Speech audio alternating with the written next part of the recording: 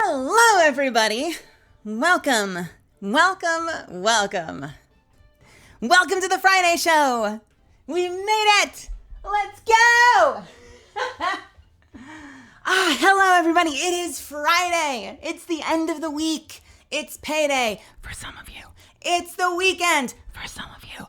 If it is not either the payday or the weekend, I hope that tonight can be a wonderful little reprieve, an oasis, if you will, from the hard week, and give you a moment to relax and let go of your troubles and have a great time before you got to get back in there tomorrow.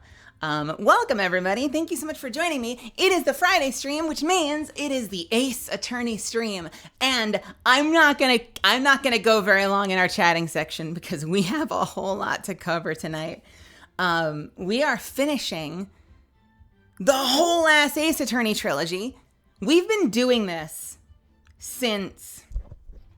Okay, this is not going to be accurate because I tend to delay putting shit on YouTube. But if I go to my channel right now, the whole ass trilogy, the very end, that is it. Finito. Ace Attorney. Part 1...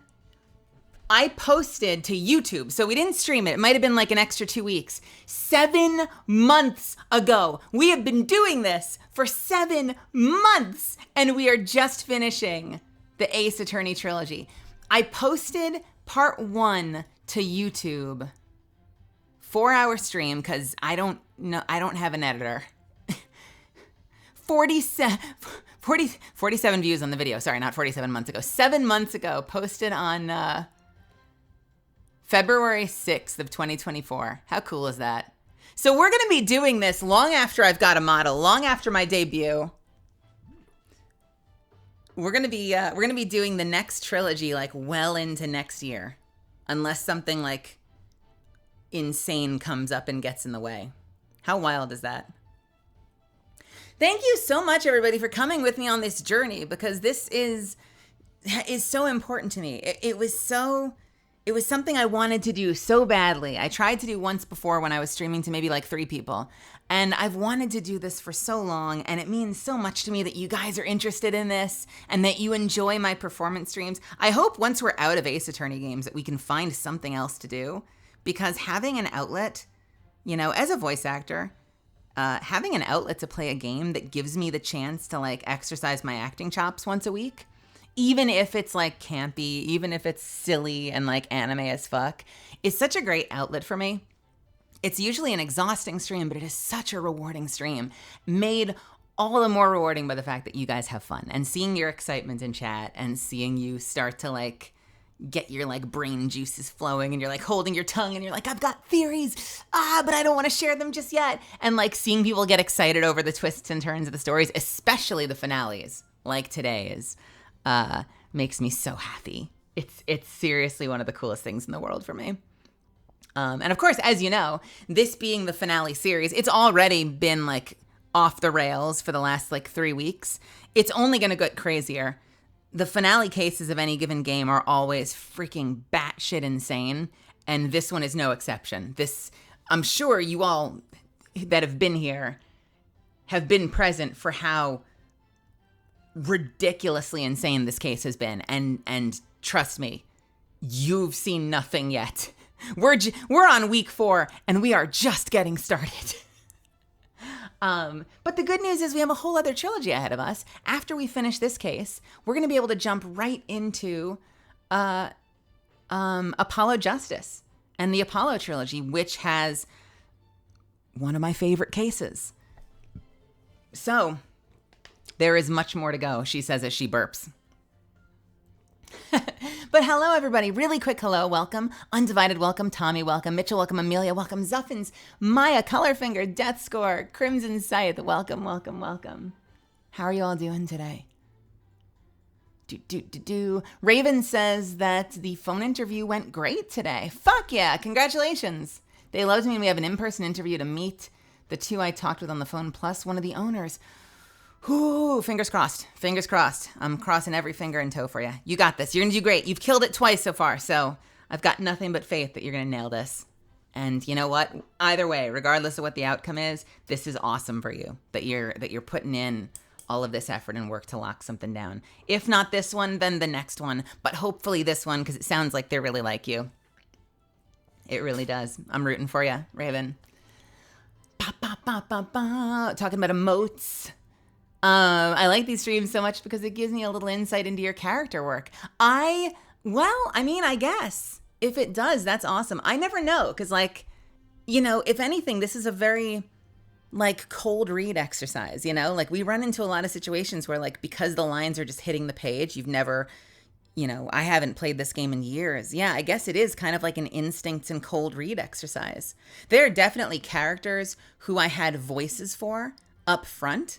Like, I always knew that I wanted to do sort of a weird, gravelly, jokery thing for Madengard. I always knew I wanted to do a driftery thing for Gatto. And, like, I've had the voice for Damon Gant in my head forever. But, you know, and Phoenix. But, like, a lot of these characters just sort of happen as they go, and we figure them out, and it's really fun and exciting. And also, even though we're doing, like, a lot of camp, it's cool to get to play characters that I don't book a lot.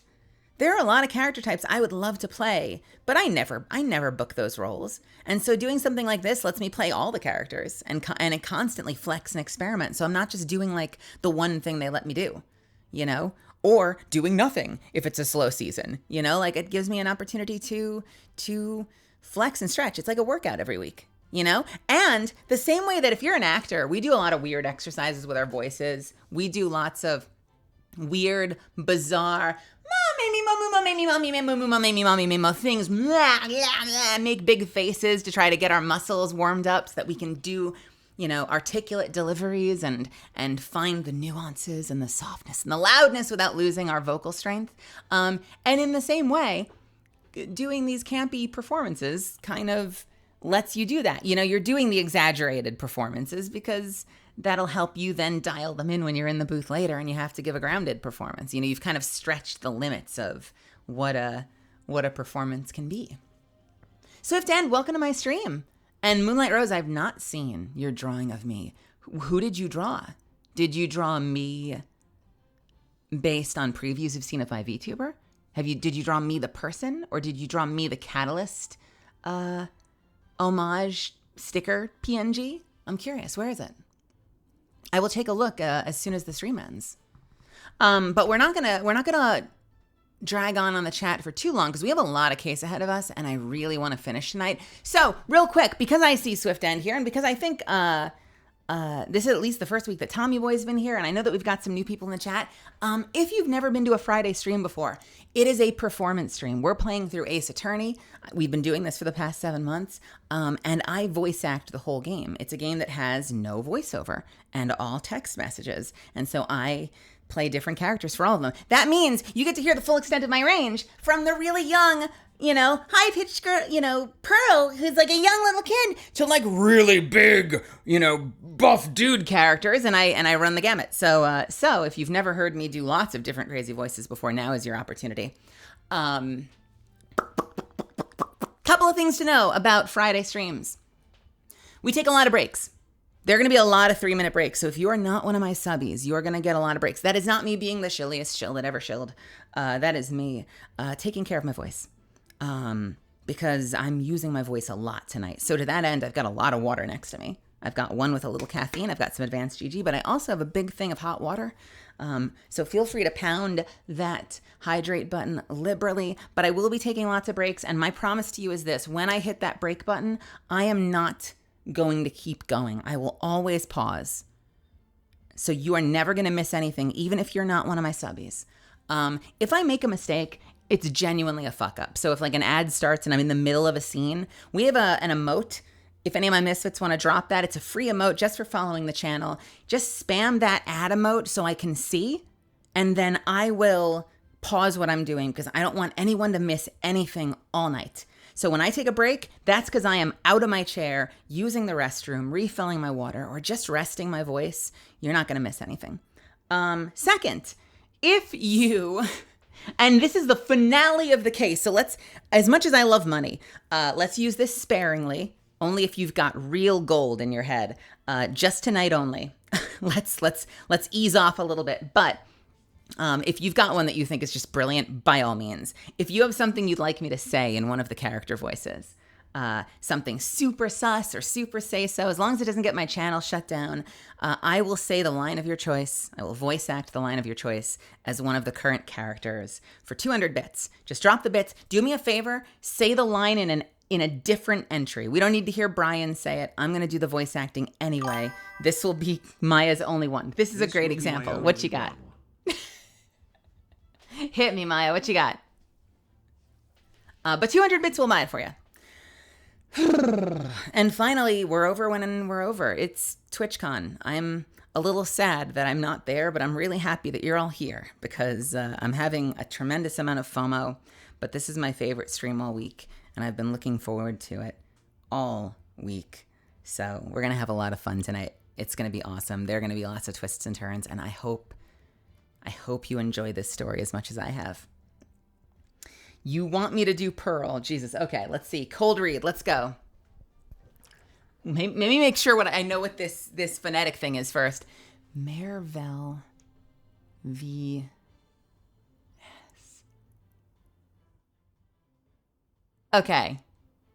Oh, Jesus. Okay. It's from Pearl. Mystic Maya. Phoenix. I just got an invitation in the mail. It's for something called Mervel VS Cape Comb 4. Mystic Maya, what is Deadpool?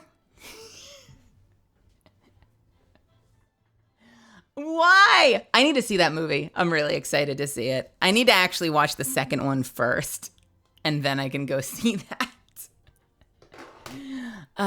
Welcome, Jono. Jono, do you know what day it is? Get the fuck out of here.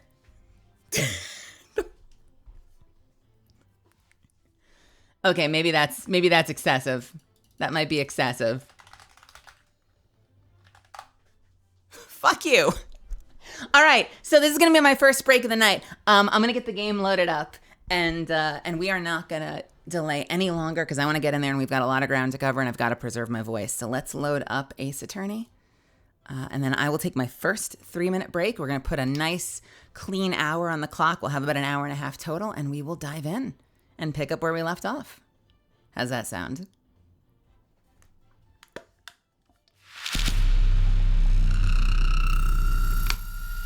Oh my God!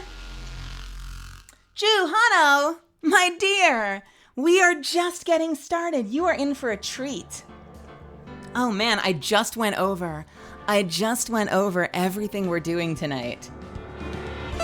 The timing is impeccable. Hang on a second. All right, the super fast version. And then I'm going to take a 3-minute break. Hello, Juhana's community. My dear, I am Melazand. You can call me Mel. I'm a professional voice actor and pre-debut VTuber. But you wouldn't know it by tonight because I'm going to be doing some campy, anime as fuck, silly performances. This is Friday. This is my Ace Attorney stream. I will be voice acting every character. So we will be finishing the trilogy tonight with the final trial day of Ace Attorney, Trials and Tribulations, Bridge to the Turnabout. Please no spoilers, please no backseating, but you should stick around. This is definitely not my usual content. I am a variety streamer, but Fridays are special, so you should sit down. We've got 3 minutes on the clock. I am about to take a break. You literally caught me right as I was taking, I did voice an Octopath Traveler's mother. You caught me right as I was about to take a 3-minute break. Then we're gonna dive in and get started. So this is your chance. You've just had a great stream. If you're going off for the night, I hope you have a wonderful rest of your night. Ju, if you are going off to get some rest, I wish you the best. I'll message you later. But if you feel like it, Go get some water, refill your drink, go get a snack, change into something cozy. I will see you back here in 3 minutes and we will start the show. Check your tickets, make sure you're in the right seat. You can talk to an usher if you don't know where you need to be, and I will be back for the final chapter of Bridge to the Turnabout. BRB!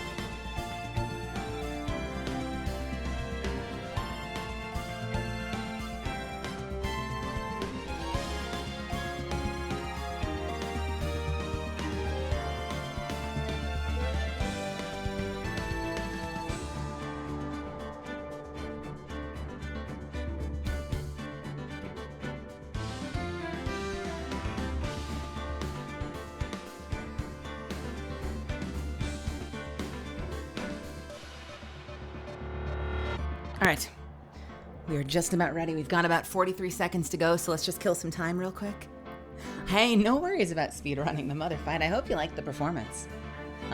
Speaking of campy, that was one of the most over-the-top characters I've played. The director for that wanted just like, I swear they were going for Ursula. When I was recording that, I was like, oh, I hope this isn't too much. And then I heard it and I was like, oh, this is great. Now I see the vision. What a cool character. What a cool character.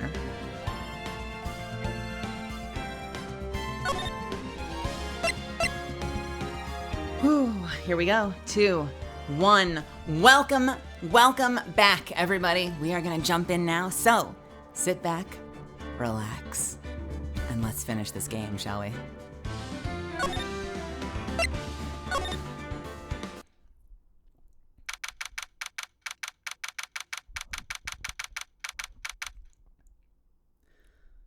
February 10th. Let me just make sure my microphone is set right before I do this. One second. February 10th, 9:39 a.m., District Court, Defendant Lobby, number 1. Good morning! Oh, are you by yourself? Morning, Pearls. Oh, Mr. Nick, please tell me what's going to happen to Mystic Maya. I'm sorry. We don't know yet. The investigation is still going on, so I wasn't allowed in the inner temple. Oh, I see.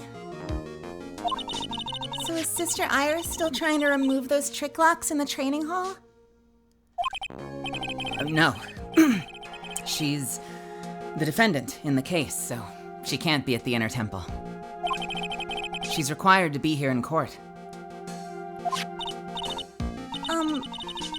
Then how come she is not in the defendant lobby? I have to admit, it's kind of strange. If you're looking for Iris, I'm making a guess here. I think I know who this is. If you're looking for Iris, she's in the prosecutor's lobby. Yes! Yes! Oh, I'm so good. Edgeworth. Hey, hardcover. What's Iris doing over there? She's going over today's testimony with the prosecutor as we speak. Today's testimony? You heard me. Iris is going to be testifying as a witness for the prosecution. Wait, what? The prosecutor is squeezing her for a confession. Or so I heard. Franziska von Karma, what are you up to? I know what you're thinking, but Franziska isn't going to be the prosecutor today. What? Then who is? Who else would it be but Gatto? Gatto? Franziska is engaged in some important work at the Sacred Cavern. The Sacred Cavern? You don't mean she's... Exactly. She's been out there all night, trying to remove those trick locks. She's been out there all night. Misfits. I told you she loves him. I told you she cares. She is a snotty little brat, but she's got a heart of gold and I will die on that hill. Love this woman. She was out there all night trying to help free Maya for Nick and Pearl. And for Maya, obviously. She's been out there all night, trying to remove those trick locks. With the head nun's assistance, naturally. We estimate that the last of the locks should be taken care of in about 3 hours. I hope everything continues to go smoothly, and we receive some good news soon. Yeah. Thanks, Edgeworth. Prosecutor Gatto intends to nail this case shut today. Be prepared to fight like there's no tomorrow. You don't have to tell me that. Touché. I can already see it in your eyes. You're not the same fever-ridden, frantic maniac you were yesterday. It's strange. On the way here, I decided that today would be the end of all of this. Almost immediately after I made that decision, I felt myself getting stronger. Interesting. Maybe you've passed your cold onto someone else. Literally. And with that, I leave the rest in your capable hands. Partner. Thanks.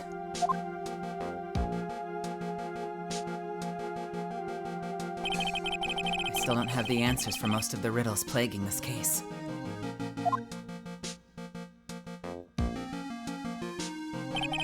The circumstances around the murder of Ms. Elise Stonim? No, I mean, Ms. Misty Fey. The impossible flight Larry claims to have seen? And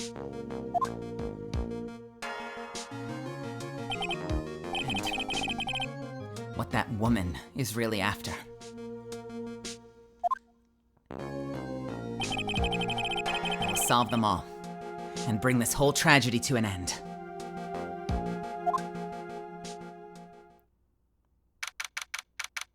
Here we go. February 10th, 10 a.m., District Court, courtroom number 7. And so begins our final trial day. Court is now in session for the trial of Iris of Hazakura Temple.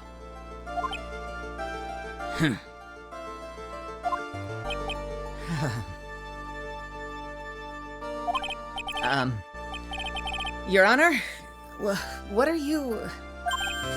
Who? Me?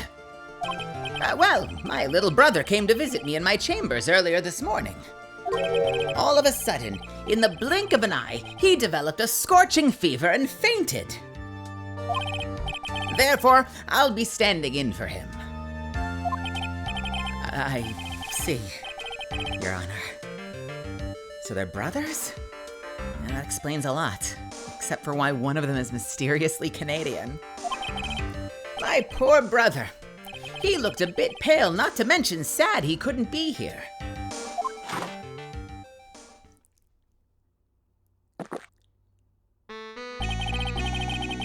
It's impossible to predict what the future has in store for any of us.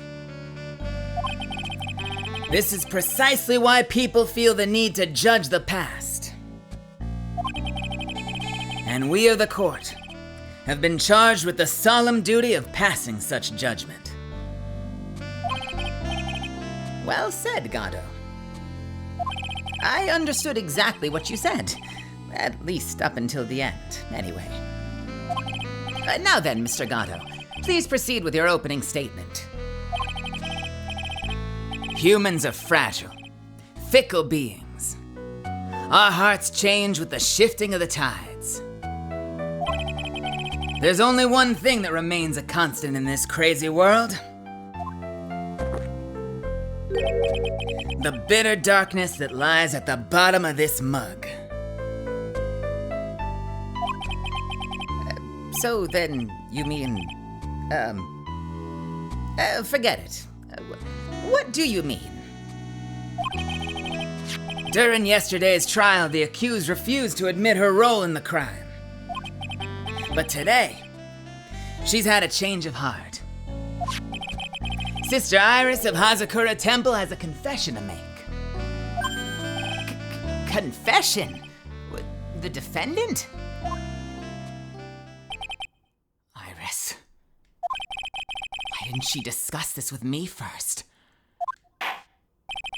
Well, very well. This court will now hear the defendant's confession. Transmat firing!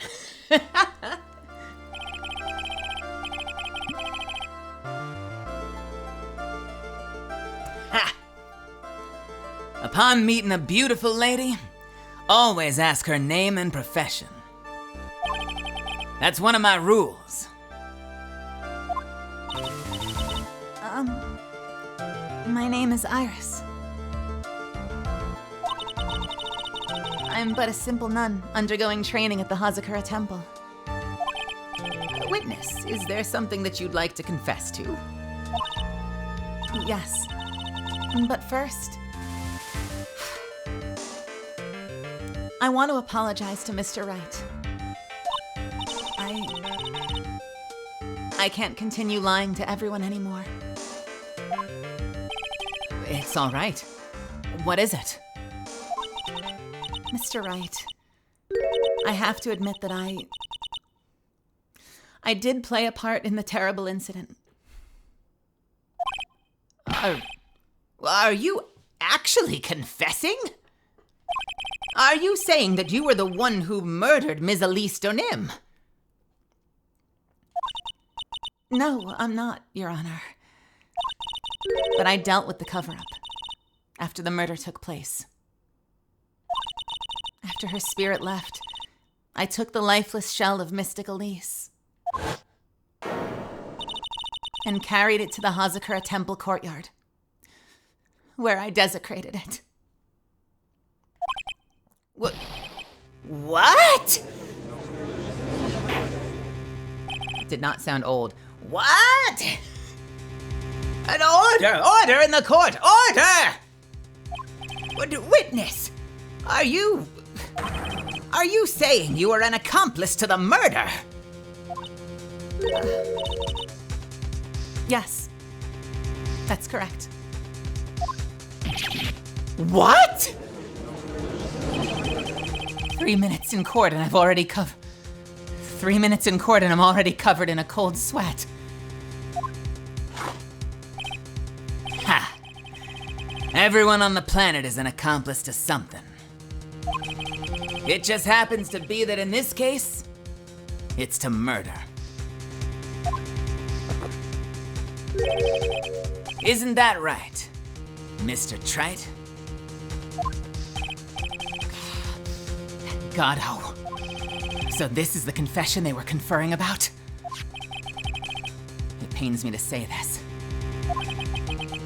but it looks like Iris's testimony was all a lie.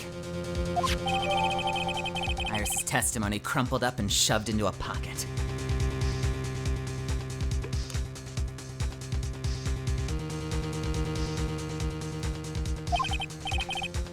Now then, little lady. Little lady. I'm sorry. Hang on, let me try that again. Now then, little lady. If you don't mind, I've got a question for you. Whose crime were you trying to cover up by your actions? Iris was covering up for someone. Ugh. Now I'm definitely up the creek without a paddle. Or a life jacket. I've been at Hazakura Temple ever since I was a little girl. Hazakura Temple is run by one of the branch families of the Kurain tradition. One of our missions is to protect the main family. I'm sorry, but main family? Yes. And that's why I would dirty myself, if need be, to protect her. The daughter of the master of the Kurain channeling technique, Mystic Maya Fey. Uh-huh.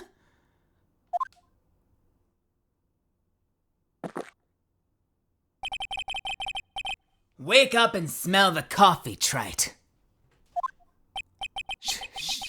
She's naming Maya? Order in the court! So not only did you witness the murder, you know the name of the murderer?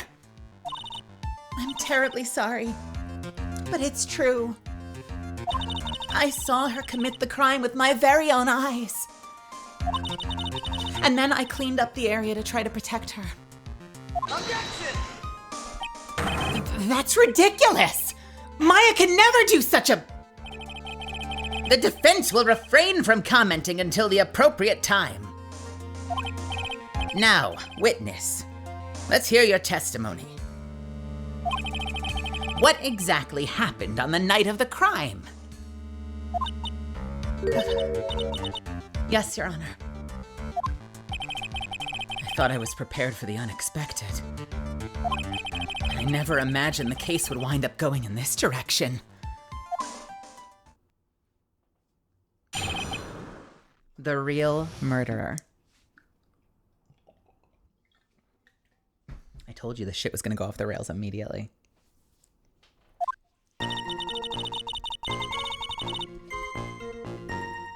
I went to the inner temple that night, and I saw it all happen in the garden.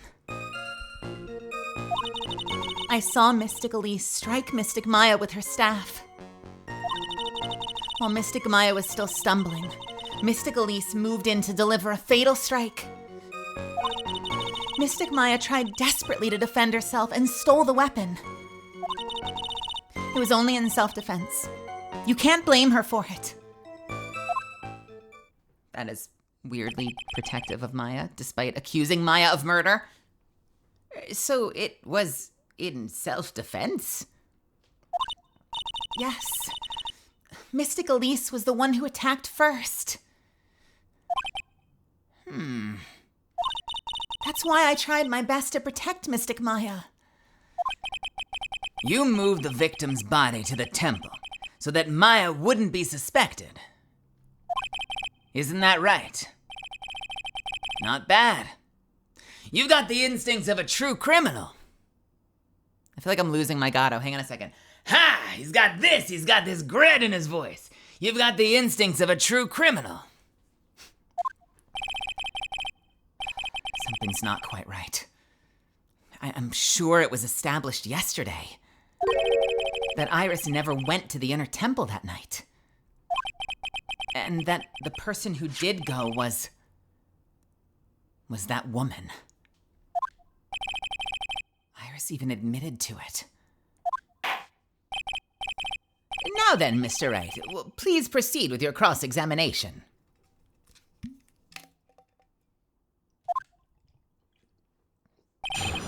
The real murder.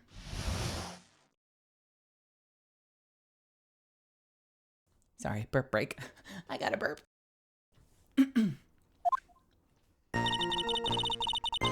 I went to the inner temple that night and I saw it all happen in the garden.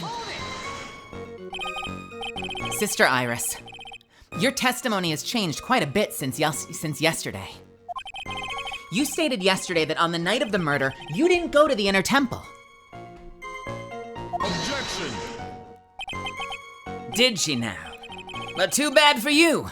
What she said yesterday doesn't mean much today. By the way, where were you when she claimed she didn't go? I was in the inner temple's training hall. A private conversation between the two of you does not constitute testimony. That would be properly described as hearsay. Well, what do you have to say, witness? I just couldn't tell him the truth at that time. Mystic Maya, she's your girlfriend, isn't she? I didn't want to be the one to break it to you that I saw her commit murder. Oh, there. We understand how difficult this is for you. Now then, let's continue with the testimony. What did you witness in the temple garden? Well, Your Honor, I saw Mystic Elise strike Mystic Maya with her staff. You're saying that the victim attacked Maya? I mean, Ms. Faye? Yes. It was a truly frightening scene. Mystic Maya was struck hard on the head and looked like she was going to collapse. What were you doing at the time?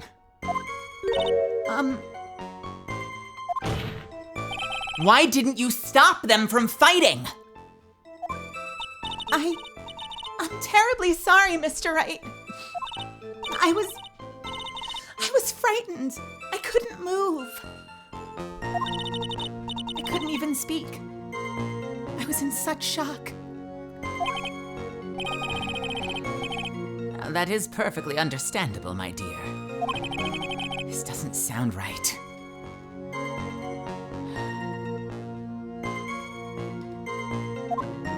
I don't believe this testimony for a minute. What happened after that? While Mystic Maya was still stumbling, Mystic Elise moved in to deliver a fatal strike. Let's go back. She moved in to deliver a fatal strike. Yes, I'm sure of it. She threw down her staff, and she reached into her robe for a weapon. Wait a minute. What was this weapon? It was some kind of dagger. A dagger? Huh. And Elise Donim tried to stab her with this weapon? To kill Ms. Faye?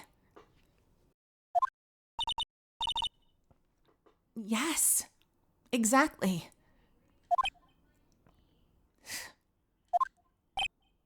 Huh.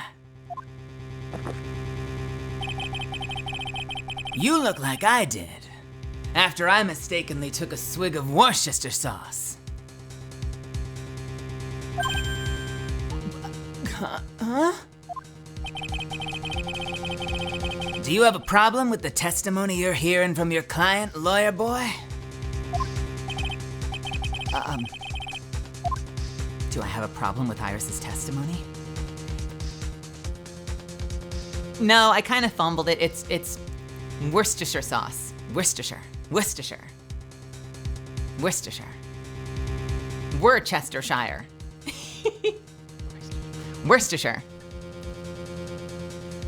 Do I have a problem with Iris's testimony? It kind of just blindsided me, so I tripped over it. Why is he drinking Worcestershire sauce? Why does he have Worcestershire sauce in a mug?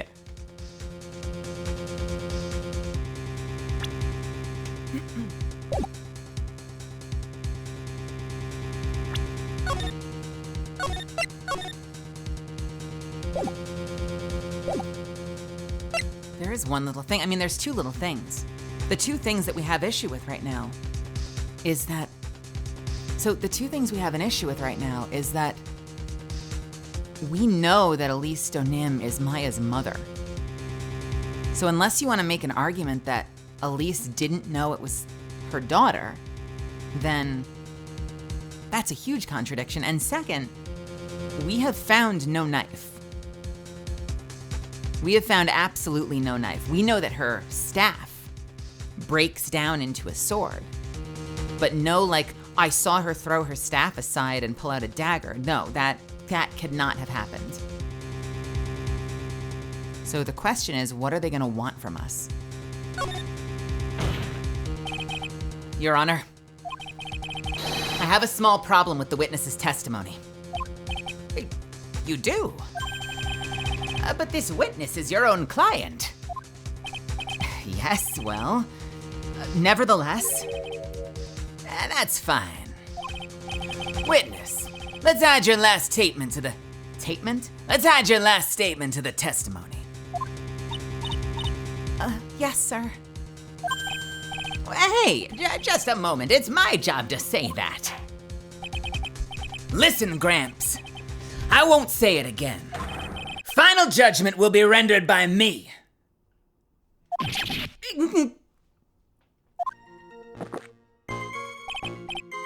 Okay now. Let's continue. Holy shit, dude. She threw her staff away and pulled a dagger from inside her robe.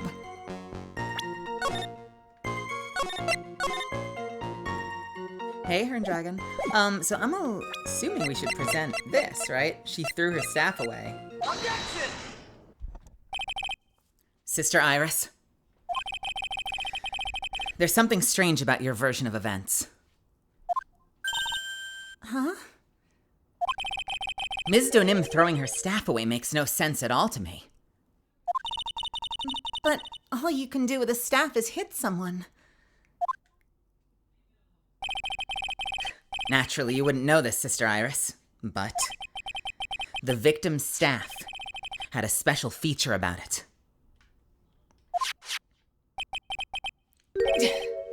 As you can see, it's a sword. Oh, If Elise Donim really had wanted to kill Maya Fey, she wouldn't have needed to use a separate dagger. Not when she already had a beautiful blade in her hands already.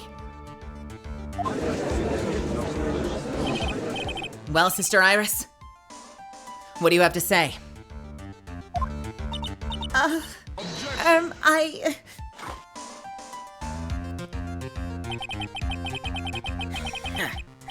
That was an impressive bit of investigation, Trite. I never would have thought there was a sword hidden in that staff. But even so, how should I put this? Huh? A long sword is unwieldy, and thus quite ineffective in close quarters combat. Maybe that's why she chose a dagger over her blade. Well? Anyway, the type of weapon she chose to use isn't what's important. The important thing is that she tried to kill Maya Fey. As long as there's nothing strange about that, there's no problem with her testimony. But there is something strange about this whole testimony. Well, Mr. Wright, the prosecution has a point. Very well, Your Honor. The defense will now present evidence to back its argument. Mr. Wright. I have here another piece of evidence that shows that this testimony can't be trusted.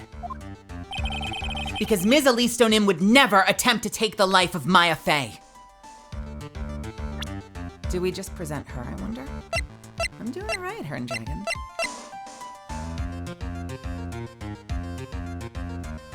Yeah, it's gotta be. Elise Stonim would never have attacked Maya Fey. How can you be so sure? Because the victim's real name was not Elise Stonim. Her real name was Misty Fey. Fey? No! Not Mystic Misty Fey! Wait, who is this Misty Fey? Was she related to... Misty Fey is the master of the Karain channeling technique. She's also... the mother of Maya Fey. Are you serious? Is that really true? Mr. Wright? Was Elise Stonim actually the great mystic Misty? There's no doubt about it. It looks like Iris had no idea. I can hardly believe it.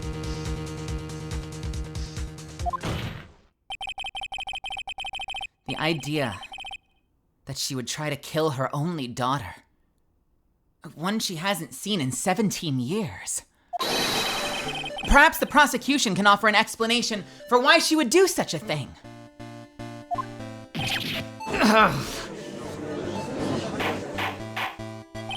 But order in the court.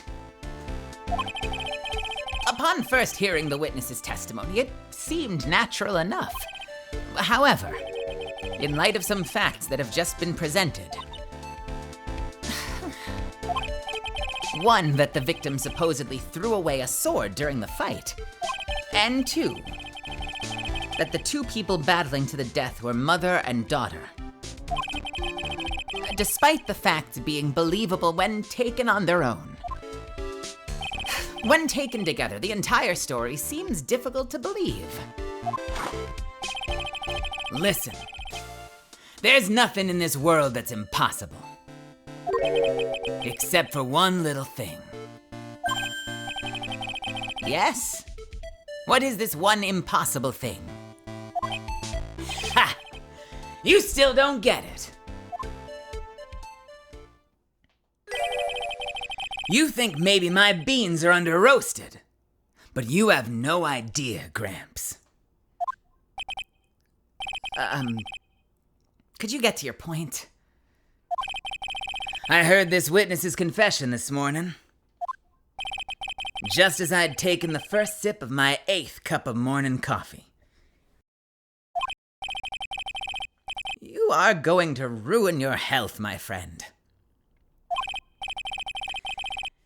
Anyway, after hearing this woman's confession, I had a detective who loves to investigate sent to the scene of the crime.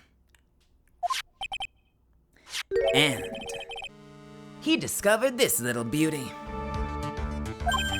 Is that the dagger the witness testified to seeing?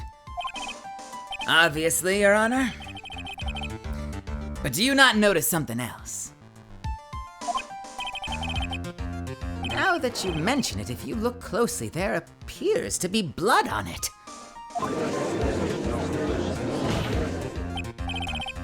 Where did you find that? I didn't see that when I investigated the crime scene. Did you investigate the pine tree at the crime scene? Huh? With the pine tree? This dagger was stuck in the back of the pine tree. When the last blow was struck, ending the violent battle between those two women. This little baby was thrown in the direction of the back of the pine tree. Which means the blood on this victim, the blood on this dagger belongs to the victim, correct? Ha! Were you even listening, old man? Excuse me. Were you even listening, old man? I first heard the confession this morning. Just as I'd taken the first sip of my 13th cup of coffee in the morning. Didn't you just say it was your 8th a few minutes ago? I didn't have enough time to get the blood analyzed on such short notice. In any case, the court will accept the dagger as evidence. Furthermore, I order that a blood test be performed on it immediately. This is my sweetheart. Make sure you treat her right. Bailiff, get this piece of evidence to the crime lab for testing immediately. Dagger added to the court record. Blood found behind a tree in the Inner Temple Garden. The blood is being analyzed now. Now then, the testimony we've just heard had numerous unbelievable aspects to it. However, after being found the very dagger, that's not the sentence. However, after having found the very dagger the witness spoke of, I believe we can consider her testimony to be credible. Cute girls never... Ha! Let's try it again. Ha! Cute girls never lie. Ever. That's one of my rules. In any case, witness, could you please testify again to this court? About what, Your Honor? About the incident you saw. The battle between the two women. Yes, Your Honor.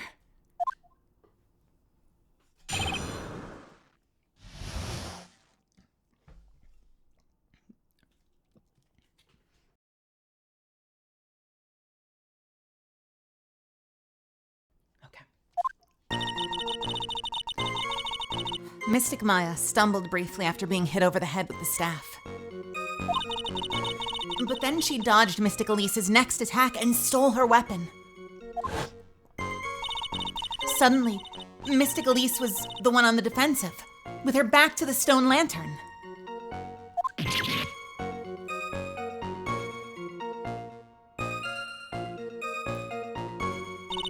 That's when Mystic Maya stabbed Mystic Elise. Mystic Elise managed to fling the knife away, but then she collapsed.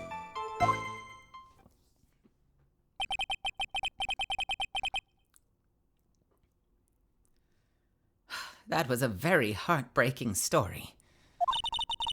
I don't know if there were any bad feelings between them, but it had been 17 years since Mystic Misty's disappearance. And perhaps they simply didn't recognize each other anymore. That seems reasonable. Now then, Mr. Wright, proceed with your cross-examination.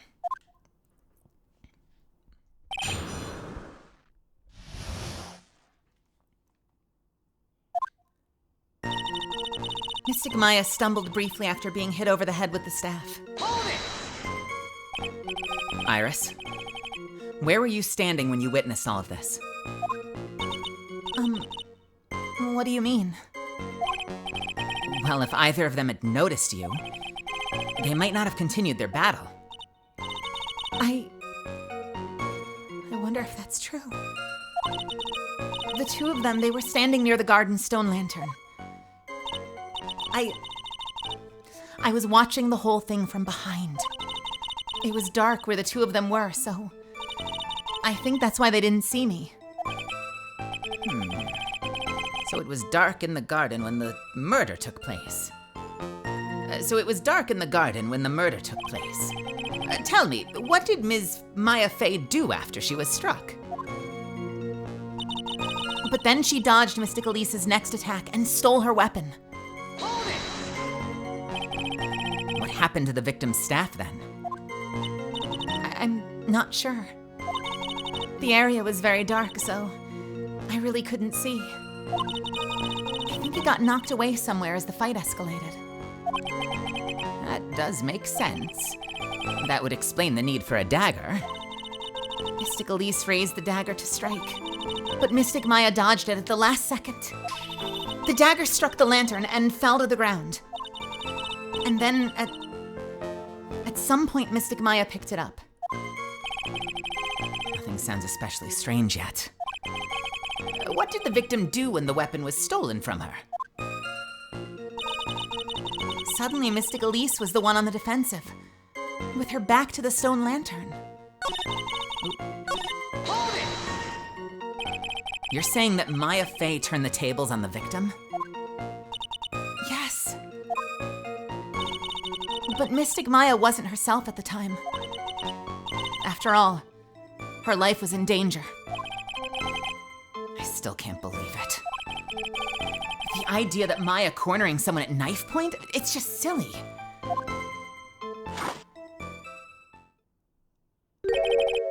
As they say, a cornered fox is more dangerous than a jackal. I believe the correct description of a cornered fox is scared and petrified.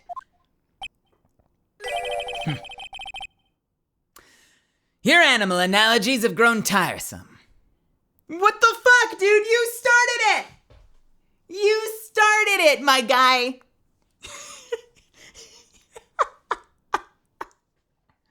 As they say, a cornered fox is more dangerous than a jackal.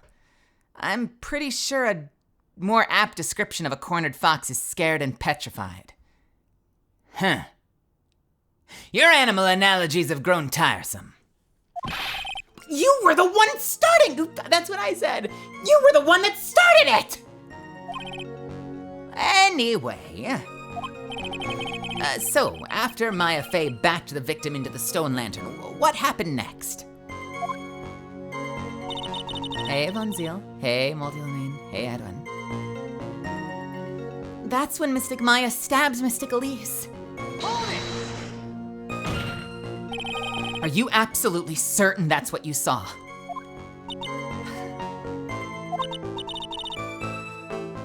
Yes, I'm almost certain. Almost. The garden was dark. I couldn't really tell who was who. What did she just say? So in other words, it could have been someone else entirely. Objection! We know that Maya Fey was at the inner temple that night. And that the woman that was killed was Elise Donim. Isn't it fairly obvious who attacked who? I don't have anything to counter that yet. Well then, witness, please continue with your testimony. Yes, Your Honor. The two of them faced each other for a moment. Then Mystic Maya rushed straight into Mystic Elise. Then Mystic Elise doubled over and fell to the ground. So she was stabbed in the stomach, huh? Yes. Mystic Elise managed to fling the knife away, but then she collapsed. Where did that dagger go? I have no idea. It was dark and I couldn't see. According to the detective who found the dagger, it was stuck into the pine tree in the garden. Most likely it was flung toward the tree after the struggle. That is the most likely explanation, yes. After being stabbed in the stomach, the victim collapsed right away.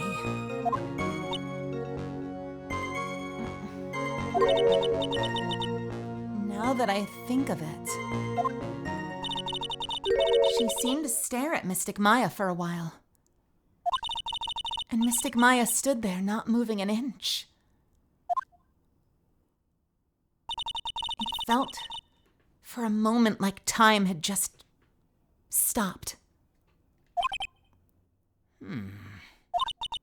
But then, suddenly, it's as if the spell had worn off. Mystic Elise fell over. Seems like a reasonable story at first. But there's one thing that's completely impossible. The very idea of Maya stabbing someone. That alone is impossible. Which means This faulty testimony must contain another contradiction in it somewhere. Okay. If I remember correctly, Mystic Maya stumbled briefly after being struck over the head. But then she dodged Mystic Elise's next attack and stole her weapon. Suddenly, Mystic Elise was on the defensive with her back to the stone lantern. That's when Mystic Maya stabbed Mystic Elise. So, here's the thing. She's not saying it, but it's implied that if her back is to the stone statue, and she said it when we pressed, but it didn't get added, that she was stabbed in the stomach. But we know, wasn't she stabbed in the back? Stabbing back. Yeah. Fuck yeah. Something about you just isn't right today, Iris. Huh? Until now, I didn't think you were the type to make such a careless mistake. However, the testimony you gave contains quite a few contradictions. What do you mean? What's wrong with my testimony? According to you, Maya Fey stabbed the victim while she had her back to the stone lantern. Yes, that's right. But in that case, the victim would have been stabbed in the stomach. Yes, I think so. But according to the autopsy report, the cause of death was due to blood loss from a stab wound in her back. Oh. This proves that the victim was stabbed from behind, not the front. Sister Iris, it appears another seed of doubt has sprouted from your testimony. Hang on a second. He's quoting Edgeworth, isn't he? Hey, Elite PMC. That's an Edgeworth quote. That's like Edgeworth as a defense attorney. If you keep raising questions and keep overturning every stone, that seeds of doubt will sprout from the testimony, and that soon the truth will be uncovered. He's learning from his bestie. It appears another seed of doubt has sprouted from your testimony.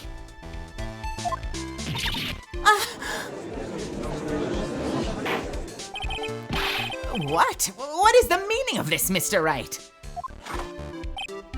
Ha! It's simple. People are like books. We've all got a front and a back, you get my drift? Is that all you have to say? I can also say that darkness loves to play with the human mind. Could you please knock it off with the cheesy proverbs and illogical metaphors already? The point is, too much of this testimony just doesn't make sense.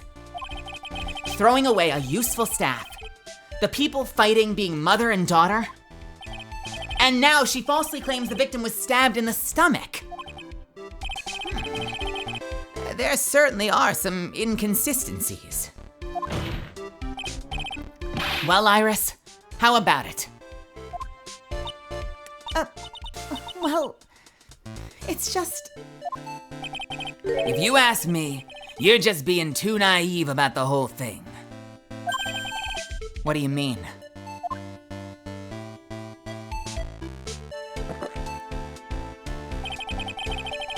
There are 253 distinct types of bitterness in coffee.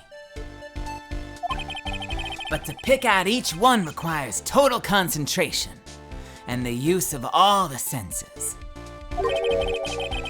Were you really concentrating on what this witness actually said? Prosecutor Gatto, explain yourself. The witness was quite unambiguous about her own ambiguities when she said that the garden was dark and she couldn't see clearly. A human needs one thing to see clearly, and that is light. Light? By the way, did you know Hazakura has a rule that on nights when an acolyte is at the inner temple training, the stone lantern in the garden must be kept lit. I did wonder what that stone lantern was there for. Well, if that's true, shouldn't the witness have been able to see the crime more clearly? Normally, yes, Your Honor. But according to the head nun, Sister Bikini, on the night of the crime, it was impossible to light that stone lantern. Impossible. It hadn't been used in a long time, and the wick was no good. In other words, it had to have been nearly pitch black in that garden that night. There could have been a faint light coming from the training hall, but that's all. Most enlightening. Yes, that illuminating fact has chased away all the contradictions. If the staff was dropped, it would have been difficult to see.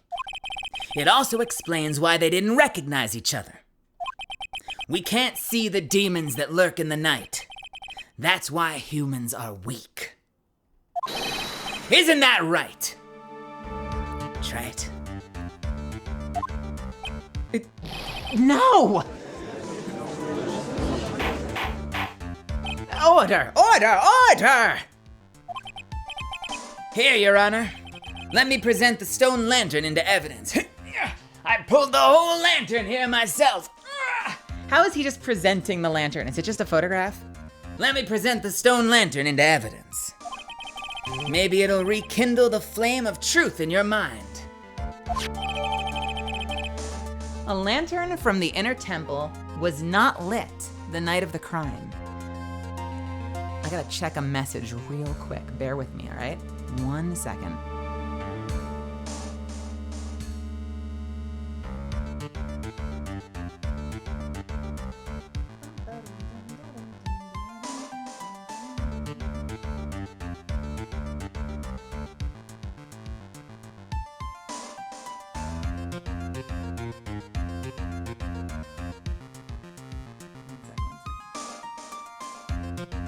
All right.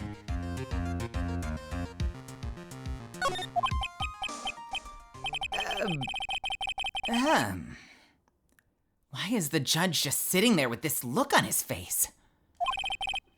What's wrong, Your Honor?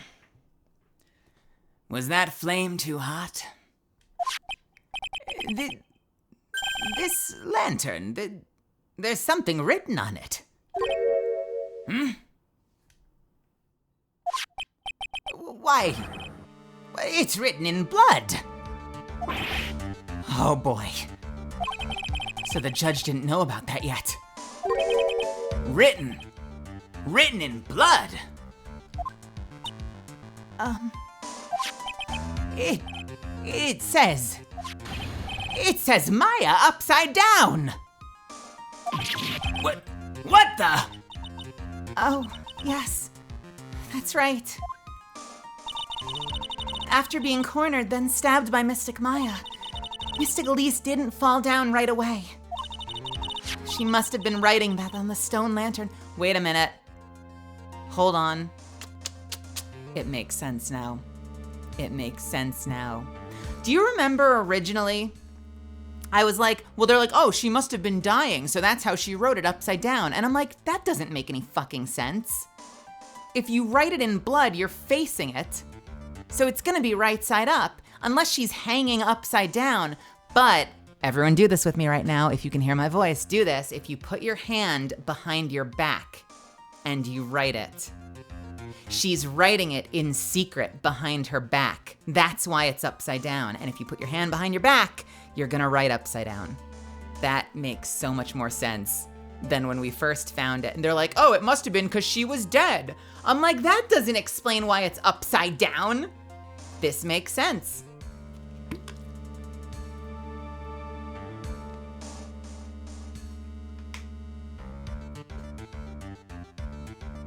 Okay. She must have been writing on the stone lantern behind her, with the blood that was draining out of her body.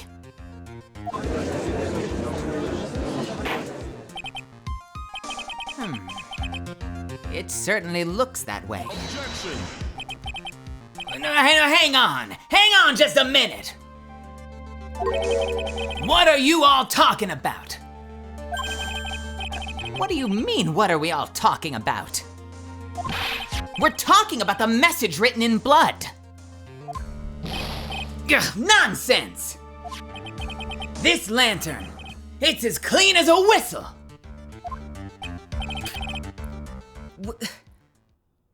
Could it be? He can't see the bloody writing at all? Now that I think about it, he did say something to me yesterday. My eyesight is pretty messed up. Even with these huge goggles on my head, I can't see everything. So that's what he meant by that. In any case, this is obviously an important clue.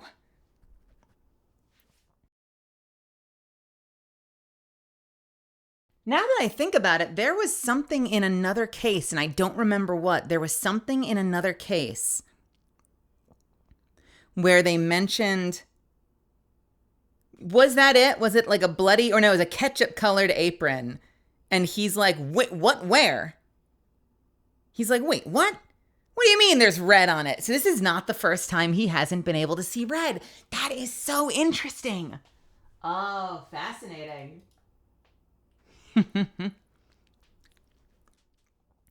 In any case, this is... Wait a minute. Was Mask to Mask this game? Or was it the last game? Was that Gatto as well? That he couldn't see the red? That he like made no big deal out of there being a red gem because he was like, what's the crystal got to do with it? And we're like, it's red, like the testimony. And he was like, oh. So this is the third time. That's such a fun, subtle way of doing that. What good storytelling. Yo, these guys are geniuses.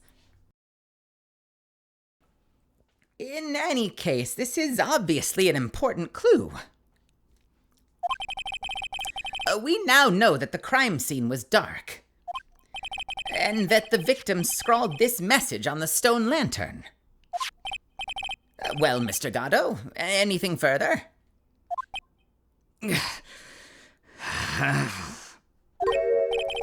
Mr. Gatto?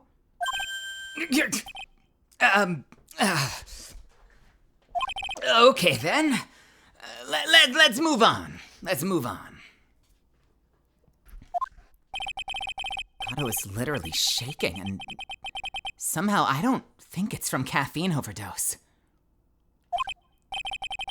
I believe it has now been established that Ms. Donim was killed by Maya Fey. That's wrong. Now it's time to turn our attention to you. Yes, sir. After the victim died, you did something, didn't you?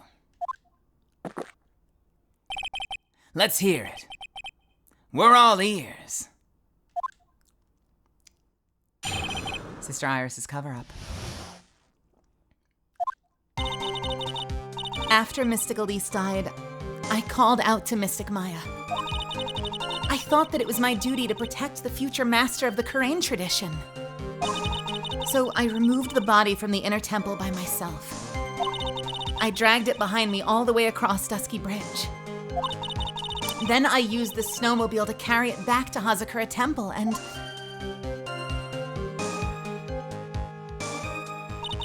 I used the Shishishito. Try that again. I used the Shishishito to alter the way the wound looked. Oh, well, this is already a problem. So you moved the body? Yes. I was raised at Hazakura Temple. I owe a great deal of thanks to the Fae clan. But even so, I never imagined that Elise Donim was actually Misty Fae.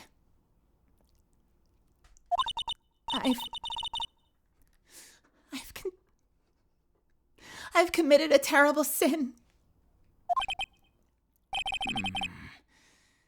A terrible trick of fate. I believe you're looking for twist of fate, Your Honor. I intended to return to the inner temple after taking care of the body. But you were spotted by the head nun, correct? yes, that's why I couldn't go back. Your story makes sense, I suppose. Mr. Wright, go ahead with your cross-examination.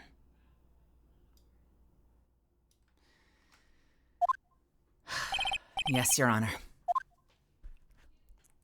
I want to see if we can go right for it. Let's see if we can go for the throat on this one, shall we? Because we have a long trial ahead of us.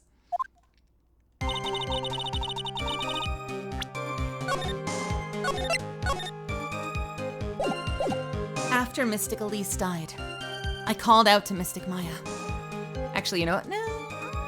I want to savor it. Let's savor it. So you waited until everything was over before making a move? No, it's not like that. She saw someone murdered right in front of her eyes. It's not surprising that she was a little timid. Yes, I suppose that's true. Sometimes when I'm watching lawyers argue back and forth with each other, I feel so helpless that I just sit quietly and wait for them to reach a conclusion. Isn't your job as the judge to mediate an argument? It wasn't until Mystic Maya saw me that it finally dawned on her what she had done. I thought it was my duty to protect the future master of the Kurain tradition. So then, you knew. You knew the significance of the name Maya Fey. Yes, of course I did. That's odd. I mean, Sister Bikini didn't recognize Maya's name, let alone her position.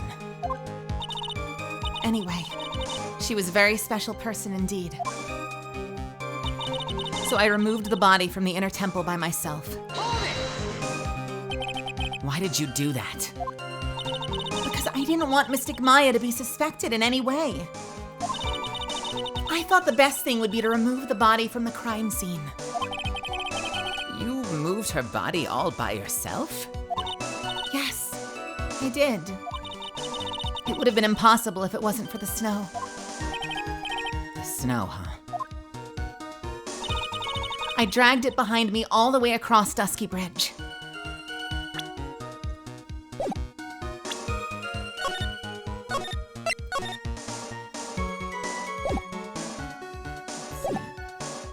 So, if we assume all of the times are right, then this cannot make sense, right? Because we have evidence that the bridge was on fire, right?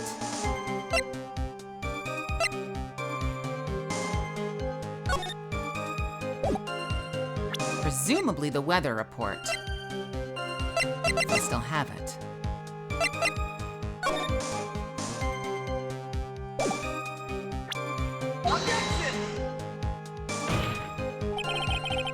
The witness's statement is clearly faulty, Your Honor. Excuse me? Wait, what? I'm sorry, but I can see nothing faulty. Unfortunately, I will have to penalize you, Mr. Wright. Wait, what? You're fucking kidding me! Wait! I dragged it all the way behind me across Dusky Bridge.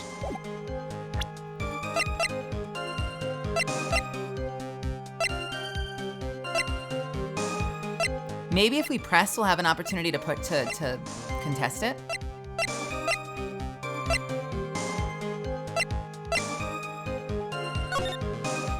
Possibly the drawing, all that's a little bit of a stretch. I guess let's press it. It's pretty amazing you could make it all the way across. That's a rickety old bridge. I guess to be fair, we don't know when she dragged it. Right? Because we found the body on our side. And then when we went to go to the bridge, it was on fire, so I guess we'll see. It's pretty amazing you could make it all the way across. That's a rickety old bridge. It looks worse than it is. It's surprisingly sturdy despite its age. It's like they say, idiots are too stupid to catch even a simple cold. There's one other thing that bothers me. Why not just throw the body into Eagle River? It would have been much easier than dragging it all the way to Hazakura Temple. I thought that it would still cast too much suspicion on Maya. That's why I tried to take the body as far away as possible.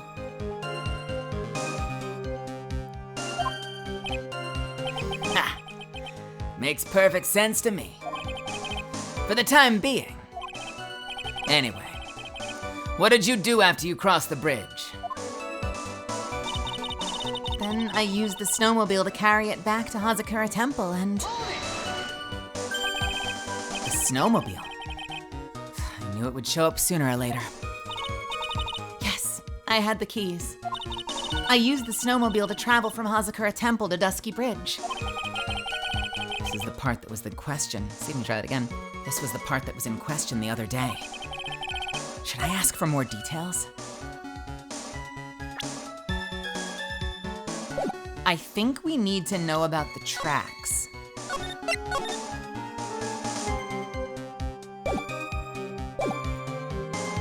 About the snowmobile shouldn't matter. About the tracks, we only have one set of tracks going back to the temple. So, is it just insane RNG that she went down there while it was snowing? And then the snow stopped? And then she came back? Or is it possible, like, wow. And what would we need to know about the snowmobile? Nothing, really. Let's ask about the tracks. If you really did move her body by snowmobile, then there should be tracks left in the snow, right? Well, yes, Naturally, you would expect tracks. This picture was presented at yesterday's trial. Are these the tracks from that ride? yes, I think they are. But I can only see one set of tracks here. I don't see what's so strange about that. Snow was still falling when I left Hazakura Temple. I see. Snow is still falling, huh? And then when the murder took place, it had already stopped. That's why there are such fresh-looking tracks.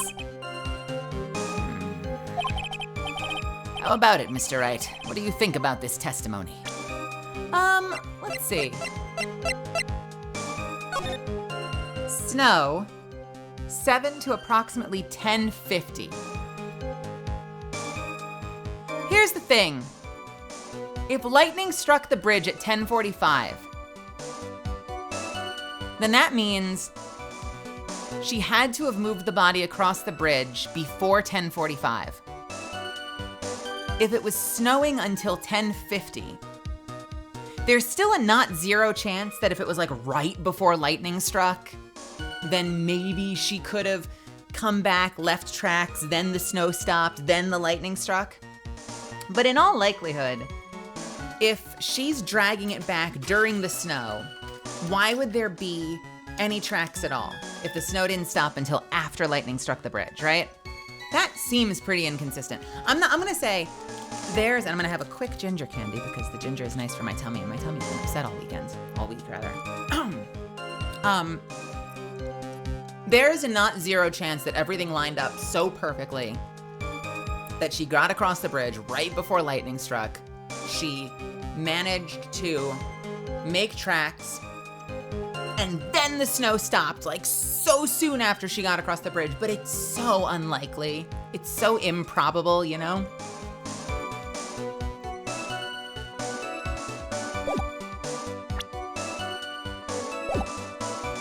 I'm gonna say it's very important and hope that the game gives me a fucking break. Can we have a ginger candy? Oh, please, come take some. My dad turned me on to them. It's a candy called Chimes. And they're fresh, like almost taffy, with fresh ginger. And they're covered in like a powder, like a little sugar powder, or flour or something. They're sweet. They have like proper ginger burn because it's real ginger. They're really good. And the ones that I get, they have pure ginger, but the ones I get that are insane are ginger mango. The mango ones are absolutely insane. Do yourself a favor if you ever find them.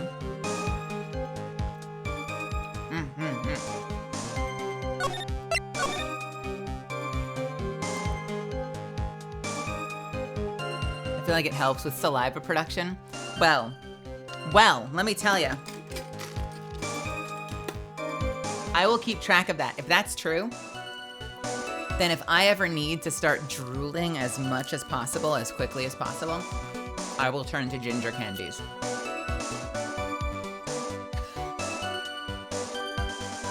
You know, for that casual Saturday night when you just need to drool.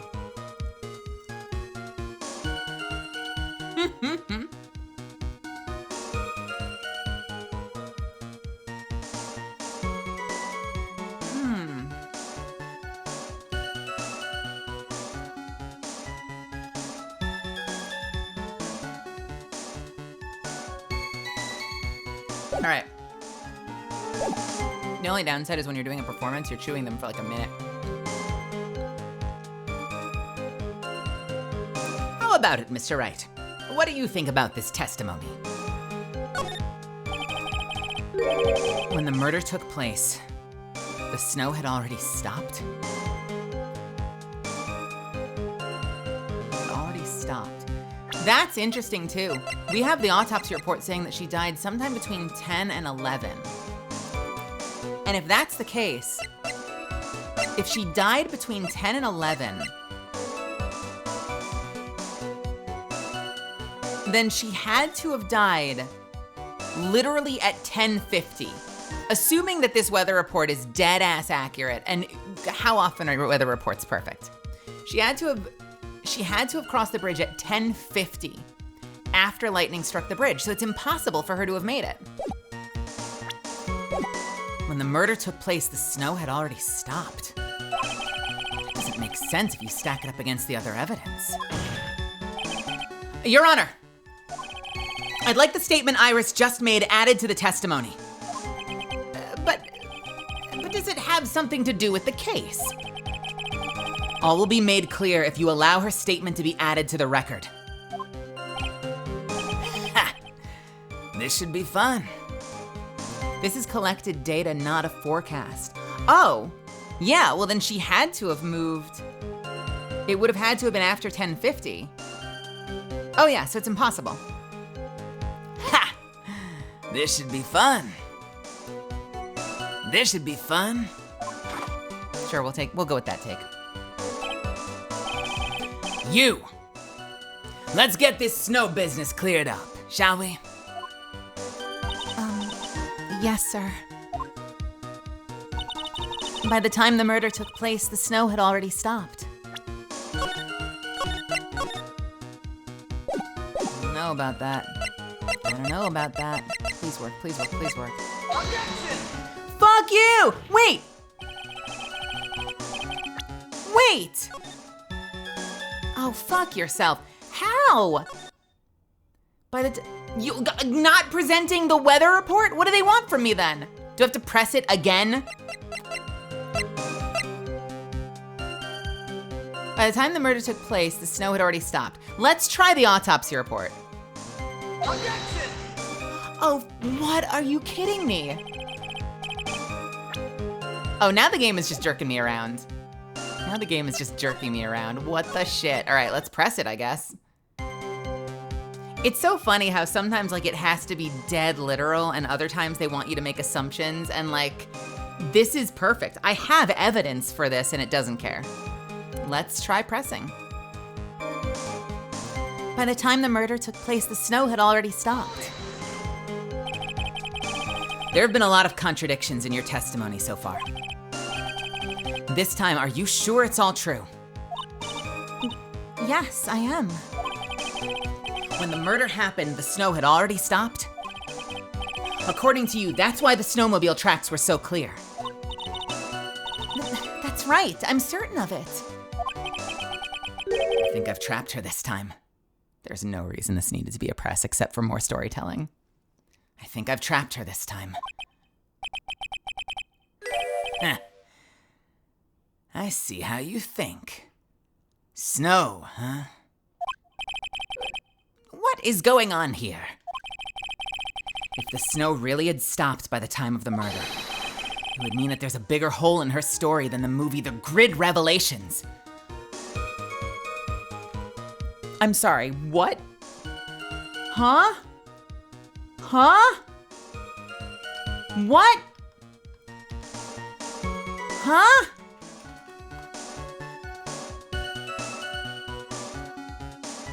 No, The Grid, not The Matrix. The Grid Revelations? What is The Grid?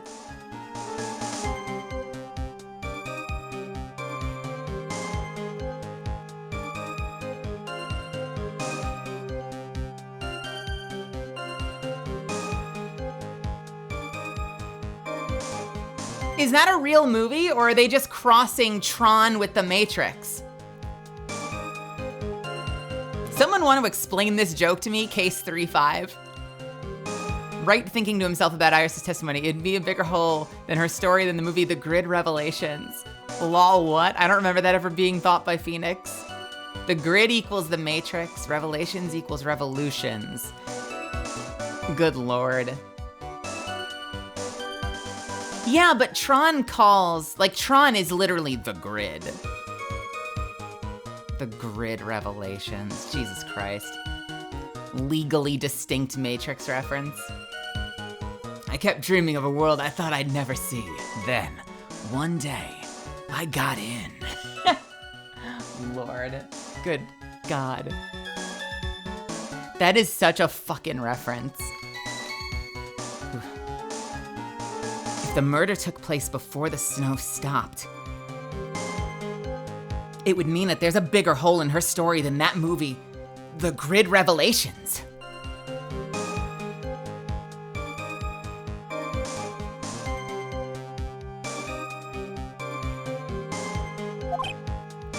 Ha!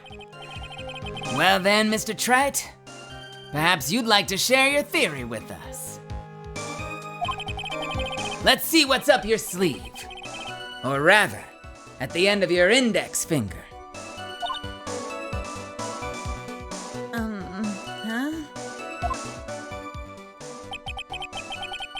I don't want to believe it, but I don't think my logic is failing me. Iris is trying to pin the murder on Maya. Why would she want to do that? There's only one reason I can think of. After Mystic Elise died, I called out to Mystic Maya. Wait, is this new? I thought it was my duty to protect the future master of Karain tradition. So I removed the body of the inner temple from the inner temple by myself. I dragged it behind me all the way across Dusky Bridge. Then I used the snowmobile to carry it back to Hazakura Temple, and I used the Shichishito to alter the way the wound looked. By the time the murder took place, the snow had already stopped. Wait, it didn't give me an opportunity to do anything. So what the fuck am I presenting? Or do I present the same thing, but after I press? Huh?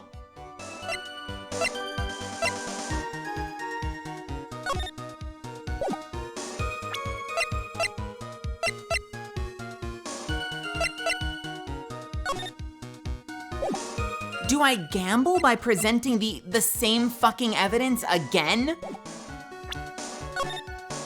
Like, was this just a story moment where they really wanted me to get the pressing story? the time the murder took place, the snow had already stopped.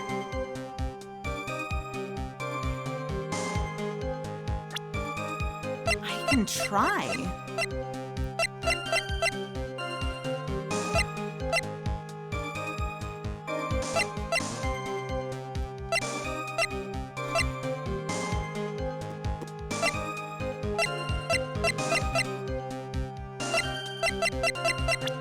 Could it be a person? No. Horrible sketch of what he saw the night of the crime. Let's save real quick. Did I just save? Let's save again. I never, ever want hints.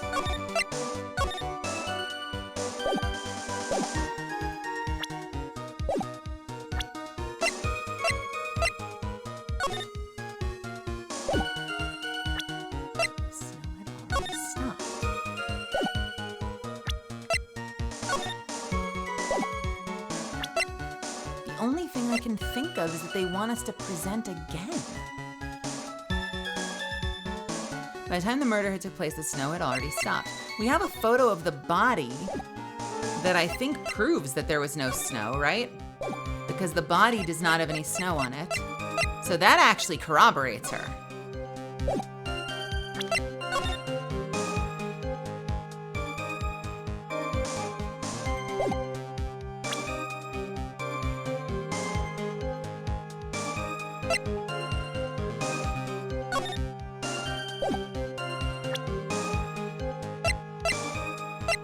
Well, we've saved, so I'm gonna try representing. Objection! No.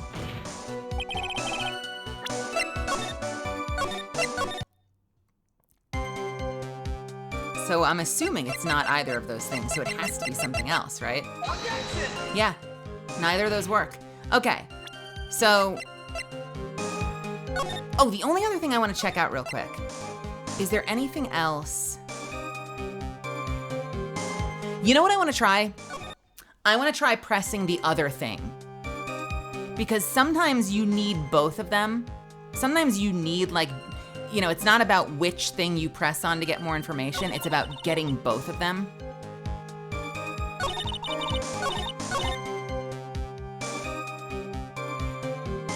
Then I use the snowmobile to carry it back to Hazakura Temple and... Hold it! The snowmobile. Okay. Should I ask for more details? Let's ask about the snowmobile. Let me hear more about that snowmobile ride. Well, it was very cold that night. So I rode it all the way to...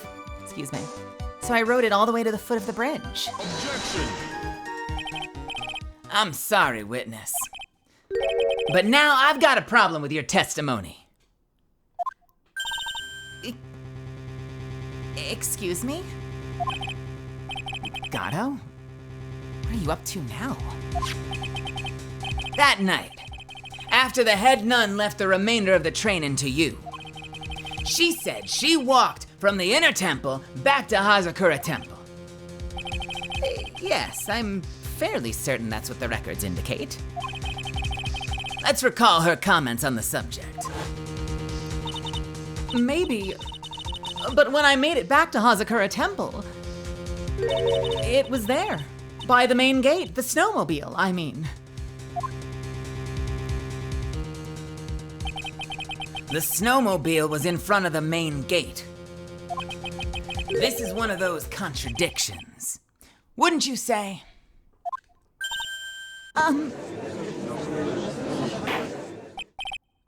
Order! Mr. Gatto, why are you pointing out contradictions in the witness's testimony? Let's just say I like things to be neat and tidy, okay? Well, maybe Sister Bikini missed it. Yes, maybe she didn't see it. You think she missed it? That doesn't sound right. Whatever. Hey, Orthax. Hey, Kev. Hey, Cena.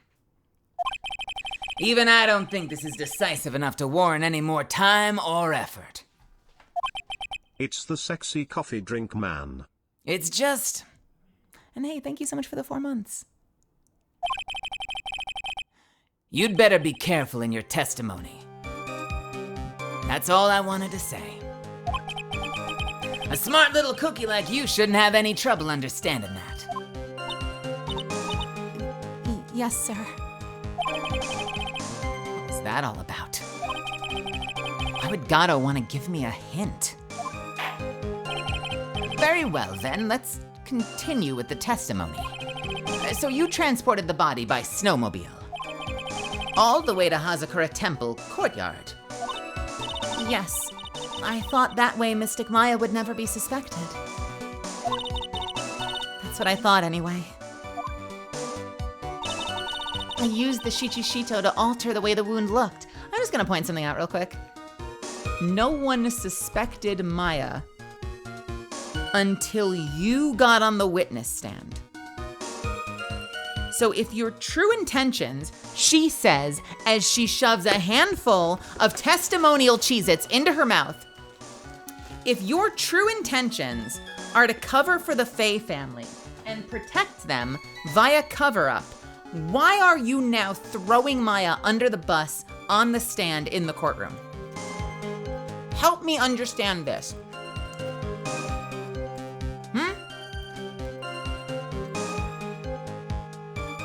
Literally, honey, you are the only person accusing Maya. And you didn't even explain a raisin. You didn't even give us any raisins. You had raisins all to yourself and you didn't share with the class. You didn't even give us a reason. Like, okay, in the past, think of other characters like this. Think of like, who are other good characters like this? Oh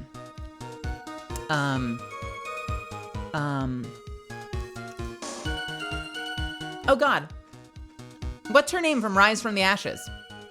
The chief prosecutor. Sky. Not Emma. Lana. Think of Lana Sky. Lana Sky's being threatened by the killer in that case. And she comes to the case and says, I didn't want to say anything before, but now I have to say this because I'm worried that like an innocent person, blah, blah, blah, blah, blah, blah, blah, blah, blah. You know, I'm worried that like, that an innocent person could be accused. So I am confessing. I no longer need my attorney. You know, I'm confessing to the murder. You know, like she has a reason. And I feel like there's been at least one other case of someone taking the stand under duress and being like, I have to say something, and then giving a bogus testimony. And they always have a reason. What is her reason? She's testifying to the fact that everything she's done is to protect Maya, but she has to confess that Maya is the killer. Someone who was not under suspicion until your ass put her fucking name in your mouth, you know?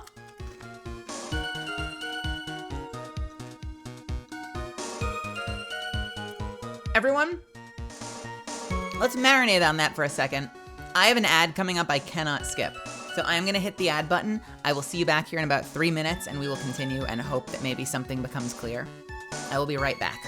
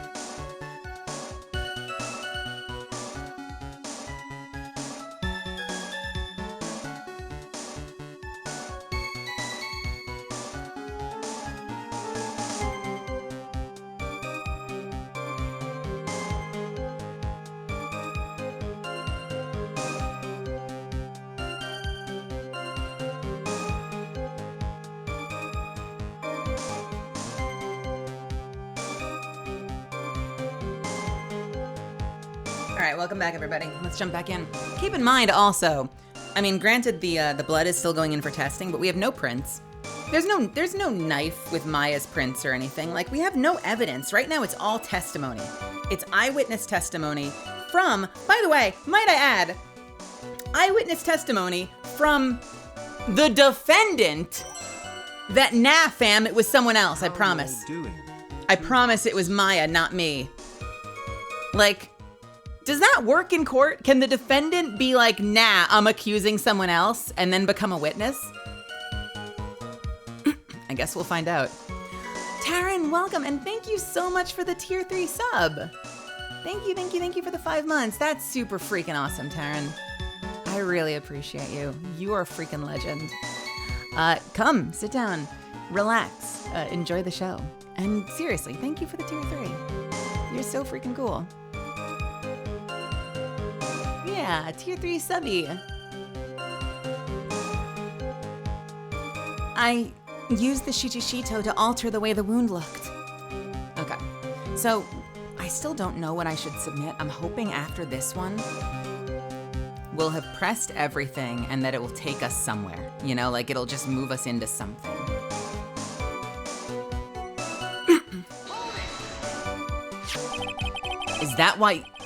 Is that what you were doing when Sister Bikini saw you? Yes, that's right. She probably thought the worst. Probably. More like definitely. I see. So Sister Bikini mistakenly thought you were the one that murdered Ms. Donim. I'm so sorry. Please forgive me. It's my fault that this case has gotten so confusing.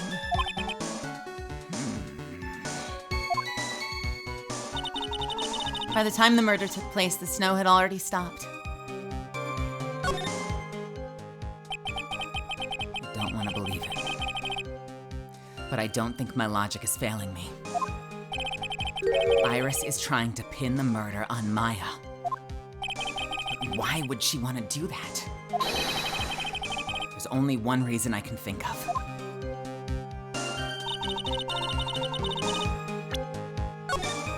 Okay. Called out to Mystic Maya. I thought it was my duty to protect the future master of Korean tradition. So I removed the body from the inner temple by myself. I dragged it behind me all the way across the bridge. Then I used the snowmobile to carry it back to the temple, and I used the Shichishito to alter the wound. By the time the murder took place, the snow had already stopped. And let's just check this one more time. Hold it! There have been a lot of contradictions in your testimony so far. This time, are you sure it's all true? Yes, I am. When the murder happened, the snow had already stopped.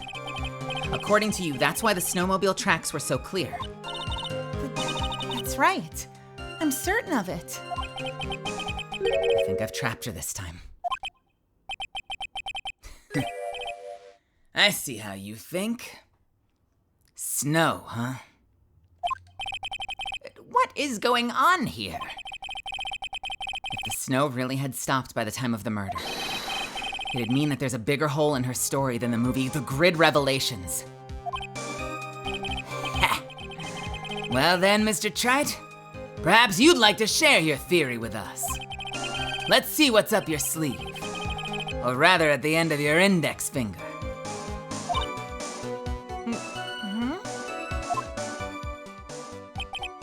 Okay. Interesting. I just wanted to pop in and say hi. I hope you're doing well, Taryn. I'm sorry work's been so busy. I hope it's fulfilling and that you're doing all right and that you're safe and happy. I really appreciate you stopping in to say hello to everybody.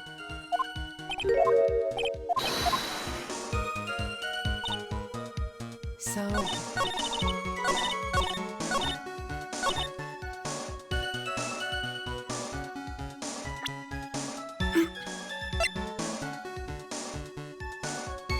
A lantern from the inner temple was not lit the night of the crime. The other thing I know about the lantern is that it was surrounded by cleared snow, as if it had been on. But it doesn't say it in the evidence. So that would be a huge stretch to be like, well, you know, the lantern, like, was clearly on, and like, it's not contradicting anything.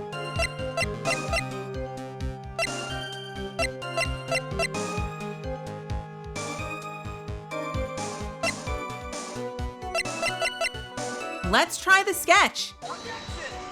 It's not the sketch. I thought it might have been the sketch.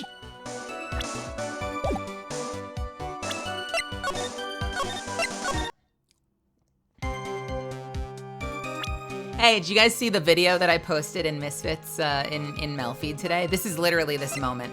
Like, there's no fucking reason the things that I'm objecting to shouldn't be perfectly dead on.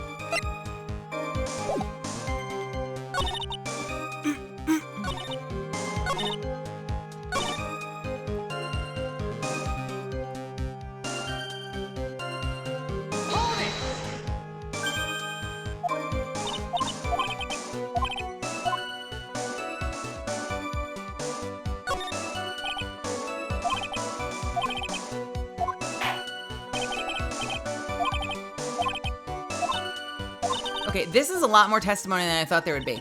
Okay, Thank you, thank you. I dragged it behind me all the way across Dusky Bridge.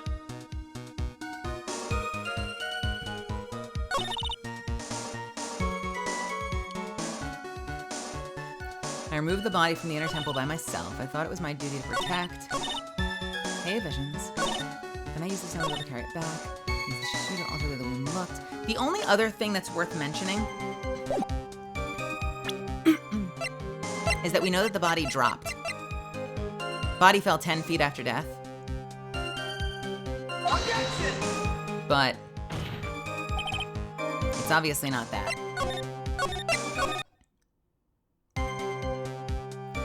By the time the murder took place, the snow had already stopped. Oop, whoops.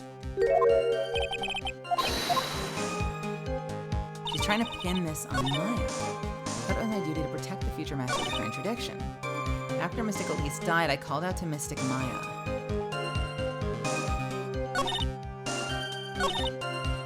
Did we do this one? Yeah, we did. Objection! We have done this one.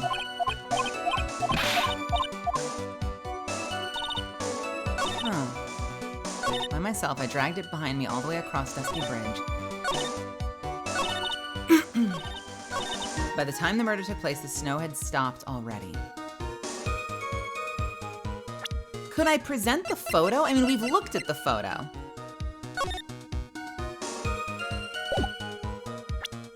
By the time the murder took place, the snow had already stopped.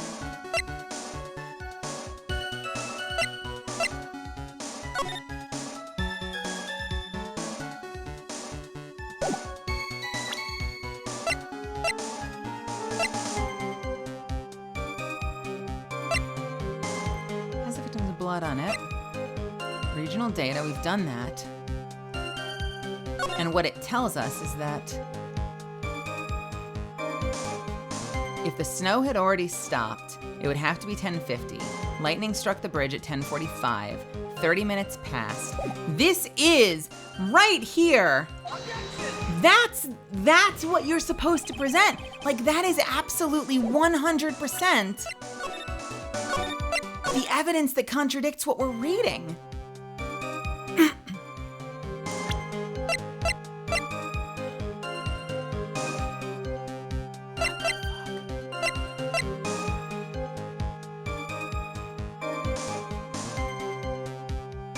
The other thoughts I've had are like, okay, so if she dragged her behind her, would there be more damage to the body?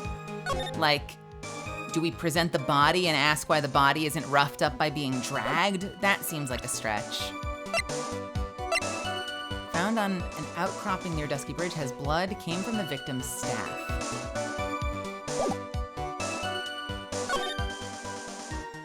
I don't want to believe it. Iris is trying to pin the murder on Maya, but why would she do that?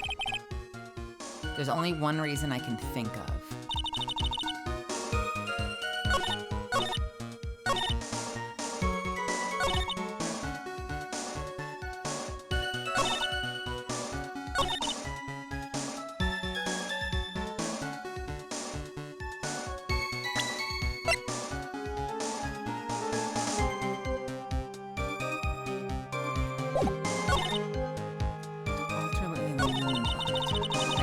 snow will be able to carry it back to Hazakurt Temple. And we already know that there was an issue with that.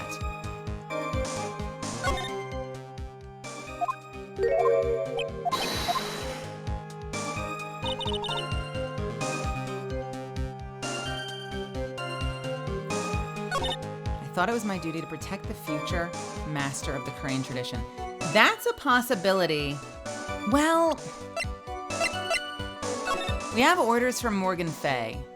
Once nightfall should be there. As soon as you hear the lights out, you must channel her spirit, leave everything up to her, but that doesn't have anything to do with this testimony.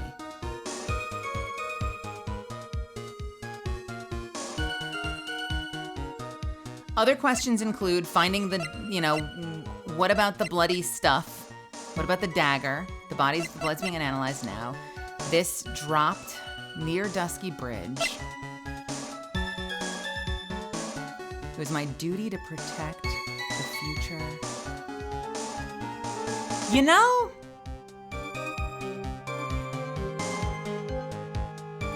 Here's the thing, though. Misty was literally wearing the symbol that recognizes her as the master of the Korean tradition.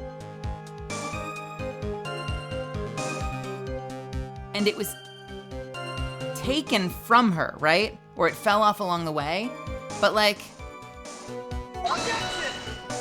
doesn't care. God damn it. I was gonna say, the fact that you're protecting the future leader of the Korean by killing the existing leader of the Korean tradition, who was potentially clearly the leader of the Korean tradition because she was wearing the Korean master's talisman.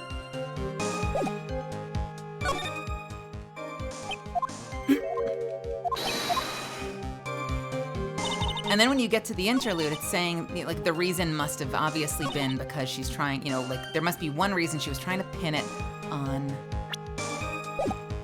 One reason she was trying to pin it. She was found at the inner temple, Maya's cousin and channeling prodigy. Found at the inner temple. Moved the body from the inner temple myself. I dragged it behind me all the way across Dusky Bridge.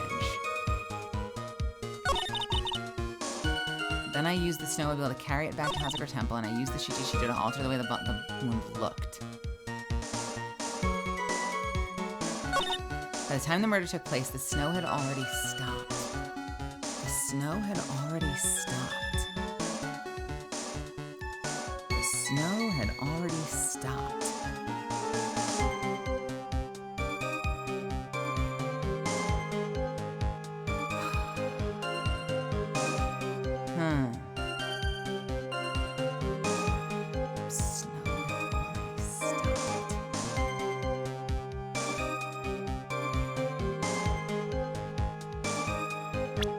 Does anything else disprove the snow thing? Was anything covered in snow? Was anything else covered in snow?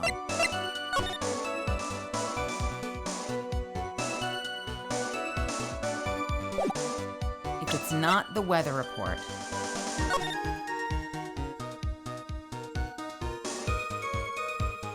the snow had already stopped. Is there anything else? If it had still been snowing.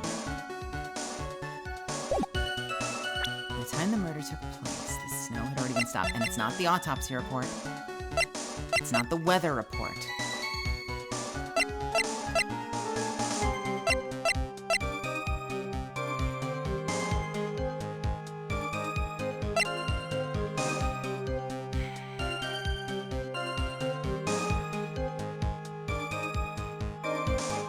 Damn.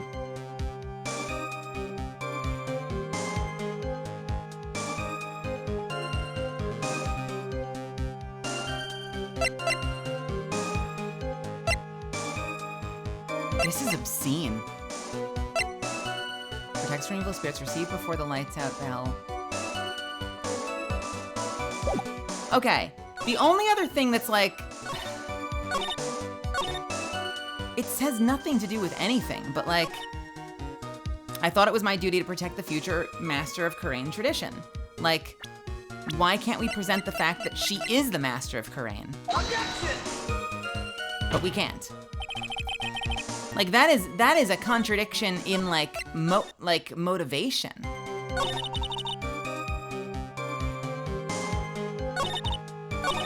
We did this one, right?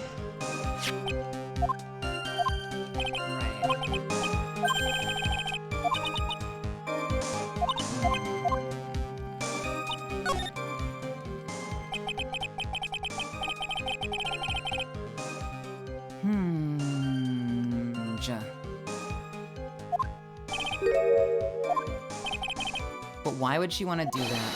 There's only one reason I can think of.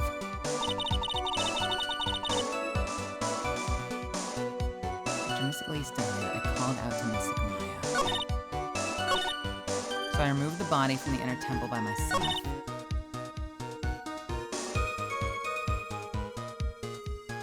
Okay. I have one other idea. But it's confusing to me. I thought it was my duty to protect the future master of the Karain tradition. But if it was your duty to protect the future master of the Karain tradition, why didn't you clean her bloody name off of the lantern?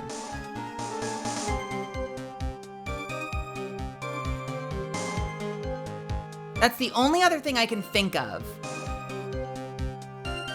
But if that's the case, why are we uncovering all that extra shit about the weather and the time? Unless we're gonna come back to this same testimony. They've done that before. It's possible that we're gonna come back to the same testimony and not move on, but we just needed to uncover something else first, and then we can hit that, and it's just stupid, like, you were 2 steps ahead and the game needs you to move 1 step at a time. It didn't work though! It didn't work though! Oh, you've gotta be kidding me! But that's also a contradiction! That's also a contradiction though! Oh my god, what did they want from me? If it's, okay. I removed the body. I thought it was my duty to protect the future, but it doesn't matter that I didn't clean the thing. I called out to Mystic Maya. So I removed the body from the inner temple by myself.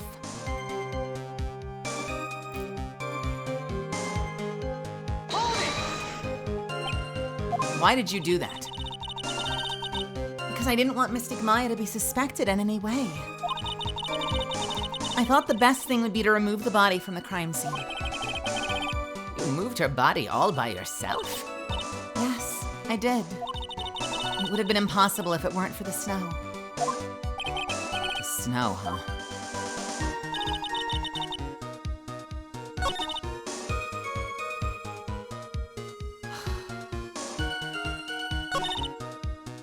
I dragged it behind me all the way across the bridge.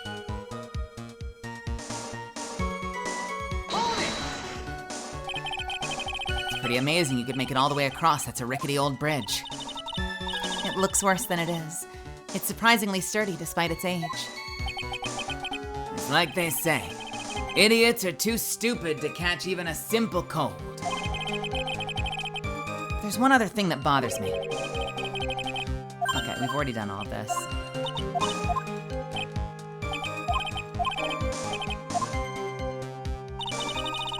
I was worried about spoiling myself. I'd look it up at the... if I wasn't worried about spoiling myself, I'd look it up. At this point, I'm angry. I used the snowmobile to carry it back to Hazakura Temple.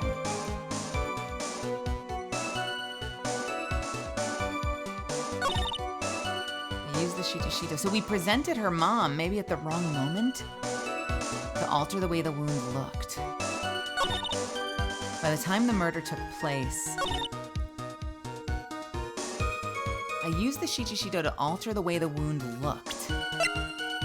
I never count on getting hung up for this long. Found behind a tree in the Inner Temple garden, the blood is being analyzed now. A lantern from the Inner Temple garden was not lit the night of the crime. Found in the garden of the Inner Temple. Found on the outcropping near Dusky Bridge has blood on it, came from the victim's staff. horrible sketch of what he saw the night of the crime.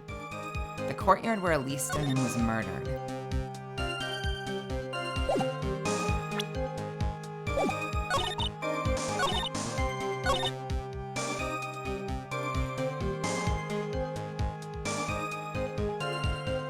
By the time the murder took place, the snow had already stopped. I mean, we're assuming it has to be this one, right?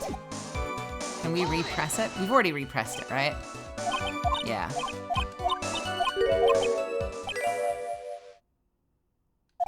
I see how it thinks. Snow, huh? We keep getting this snow hint. If the snow really had stopped by the time of the murder, it'd mean there's a bigger hole in her story than that movie, The Grid Revelations.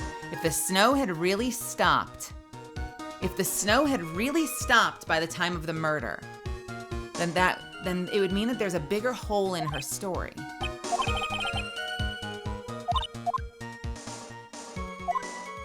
I have to read it one more time. I've got to read it one more time.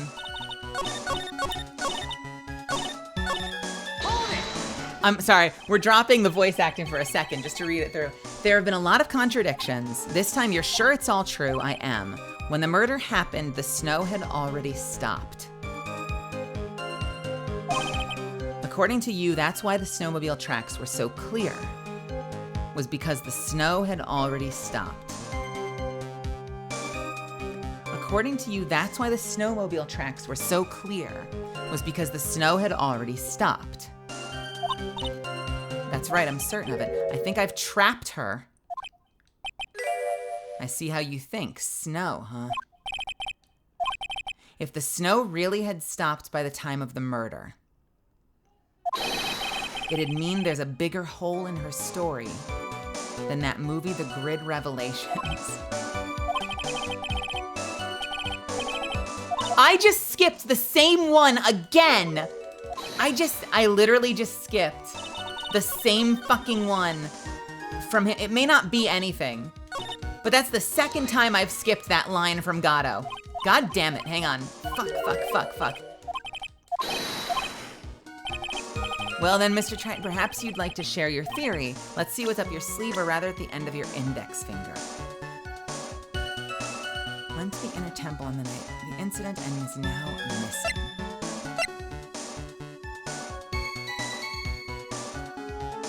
The snow had already stopped. She was found at the inner temple.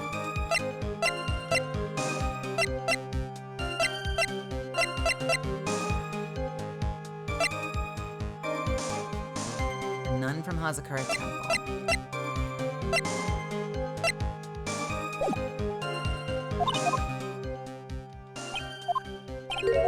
Maya did have an older sister. Her sister Mia was actually my mentor, or, Phoenix's mentor, but was murdered in the second case of the series.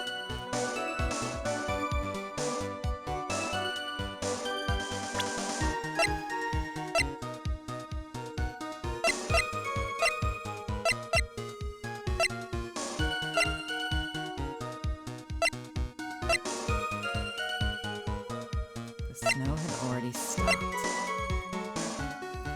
The snow had already stopped.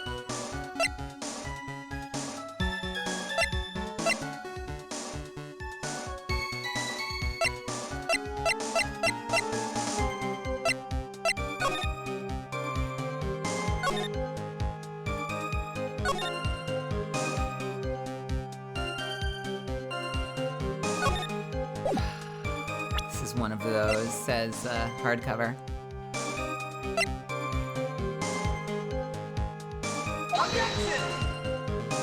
It's not that either. I was thinking maybe maybe the lantern, because the lantern. Okay, let's work backwards. If it had been snowing, well, we already know the answer to this. If it had been snowing, then she would have been able to get across the bridge.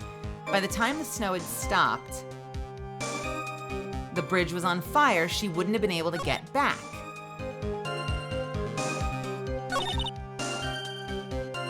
What's the map look like?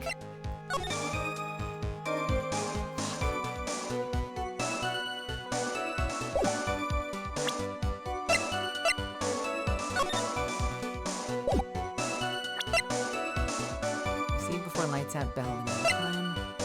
Regional data report. Has the victim's blood and suspect's fingerprint on it.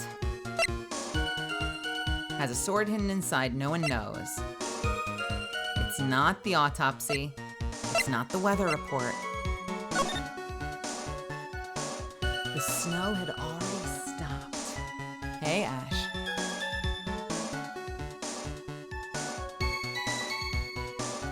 Snow had already stopped. And it's not this photo, presumably, right?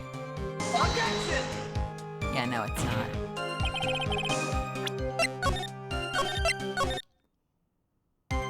Anyone who has not, definitively not played this game and not know the answer, have any theories or ideas?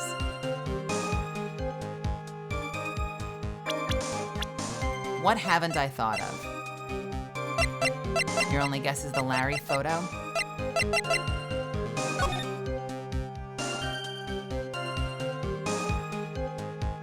Brute force it?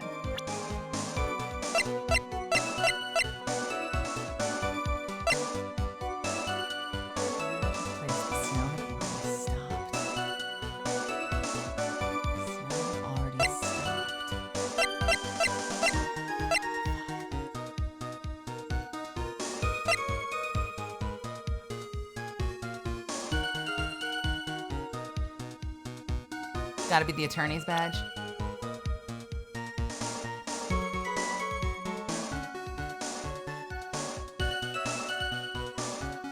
Wait, if it was snowing, the bridge would have been wet, right? So how did it catch fire? Lightning is how it caught fire. And what we know from the weather report, that apparently is not good enough evidence, is that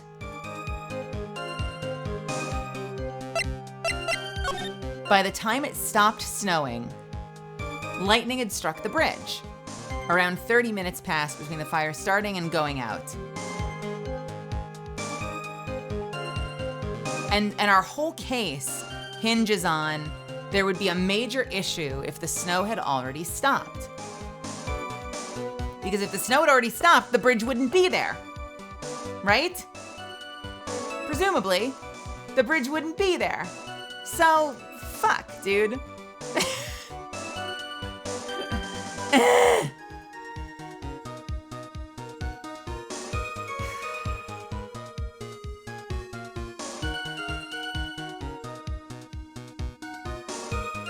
Between the fire starting and going out.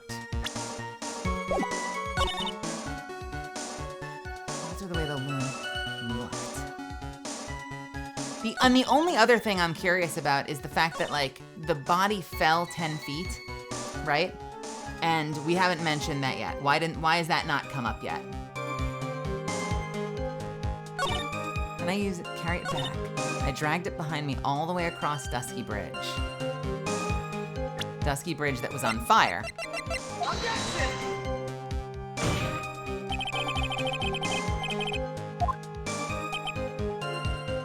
I'll try it.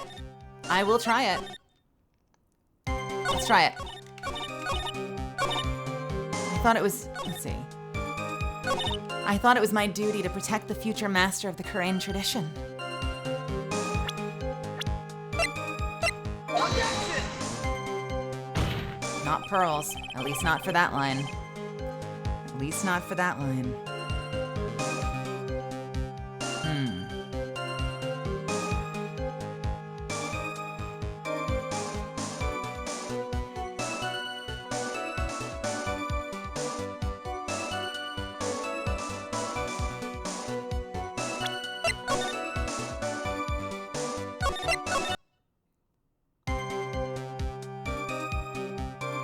And it's not any of this shit. This is the one it should be. Objection! Fuck, dude.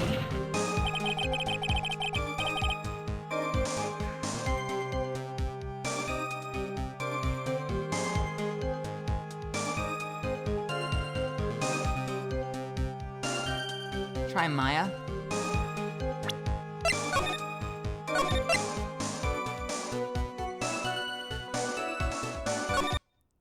Well, yeah. So I mean, that's the real question. That is the real question: is if your job is to protect the future master of Korean tradition, why are you accusing her of murder? Right?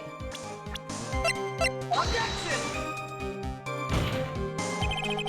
Why are you trying to accuse her of murder?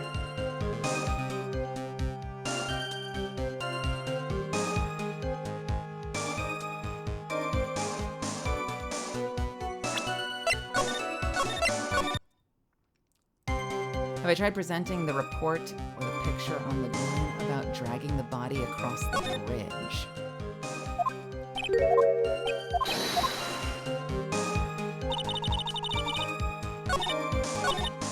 I removed the body, I dragged it behind me all the way across the bridge.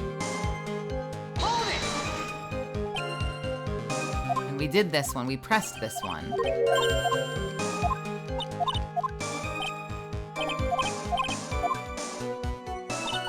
I could try it, dragged it behind me all the way across the bridge. Okay. See, what's weird about that is that ignores everything we just uncovered. Like, the point of that whole line is, she'd say by the time the murder took place, the snow had already stopped. And I would point out, well, if the snow had stopped, the bridge would be gone, you'd be stranded. Right? That's what we're trying to say here. We're trying to say, if the murder took place at the inner temple, the snow had already stopped, the lightning would have struck, the bridge would be gone, you would be trapped there, so there would be no way for you to get the body back across. Right? That's what we're trying to say. So it should be on that one. I'll try it on this one. This would make me angry. Objection! You have got to be kidding me! What? No, don't let's go. That makes no fucking sense. There's no logic. What's their logic? Oh, please hit me with their logic. What is their logic?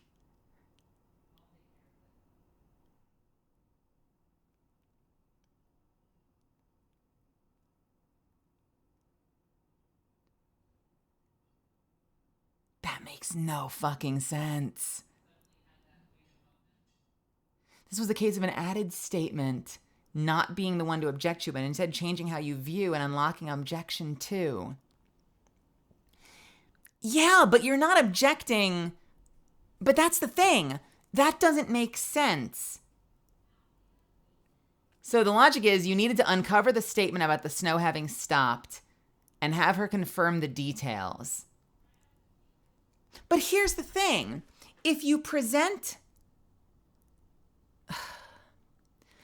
Okay, here's the way my brain works. If you present the weather report to, I dragged the body across the bridge, that's irrelevant. Like, because the weather report doesn't say the bridge was out. The weather report says, and her statement doesn't have a time. So her statement doesn't say, I dragged it across the bridge at 10:50, right? So you do a logical leap. You're like, I dragged it across the bridge. But she doesn't say, it's not at the time the snow stopped. It's nowhere there, right? It's just, I dragged the body across the bridge. So the weather report is irrelevant to that statement. The weather report contradicts the statement that the snow had stopped by the time. And the way it would work is you would say, if the murder took place after the snow had stopped, the murder took place at 10:50. The murder took place after lightning hit the bridge. The murder took place after the bridge was on fire. The murder took place after the bridge was out. You were stranded. How did you get the body back across? That's the contradiction. Oh, what a dumb, oh God, why did they do this? I mean, Hardcover wasn't wrong. Hardcover said this is one of those. You're dead on with that. That makes no fucking sense. That makes no, there is no you'll see. I know how this case ends. I've played this game before, albeit years ago, which is why I don't remember the specifics. There is no justification for why this, because I know, of course, yeah, you couldn't have dragged it across the bridge because the bridge would have been everything I just said, but it's not in her statement. Her statement doesn't have any of the contradictory details. If the statement had been amended to say I dragged the body across the bridge after the snow had stopped, that's all I'd need. It would be a perfect contradiction. There's no contradiction in her statement. This would be, you know what this would be better used for? This would be better used for a press. And the game has done this before, where you press it again. And when you press it the second time, it gives you the option to present evidence and moves the story along. But just presenting evidence itself makes no fucking sense. Fuck me. Unbelievable.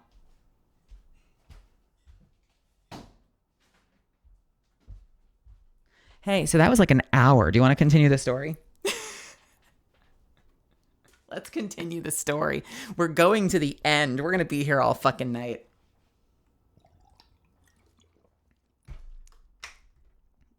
I'm sorry. You claim that the snow had already stopped when the murder occurred, which, by the way, is nothing in the statement I'm contradicting right now. You're not saying it right now, but just hypothetically speaking, you claim that the snow had already stopped when the murder occurred. But I'm sorry, Iris. That's just not possible. What? This is the weather data from the night of the murder. According to this, the snow didn't stop until 10:50 p.m. But you couldn't have crossed Dusky Bridge at that time. Why do you say that? Because 5 minutes before the snow stopped, Dusky Bridge was struck by lightning and caught on fire. What did you say? Hello, teenage voice. Fucking voice crack like a teenage boy. Let's try that again. Well, what did you say? The bridge was on fire. You don't mean to say you didn't know about it. It was because of that lightning strike that the bridge burned down. What? But it can't. It can't be. It looks like you still haven't figured it out. Sorry, I'm doing like generic anime reads because I'm still like salty from that read. Hang on. Let me try. Let's find the story again, and not go through the motions because I'm salty. Well, but how? How could that be? Where's my softness? Where's my voice go? I've been yelling the whole time. But how?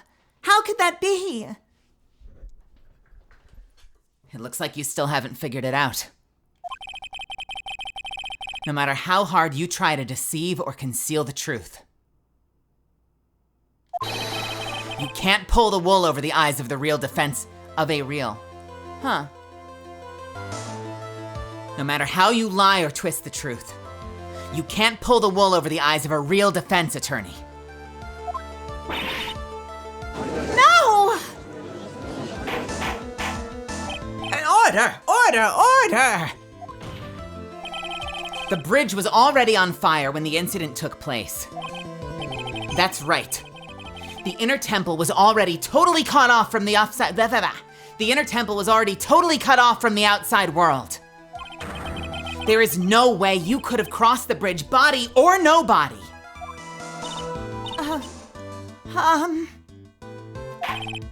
Witness, even my patience has limits. Any further lying and I will find you in contempt of the court. Do you have anything to say for yourself?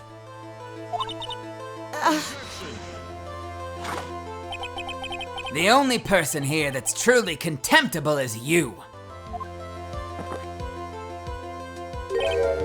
Old man.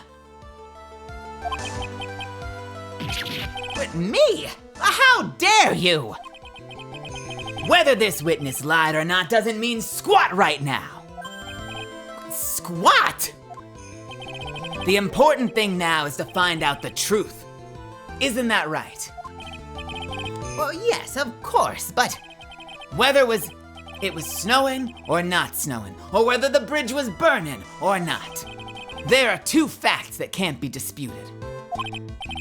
First, the body of Elise Donim was discovered in the Hazakura temple courtyard. And second, the head nun, Sister Bikini, witnessed Iris desecrating Elise Donim's body. He makes a good point. On both accounts. That's right. That's right. I'm not lying. What are you claiming this time? I wasn't myself at all that night. So my memory is still somewhat hazy. You have stood at that witness stand and testified this entire time. Are you telling us now that your memory of that night is hazy? Objection. It is only human to err. If you're so perfect, Trite, maybe you can explain this for the court. What is it? When the murder happened, the bridge had already burned down. But somehow, the body traveled across the bridge and was found in the temple courtyard. Perhaps you have some kind of perfect explanation for this little magic trick. Well, not exactly, no. I know there must be some other way she got across the burnt-out bridge. Unless I can somehow demonstrate it, I'll never know the truth.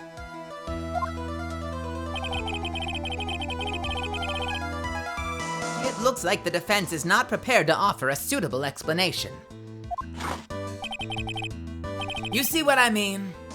In other words, you're in no position to suggest that this lady's testimony isn't the truth. Ah! All right then. Witness, let's hear your testimony once more. About what, Your Honor? You've admitted that you moved the victim's body. Nevertheless, your prior testimony contained a rather large inconsistency. Please add an explanation for that to your testimony. Yes, Your Honor. Will this be her final testimony?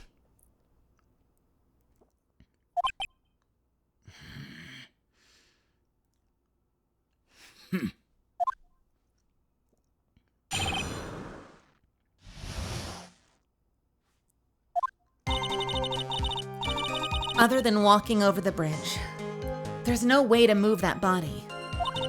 So I must have just gotten confused, I guess. Was the snow still falling, or had it stopped? Or are you saying that there is a way to cross a burning bridge? I'm sorry, that's the whole thing? So it was just a misunderstanding. I see. This is a photo of Dusky Bridge after it burned down from the lightning blast. It was taken on the morning after the incident.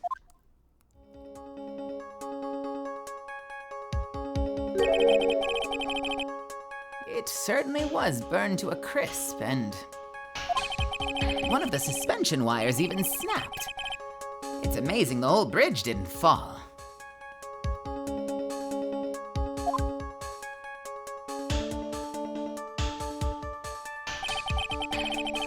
Clearly, it would be impossible to carry a corpse across a bridge in this condition. Dusky Bridge photo added to the court record.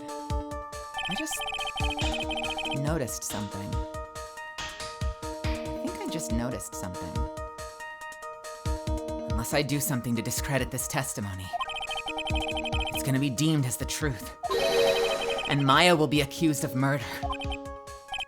Try it. I'm only gonna say it one more time. It is only human to err. And only humans can spot the errors of our ways. The more sense he makes, the less sense he makes. All right, Mr. Wright, please begin your final cross-examination.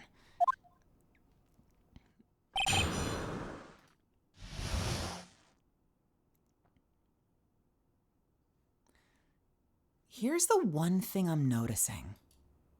Can I show you guys something? I don't want to spoil too much, but I noticed something weird.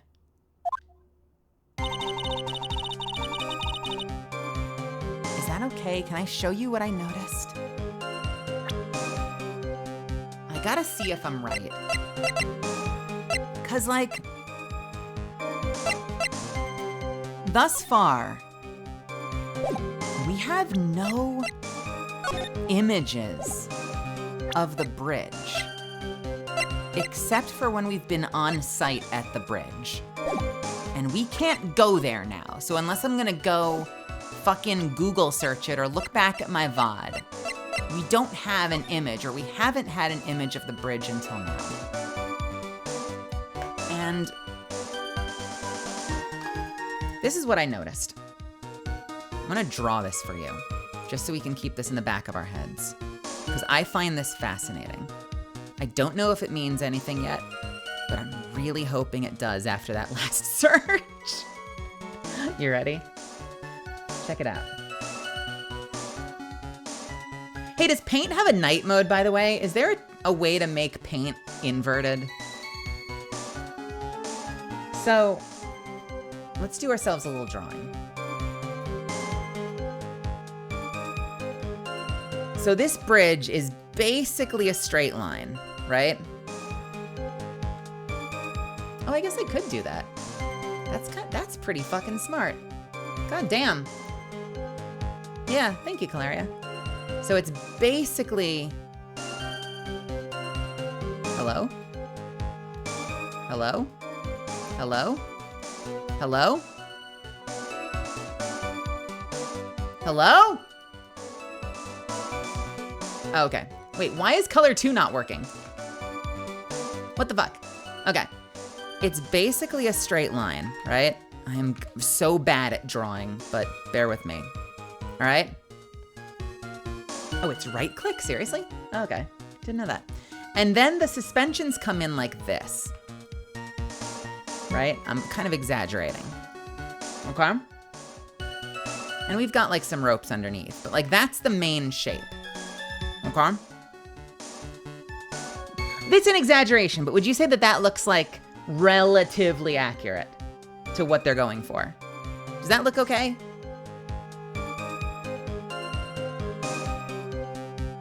Am I out of my mind? Let's see if I'm out of my mind.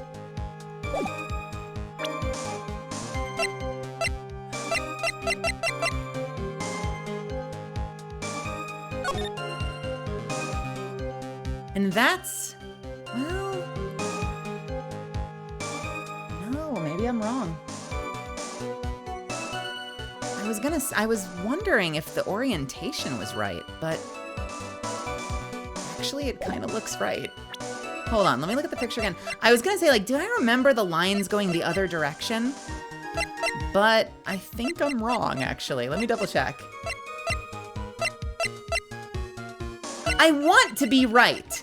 I want to be right. Well, okay, so technically it's got, all right, let's go back. So technically, if we under-exaggerate it, it's like this, and then there's like these things, sort of like that. Although let's remember, actually, these are going off to the sides, aren't they? Right? This pins all the, like this is not attached to the bridge, right here. Can you see my cursor? This is not attached to the bridge. That's attached like a mile away towards the hut. Right? There's an X. If you look at the, hey, Crystal. Welcome to my performance stream. We've been getting caught up in details. So you see that? So it's like an X shape, you see? So, you know what's weird? His drawing looks like it's a top down. Oh, you can, hold on. Sorry. There you go. His drawing is a top-down. Almost looks like it's a top-down, doesn't it?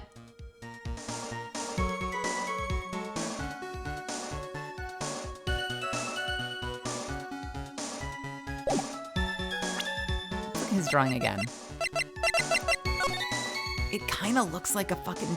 Well, no, but you see the suspension. Okay, you do see the suspension.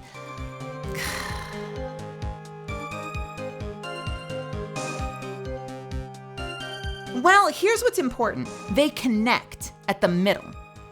They connect at the middle, right? And in the actual bridge photo, they don't. They're suspended up top. The only things that connect at the middle are the security, what do you call those? The suspension anchors or whatever are what connects at the middle. So if that's the case, yeah, one has been hanging. I don't know if that's relevant because we already know that that's missing, right? So that's this one. That one's the one that's missing. But I actually might be right. Because these are connecting at the top, right? These are connecting at the top, which means that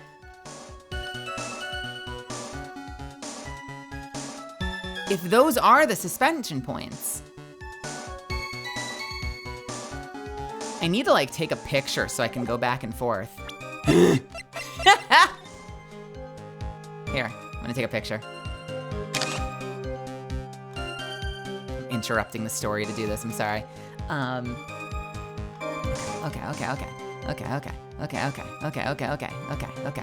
hold on, we're gonna get this. Bam, okay, so this is the bridge. Suspension points anchor at the bottom, right? I'm gonna close the video feed. And then if we go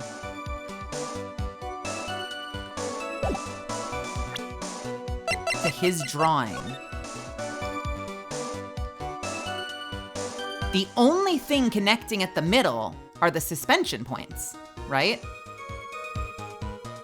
So this is my entire interface. This is gonna look like a disaster.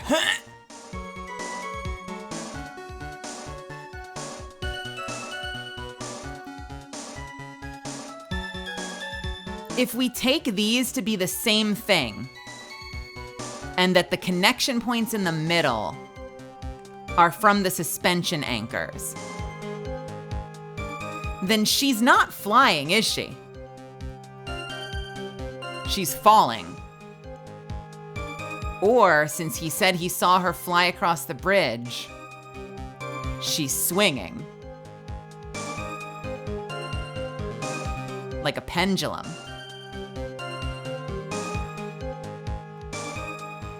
If he handed us the drawing, he never told us. He did say he saw her flying, but he didn't tell us which orientation the drawing was supposed to be looked at. Would that be the 10-foot fall? Well, I guess if she swung, that would help her get across the bridge. And when she landed, I guess that landing could be the equivalent of a 10-foot fall. It depends on how high she swung up past the precipice, right? I don't know. That's what I'm thinking about. Sorry, that took like 18 more steps than I thought it would. But that's what I'm thinking about.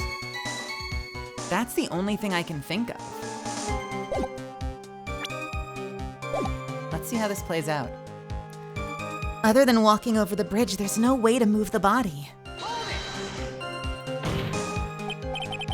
Yes, but if the snow had already stopped when the incident took place, I couldn't have crossed the bridge, naturally.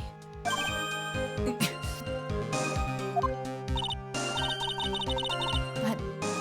I think it's just like Mr. Gatto said. The body did make it across somehow.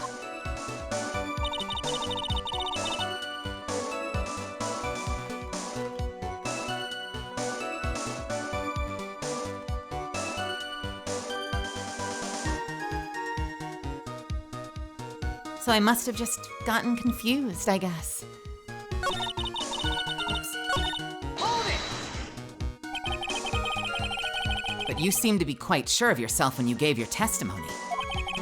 You said that you were sure the snow had stopped already. I'm terribly sorry. I was wrong.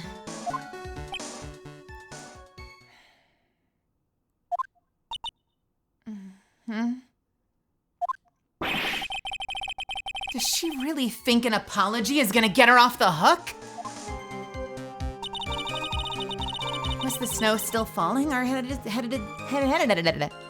was the snow still falling or had it stopped?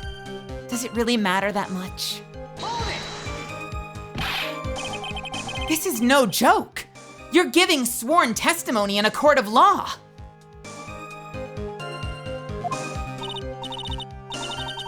Well, Mr. Wright, let me ask you a question. Dahlia's gone as far as we know, her and Dragon. We don't know where Dahlia is. All we know is that Dahlia might have been the one that carried out the murder. At least we're hoping that it goes that direction. Well, Mr. Wright, let me ask you a question. Do you remember what the weather was like 1 week ago today? Huh? Well, naturally it was,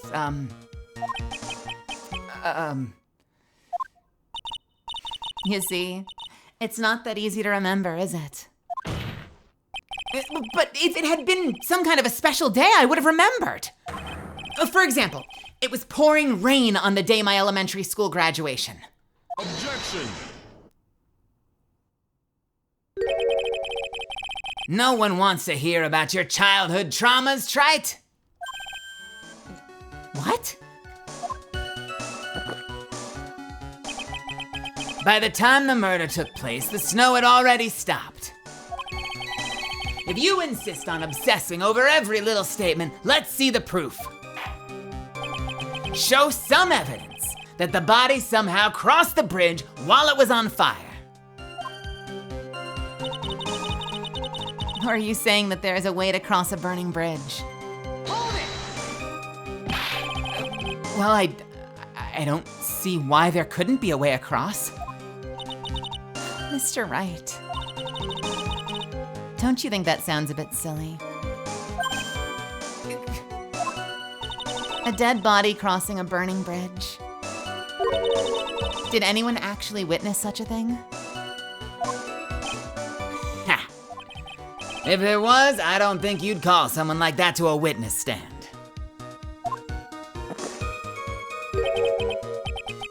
After all, a dream isn't the same as actually seeing something.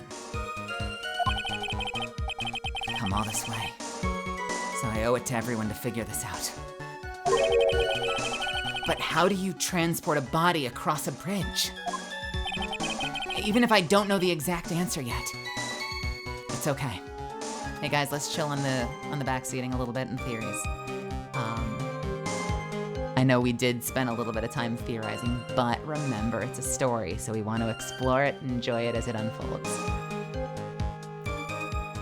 Even if I don't know the answer yet, it's okay. I'll start by examining all of the evidence and see where it takes me. I've gotta be like a shark. If I don't keep moving, I'm as good as dead. Other than walking over the bridge, there's no way to move a body. Okay, so.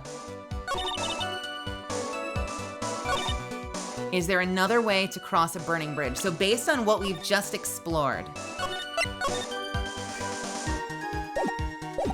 I'm gonna try presenting the art and just see where it gets us.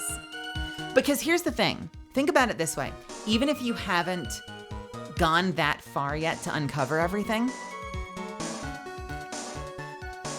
you could still theoretically present this in terms of Larry's perspective. Larry's perspective was he saw the body fly. He didn't see anyone carry anything across the bridge. Larry saw the body fly through the air, seemingly above the bridge, through the air like an angel. It's insane, but that at least is something, right? It doesn't make any sense as presented, but it's something. A dead body flying over a burning bridge? I wouldn't exactly rule out the possibility. What? Ha! You're saying it's possible. Oh, don't make me laugh. The only thing that's possible about your claim is that it's been pulled out of thin air. I don't know about that. In any case, we have a witness who did see it happen.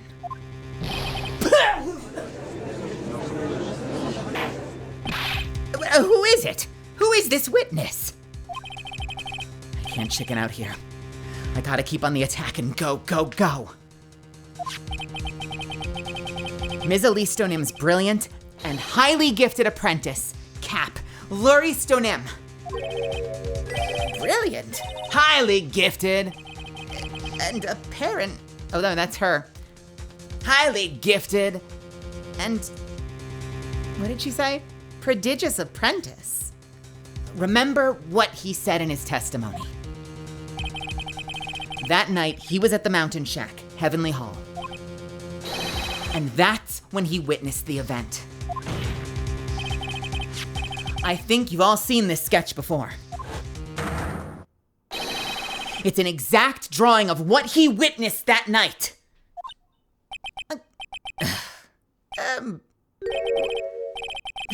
Are you serious? Today's not April Fool's Day, is it? Mr. Wright, are you seriously claiming that the victim flew through the air? And you're using this pathetic scribble to support your argument. Uh-oh. The judge looks like he's about to blow a gasket. Well, Trite, there's nowhere for you to hide now. Other than looking like it was drawn by a 6-year-old, does this sketch prove anything? Yes. I'm pretty sure it does, and I'm gonna prove it. Listen, I know your tricks. You're trying to turn this whole case upside down. If you're so eager to turn this case upside down, why not start with this sketch? Upside down? Why did Gatto say that? All right then, let's hear the defense's theory. What exactly is this sketch trying to show?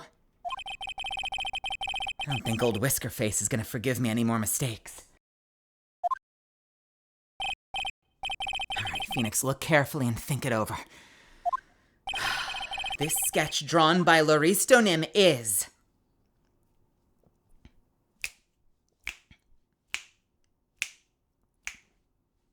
exactly what happened!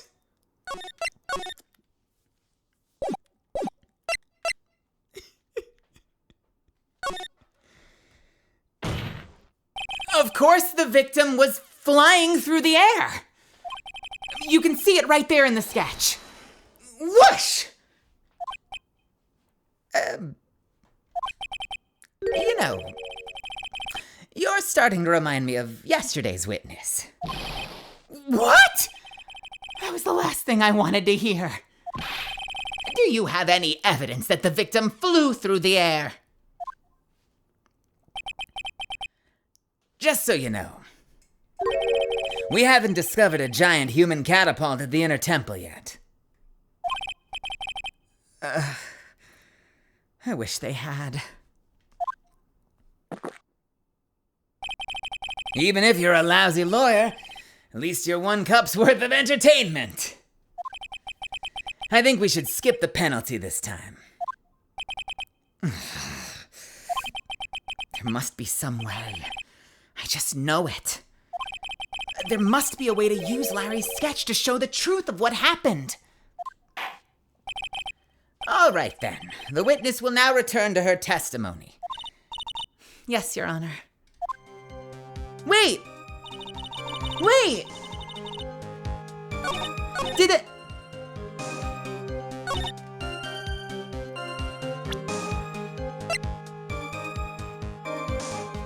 I think they phrased it wrong. Because it is exactly what happened. You're just looking at it from the wrong orientation. So maybe it's a complete contradiction. But that's just like a weird way of phrasing it. If that's actually what they want, that doesn't make sense as an argument. But let's see if that's what works.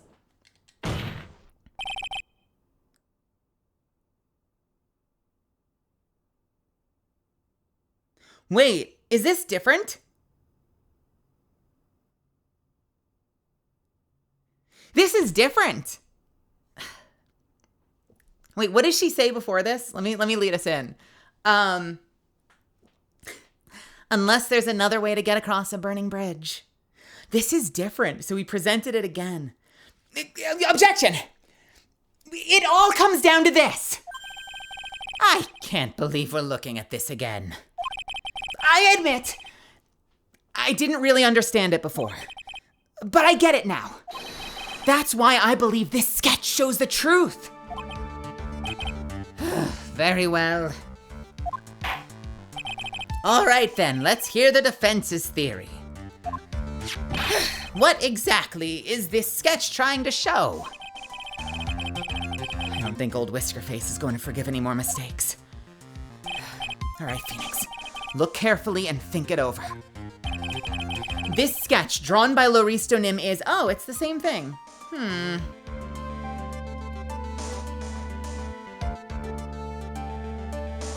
I'm so tempted to do it again.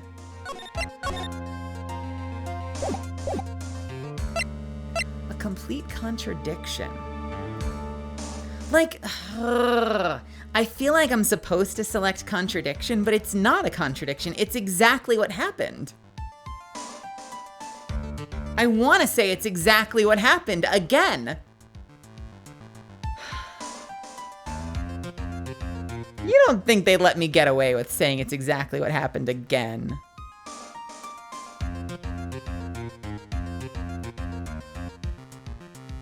I feel like I'm supposed to say complete contradiction. Let's try it.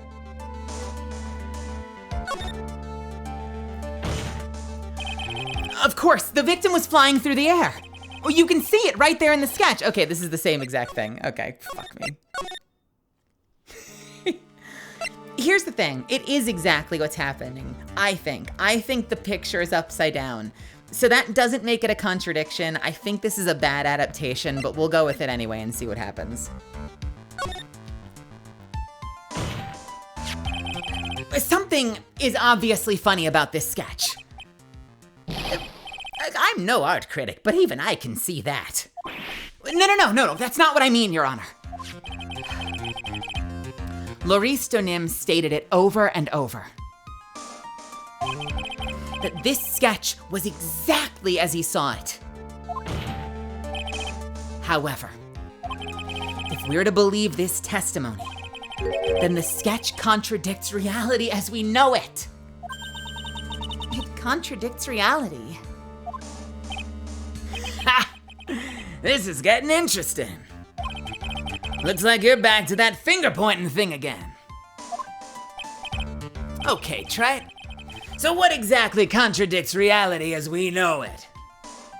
Her, I guess. Maybe? This is weird. Why are we pointing at the picture?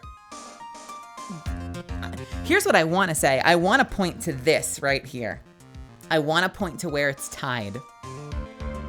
That makes the most sense. But I'm going to point to her. Take that! With this flying figure, naturally. After all, people haven't learned to fly yet. Or did I miss something?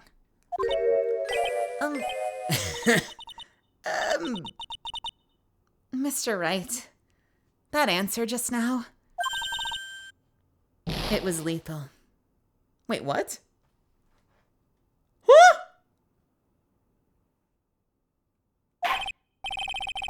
Mr. Wright, after dragging us all the way to this point, that answer was embarrassing. It was so embarrassing, I'm actually blushing. Blushing only suits women, not the elderly, really? Anyway.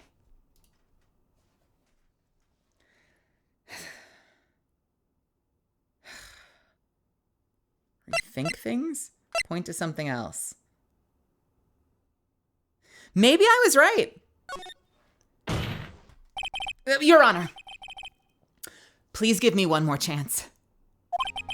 I'm in a tight spot right now. What I really need to do is turn this case upside down. So it's time for me to flip things around and get them straight again in my head. Do you know what you're saying this time? Loristo stated it over and over, that this sketch was exactly as he saw it. However, if we're to believe his testimony, then the sketch contradicts reality as we know it. It contradicts reality. This is getting interesting. Looks like you're back to your finger pointing thing again. Okay, Trey. So what exactly contradicts reality as we know it? You know what? Maybe I was right. Let me point to the actual connection point. Please, please, please. Take that! It's this wire connected to the bridge. Holy shit, was I right? The wire. Is that the thing that connects reality? It is indeed. Then show us the reality it supposedly conflicts with.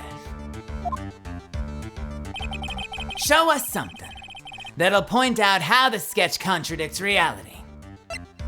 Take that! That's a photo of Dusky Bridge, correct? Yes. And now compare the sketch and the photo for a minute. In this sketch, the wires appear to be above the guard wires. But on the actual Dusky Bridge, jumping Jehoshaphat, the wires are below the guard wires. What? But order! This sketch is somewhat different from what's depicted in the photo. However, isn't it likely that the artist just saw it wrong? Or perhaps he drew it wrong. Either way, it sounds like you're just wrong.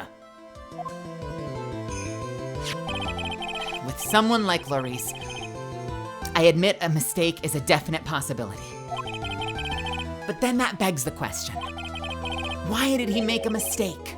What was the reason? Are you saying you know the answer to that? Listen. Think back, all right? Remember what Lorice was doing when he witnessed the event. He was at Heavenly Hall waiting for a lover that was never going to come. He waited and waited, and finally, he laid down. But then, lightning shoots from the sky and sets the bridge aflame. Now ponder what sort of position Lorice might have been in at the time. He was lying on his back, which is why he remembered the scene the way he did. He was lying on his back. I can't really see how that relates. But it does, Your Honor. That's the reason why the wires in the sketch go upside down. Oh! No way. Lorice Stonim witnessed the event while he was lying on his back, face up. In other words, the scene he saw was actually upside down.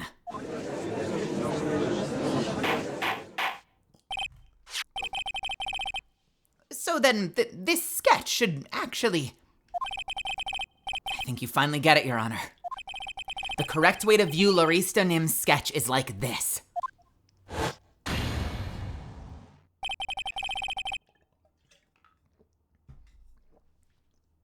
This is how it should actually look.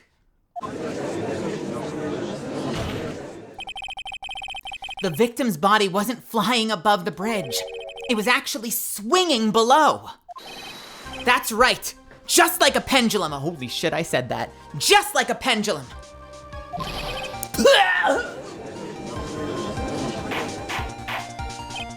Order! Of all the things to say, a pendulum? The bridge was burning to a crisp. There's no way to get across it. But if the body had been found at the inner temple, it would have caused problems. This is where the criminal decided to take a gamble. They used the burning bridge to get the body across to the other side. And a pendulum was the only way to get it done. Objection. Oh, let's think about this for a minute, shall we? Dusky Bridge is about 20 yards long, which means it's about that far to the inner temple. Excuse me. It's about that far from the inner temple to the opposite cliff. Yeah, that sounds about right. In order to cover that distance with a pendulum, you'd need a rope at least 10 yards long. To get a rope that long, you'd have to plan ahead. The lightning strike that night can only have been an accident. So it doesn't make sense that the culprit would have prepared the rope beforehand. So then... they didn't have to get the rope ready. The rope was already right in front of them. What? I'm saying that it was just a matter of using what was already there. In that case, Mr. Wright, please give us an explanation to support your theory. What makes you think the criminal had the rope on hand to create... What makes you think that the criminal had the rope on hand to create a pendulum? I think it's the photo, right? It's gotta be. There it is. We're literally looking at the rope, right? So the one support that snapped and fell, maybe it didn't snap. Maybe she cut it, swung the body, and then it just went back to hanging below the bridge. Take that! And the meaning of this is... If you want to know where the rope came from, it's hanging right there in front of your glorious beard. Oh! This is one of the wires from the bridge. When the lightning struck the bridge and set it on fire, one of the suspension wires came loose from the anchor. The criminal didn't have any time to waste, so they tied the wire around Elise Donim's body.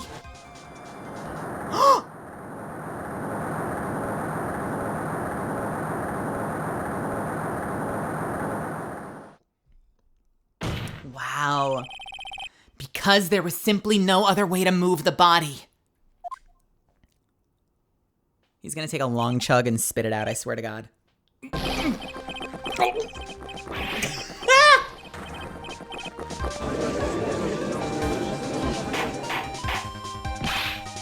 Mr. Gatto! It seems that Mr. Gatto is more focused on his coffee than answering my question. It seems that the odds of a rope being readily available were very high. So I suppose that it's not an impossibility after all. Objection. Possible or impossible? That's not the question we need to ask. There's only one question. Did that really happen? Try it. I wonder if you can prove what happened to us. Do you have any actual evidence that the body was swung over like a pendulum? Hey Misfits, we have 1 minute until an ad starts. We might have to pause in the middle of the momentum. I mean, it has to be this though, right?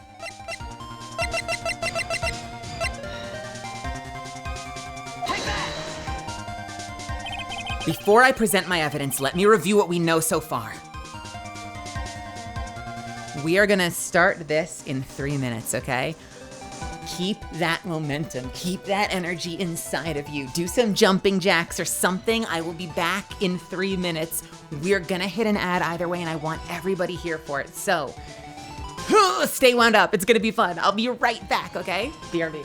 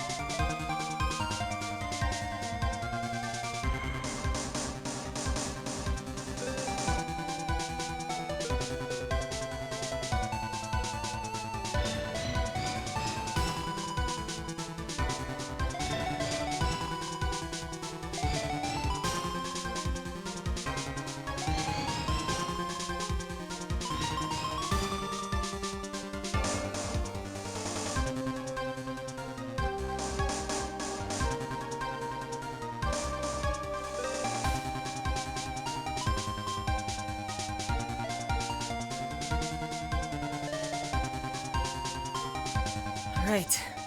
16, 15 seconds, then we'll be back in. Get all the barks out, chat. Here we go. Put a little lip balm on.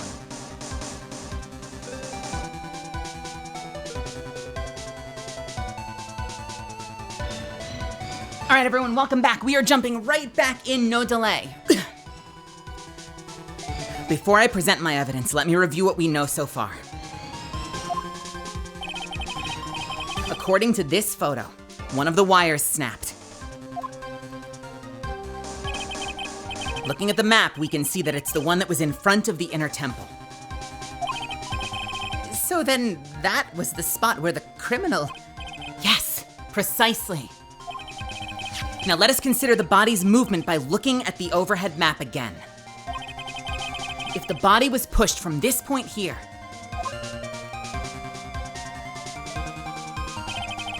it would drop on the opposite bank at approximately this point.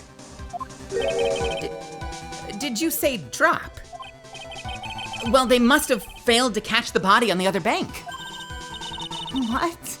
What makes you think something like that happened? Because I have evidence that suggests her body dropped some distance. What kind of evidence? Take a look at this. Autopsy report. It says here that her body fell about 10 feet after her death. 10 feet, huh? That's most likely the height difference between the two sides. The body overswung due to forward momentum, but then came loose and fell about 10 feet. And then, as the result of the landing impact, this crystal sphere was knocked loose. That's... Yes, this blood-stained amethyst crystal. It's the one that came off of Ms. Alistonim's staff. And even more important is the place where the crystal sphere was found. Indeed, I believe it's already marked on this overhead map. The crystal was found... Ah! Precisely, Your Honor. In the very spot where the pendulum would arrive if given the right amount of speed.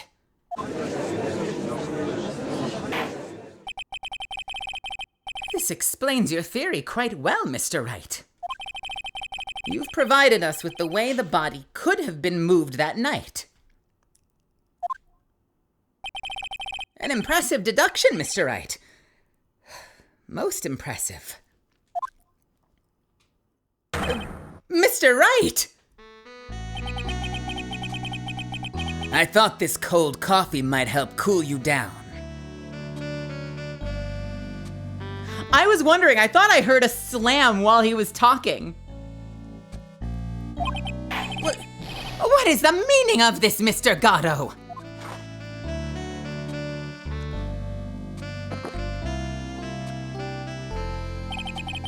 That was a dark and bitter guess that you made, Trite. But you forgot about one thing. Oh, and what would that be? The aroma. Huh? A coffee's most reliable accomplice is its deep and profound aroma.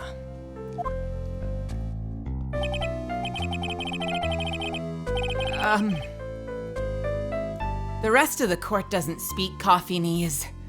Can you elaborate a bit more? Don't we have something of that? I think we do.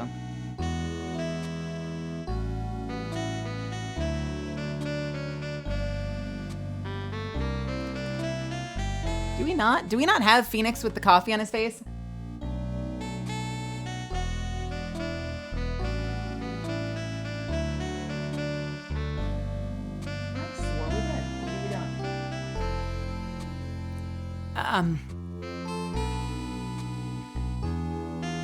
The rest of the court doesn't speak coffee-nese. Can you elaborate a bit more?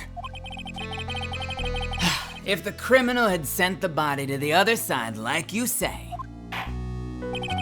then naturally there must have been an accomplice lying in wait to catch it. An accomplice. The criminal wasn't able to cross Dusky Bridge. So who collected the body? What do you have to say about that, trite?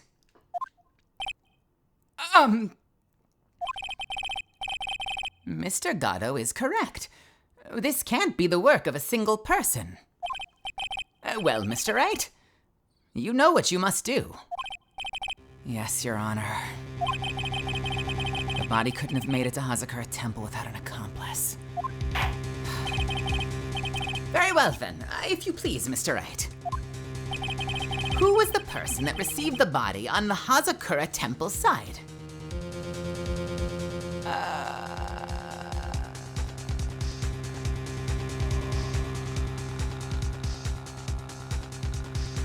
I mean, it had to be Iris, right?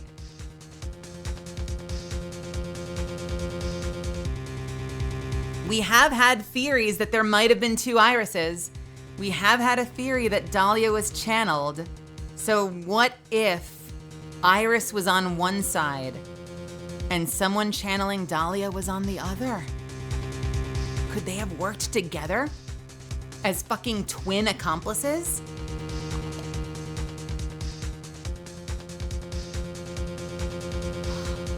The challenge is we don't know who was on which side, but I think it had to have been Iris based on our conversation with her. And because Iris promised us she didn't kill anyone and no Cyclops went off, right? So if we trust the Magatama and we trust that Iris promised us she didn't kill someone, then Iris must have been the one on the other side, like on the temple side. Iris. Oh. I don't know. I don't know. Let's be careful with that theory. I don't want to spoil anything because I don't fully remember the way this is going. I think Iris. Here's my theory. I think Iris because of the fact that we can't save. Because of the fact that Iris promised us she didn't kill someone. We had no Magatamas. Edgeworth asked if she killed someone. We got no Cyclops. So I think it had to have been Iris. Take that! It can only be you, Sister Iris. Huh? But I don't see why you're so surprised. The only way to transport the body from Dusky Bridge is by snowmobile. But with her bad back, Sister Bikini could never pick up a body like that. You're the only one that could have managed it. Objection! Trite. Were you even listening to the witness's testimony? On the night of the crime, this little cutie pie was on cleanup duty in the inner temple garden after the mother-daughter bloodbath.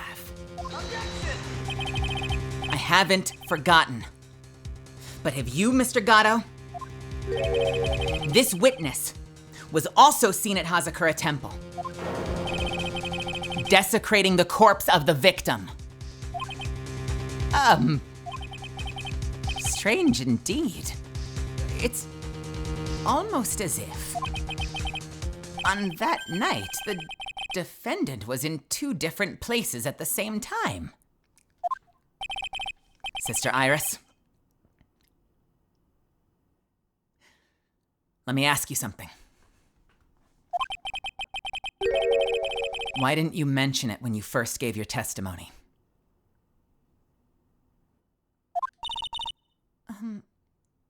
Mention what? The pendulum, of course.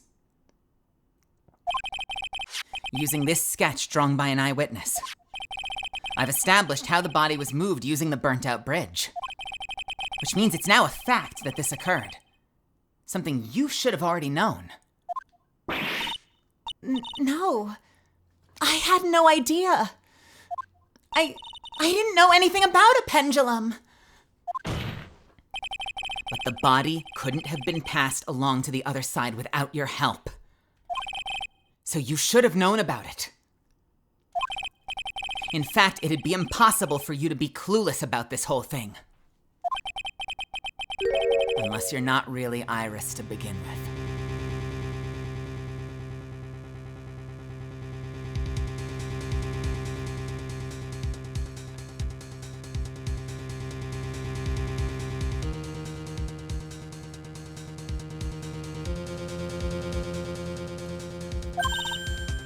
What?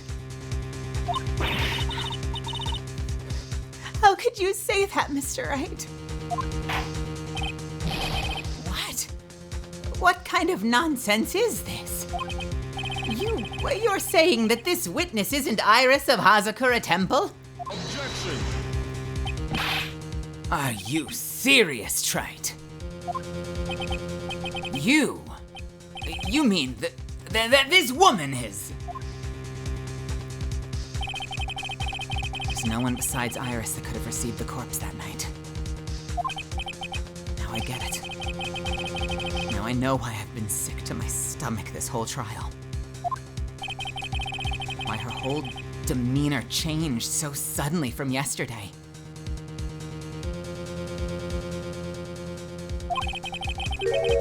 Why she's trying to pin this murder on Maya. The woman that's standing there at the witness stand. Her real name is...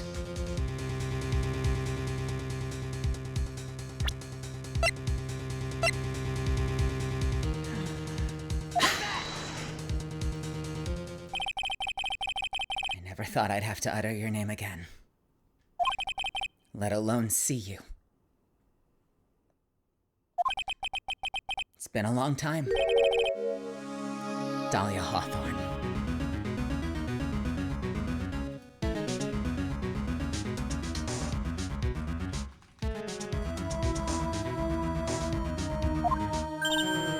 Oh no. Oh no! Oh, Jesus. Oh, Jesus.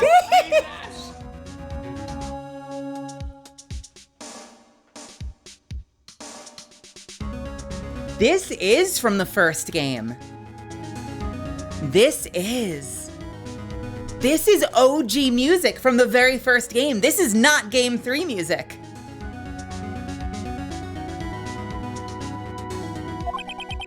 Hawthorne. Sister Iris had a twin sister. And you're looking at her. Miss Dahlia Hawthorne. That name rings some bells. Distant bells, but bells nonetheless.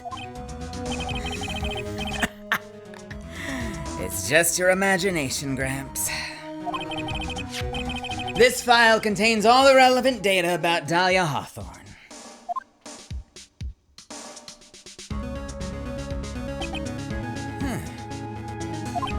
Oh, yes, I remember now.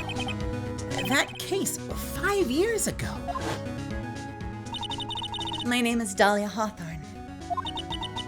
I just want to say, it's an honor for me to be here in your noble presence. The honor is all mine.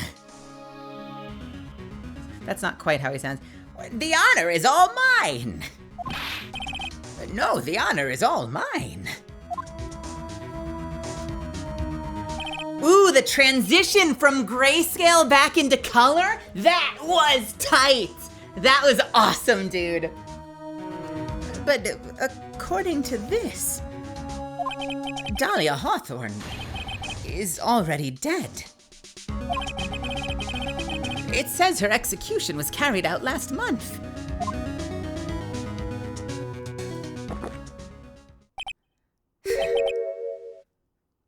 So what? Death has no meaning in this courtroom.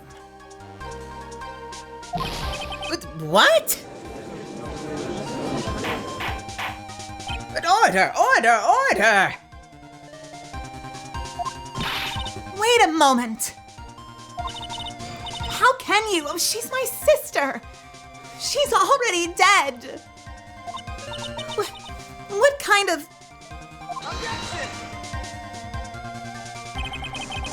You of all people should understand. After all, the blood of the master of the Kurain channeling technique flows within that body. The Kurain channeling technique? Now, where have I heard that? That's right. You're not Dahlia Hawthorne herself. You're the spirit of Dahlia, currently inhabiting the body of a spirit medium.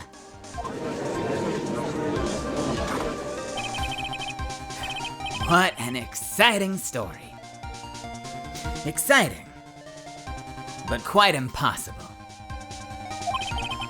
You're asking us to buy that Dahlia Hawthorne just happened to be channeled by someone on the very night of the murder to a temple where her twin sister, Iris, was. Well, if you're gonna put things that way, then... yes. Objection. We're supposed to believe a coincidence like that just happens? Naturally, it was no coincidence. The whole thing was part of a plan from the very beginning. It's all written right here in these instructions. What's that? These instructions were written by your mother, Morgan Fay. A part of the plan called for Dahlia Hawthorne to be channeled. That night, there were 2 irises at Hazakura Temple. 2 of them. Even the time of the channeling was planned out. As soon as you hear the lights out bell, in other words, 10 p.m. However, Iris was seen before dinner time. That means that the Iris at dinner was the real Iris. And the Iris who gave me this hood at the main hall was also the real Iris. Meaning that the Iris Sister Bikini saw at the inner temple was someone else dressed as her, namely one Dahlia Hawthorne. Do you even know what you're saying, Trite? This whole channel in the spirit of Dahlia Hawthorne business? Yes, it's true, you found plans that talk about it. However, there's one thing that's perfectly clear.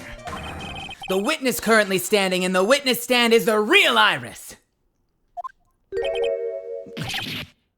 What? I don't know why that's a what. Calm down and remember what you know about the night of the crime. After meeting Sister Bikini, the Dahlia Hawthorne that had been channeled would have been stranded at the inner temple due to the lightning strike.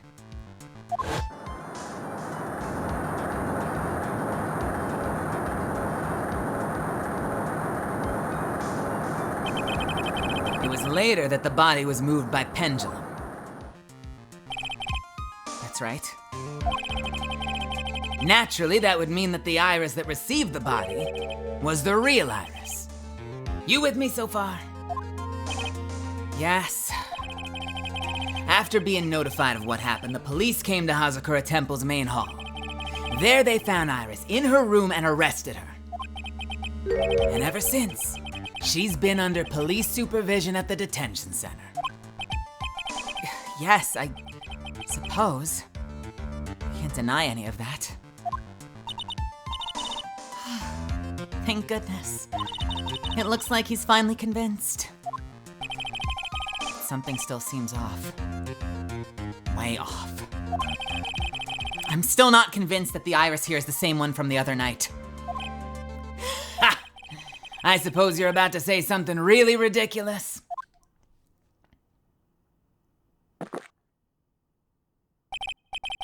Like the real Iris and the spirit of Dahlia somehow switched places. Switched places?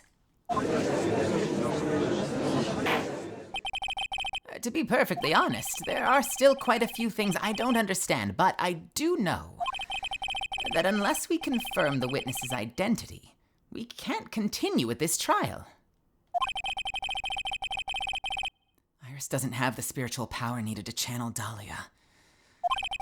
Which means they must have switched places somewhere.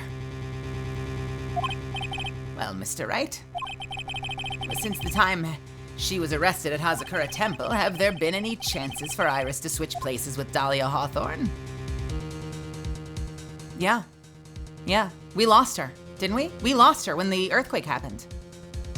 There was exactly one possible moment. She went missing for like 10 minutes after the earthquake happened.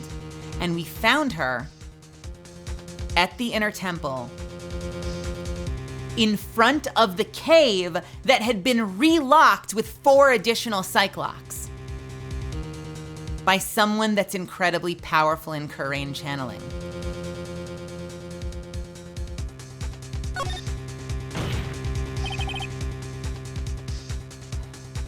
Your Honor, I think there might have been one chance. Oh, explain yourself. Yesterday, for a few minutes, Iris's whereabouts were unknown. Unknown? What do you mean? What I mean is, there was a span of time in which Iris was able to move about freely, unsupervised. Well, who was it? Who would give a murder suspect time to move about freely like that? Oh, I'm sorry. I know you didn't mean to. It wasn't your fault. This person, the person who gave Iris the chance to move freely was... This is Mr. Edgeworth, isn't it? Your Honor, there was a fairly large earthquake yesterday, was there not? An earthquake? Earthquake! Oh my goodness, the inner temple! This kind of tremor might...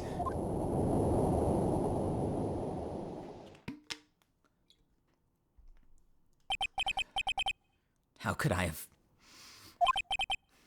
She fled. She escaped.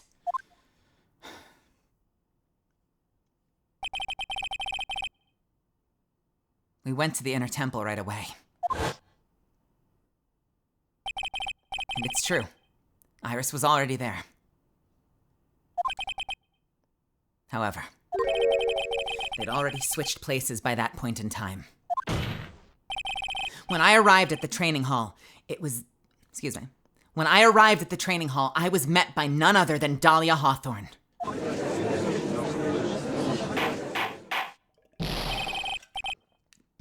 That is quite enough already, Mr. Wright. Now see here. No judge in his right mind would consider the idea of spirit channeling to be quiet.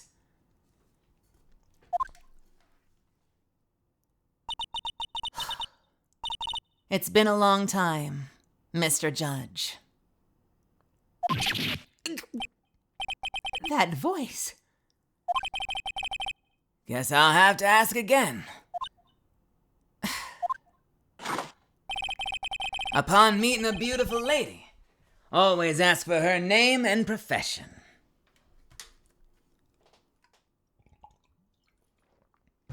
This is a fucking workout. That's one of my rules.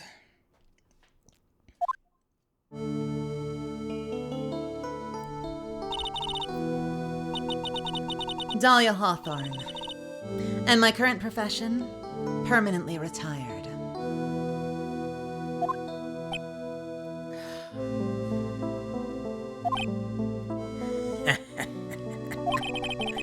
So you're not gonna bother hiding your identity anymore, huh? Why should I? After all, I'm dead. There's really nothing you can do to punish me. What is going on here? Dahlia Hawthorne. I never thought we'd meet again. I never thought we'd meet like this. But This time I'll end it. For her and for myself. Yo, we are done with part 1 of the trial. And I'm going to leave you with that for a second while I go take a break. I will be right back.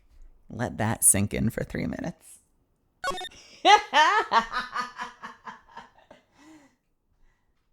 BRB, you've got 3 minutes. If you want to stretch your legs, hit the restroom, refill your water, take your meds, get into something cozy, whatever you need, I'll be right back. Marina, don't you fucking go anywhere. I'll see you in a second.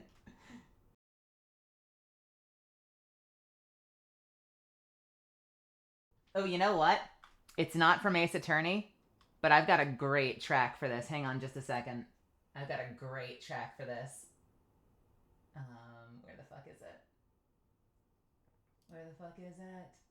Twitch streaming. Music. Yeah, there we go. I think it's this. Nope, not that one. That one's too happy. There we go.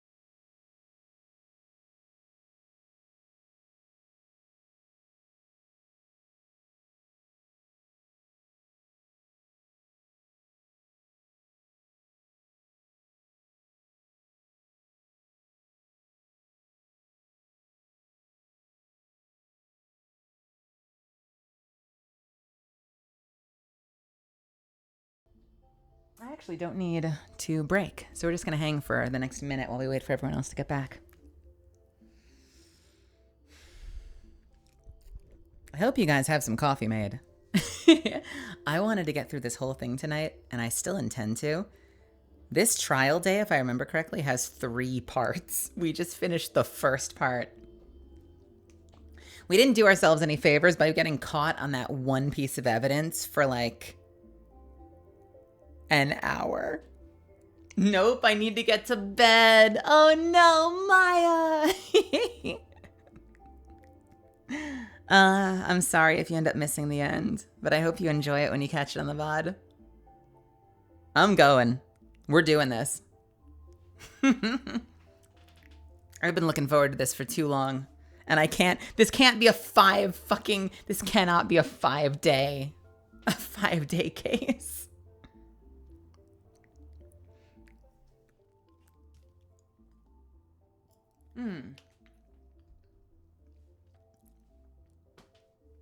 Welcome back, everybody. Welcome, welcome,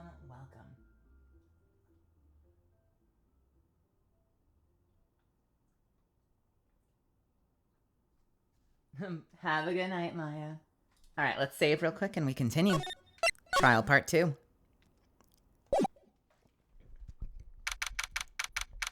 February 10th, 1:06 p.m., District Court, courtroom number 7.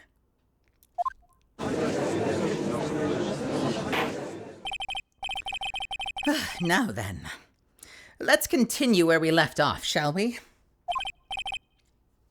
Well, witness? Yes. How can I help you, Mr. Judge? Well, it seems that if we're to learn the truth, we'll need to hear your testimony. I have no problem with that. But when you've seen what I have, Sometimes the truth is better left unknown. In any case, let's hear your testimony. Tell us about the plan that was carried out that night. Totally new character to voice, even though it's the same body. The whole plan began with my death. A stupid plan hatched by Morgan Fay to install her own daughter as the next master. But for it to work, Maya Fay would first have to die. The idea was for me to kill Maya and then have the blame pinned on Iris. The plan went wrong, but it seems to have succeeded anyway.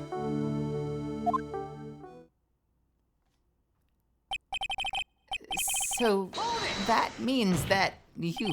Wait a minute! Did you just say that the plan was to kill Maya Fay? Yes.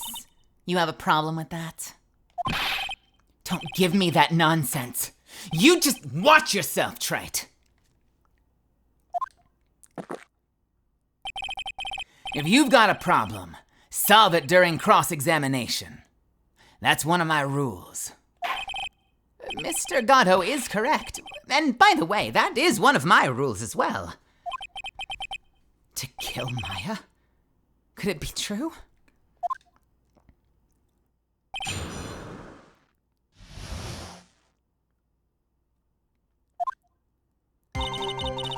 The whole plan began with my death. You were executed last month, correct? Yes. I was hanged. It wasn't exactly pleasant. How did you manage to discuss the plan? When did you talk with Morgan Fay? Last year, she was transferred to the same detention center as me. Since I was on death row and she was my mother, it was actually pretty easy to meet with her. I see. So that's when you discussed the plan. Are you crazy? At first, that woman was planning to kill me as well. Even though I'm her own daughter. All to make Pearl Fay the master of Kurain? She's a cold, twisted woman. She thought she could finally regain her lost honor. The honor she lost when her younger sister, Misty, took her place as master. Ever since that day, she's been working on this plan. A plan, huh? A stupid plan. Hatched by Morgan Fay to install her own daughter as the next master. You're talking about Pearl Fay, is that correct? Yes. Though at first she'd had high hopes for the two of us. You and your twin sister, Iris? That's correct. Fortunately, neither of us had much spiritual power. That's why we were abandoned by her, along with our father. Abandoned? The only person I ever cared about in my life was myself. My sister was a nuisance, so I convinced Father to leave her at the old temple. You mean Iris? Yes, my father remarried a woman who also had a daughter.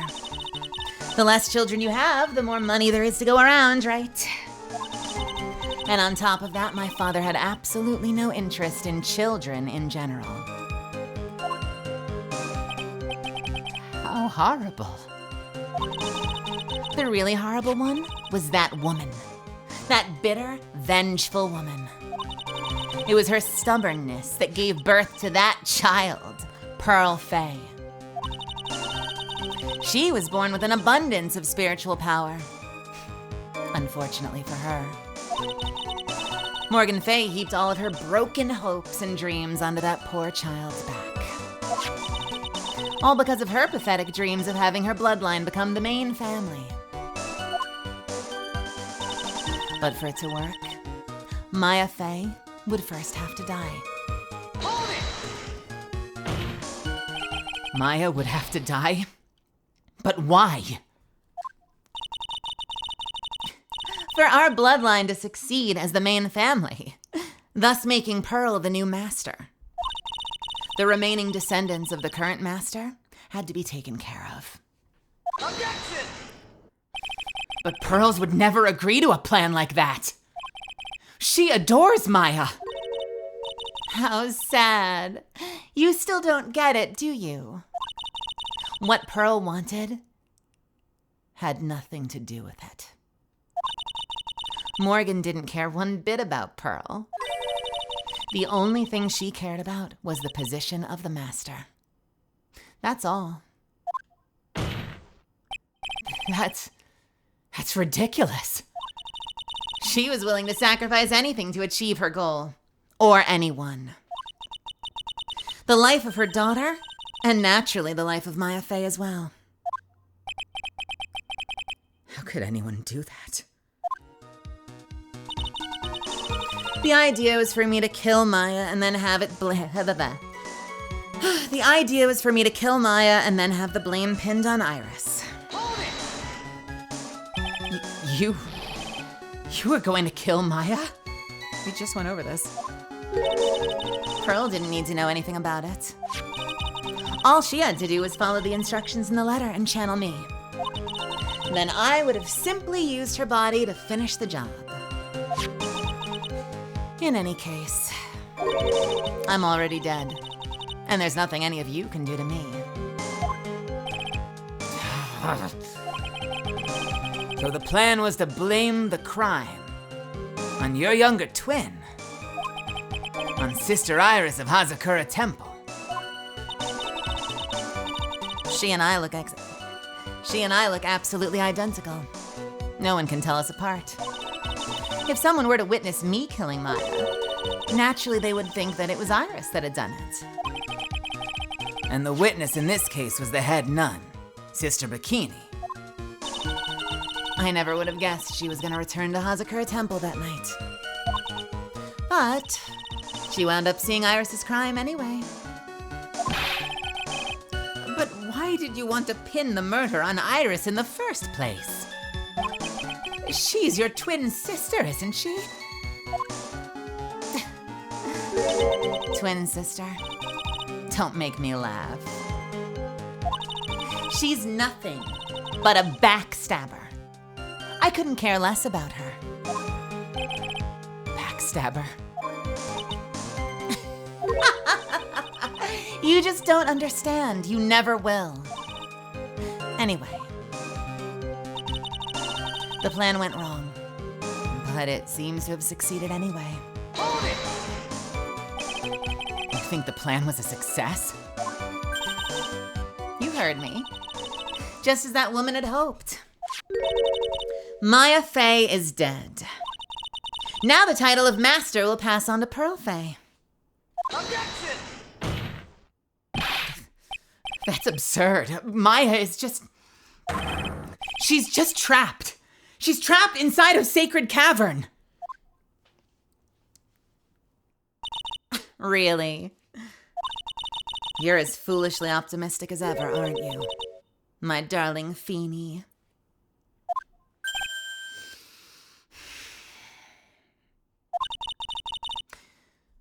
Do you want to know the truth?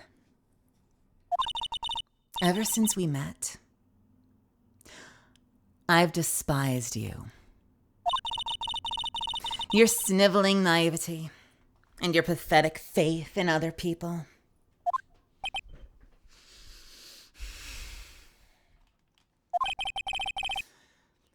I just want to know one thing. What did you personally think of Morgan Fay's plan?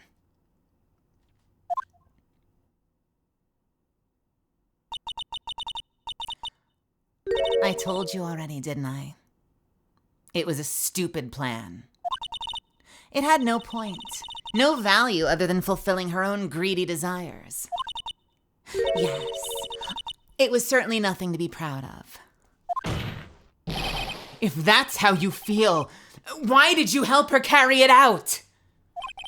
Why would you do it? Why would you kill Maya?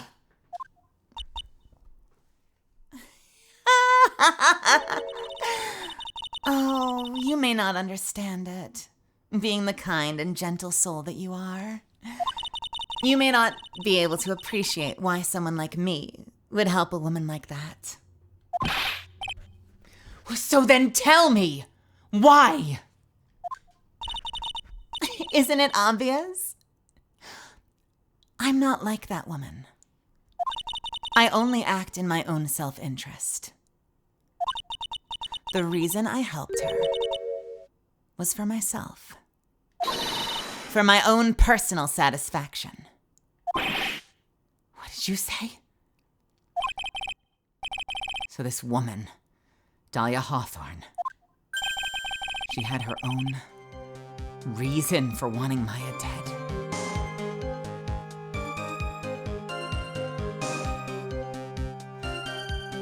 I can only think of one reason why, and it is a deep cut. And I'm gonna keep it to myself because I want to see if I'm right. And if you think that you know what it is, keep it to yourself too. I can think of one reason. Let's see if we're right. She had her own reason for wanting Maya dead. Do you understand why I would kill Maya Fey now? What my goal was? Obviously, it's because you were helping Morgan Fey. Helping? Don't make me laugh. From the day I was born to the day I died, I never helped anyone. I lived for myself, and in the end, I died for myself. I thought that was obvious. She wasn't actually cooperating with Morgan. She was just using Morgan and her plan so she could accomplish her own goal. All I wanted to do was kill Maya Fey. That was the only way I could think of to get revenge. Revenge. It's like I have no choice but to present that piece of evidence. I can't believe it. She meant to kill Maya. I've got to keep a cool head. I need to get more information out of her. It's the only way to understand this plan and what she was after as well. The whole plan began with my death. A stupid plan hatched by Morgan Fey to install her own daughter as the next master. But for it to work, Maya Fey would have to die. The idea was for me to kill Maya and then have the plane pinned on Iris. The plan went wrong, but it seems to have succeeded anyway. Do you understand why I would kill Maya now? What my goal was? I think I know why, but I don't quite know what I need to present. The only thing I can think of, the only thing I can think of is this. Objection! Could it be? Your actual goal had nothing to do with Maya herself? As I said, none of you have the power to punish me anymore. Because I'm already dead. Well, I had the same problem, you see. You can't punish the dead. And you can't take revenge against them either. You wanted to take revenge on someone. I was sentenced to die because of that woman. Mia Fey. I somehow knew it. I somehow knew this was it. Literally, he's speaking for me too. I somehow knew this was it. I wanted to send her a message.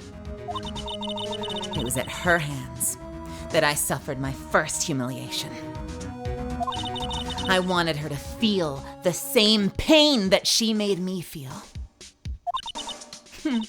Sadly, When I realized revenge was impossible, I gave up. And the reason it was impossible? Was it perhaps because Mia Fey had already died? Yes. And I realized there's only one way to take revenge against the dead. And how do you do that? Even when the body dies, the spirit, the ego, it lives on forever. I wanted to take away the person that Mia Fey loved most. I wanted to kill her with my own hands. That would be the one and only way I could take my revenge against Mia Fey. That was the reason I helped out with that woman's plans. Just for that? For that, you would kill Maya? Your goal was no different than that of Morgan Fey.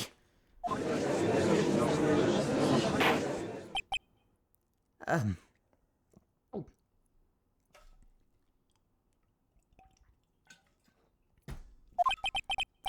they say, the apple doesn't fall far from the tree.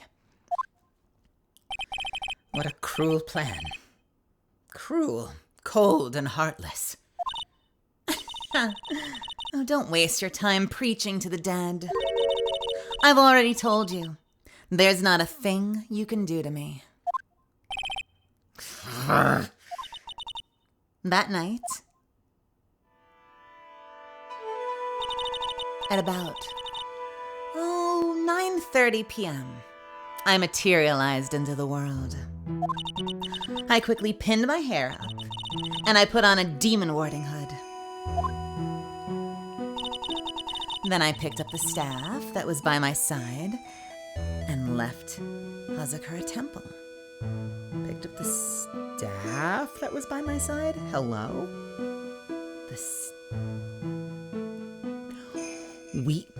Keep your mouth shut, chat! We theorized this. We theorized this like 2 weeks ago. We had this theory. Nothing. Not a word. Then I picked up the staff by my side and left Hazakura Temple. So... Oh, okay, cool, okay. It's not gonna be a big reveal. We're just going there. Cool. We did theorize this. So... It was Elise Donim who channeled her after all.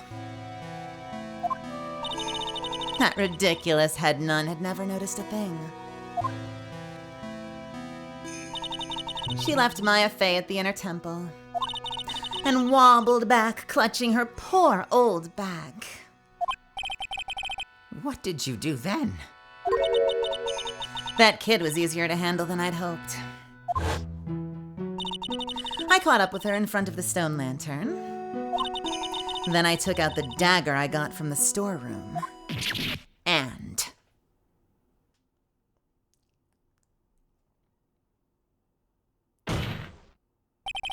So then you're saying you stabbed Maya?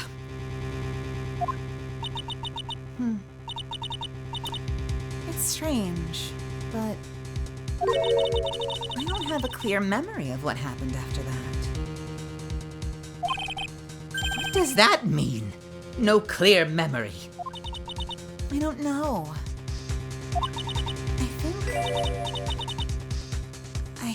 think I was stabbed. You were stabbed? At the last minute. Maya Fey must have stabbed me. I'm sure of it. It's not like her at all. Maya wouldn't stab a French fry with a plastic fork. Anyway, I suddenly lost consciousness. But before I did, I scrolled her name on the lantern. Just as I was passing out, I wrote Maya behind my back.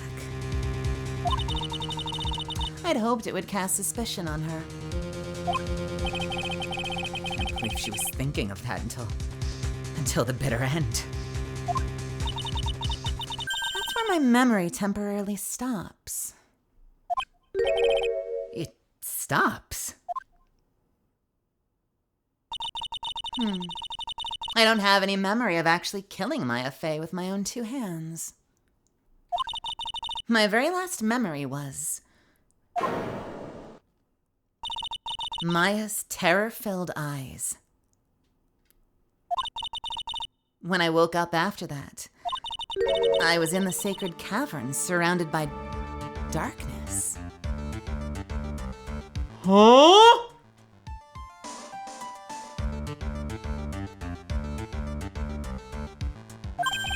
You were in the sacred cavern. The entrance was sealed with one of those trick locks. Somehow I had been trapped in there. But how did you wind up in there?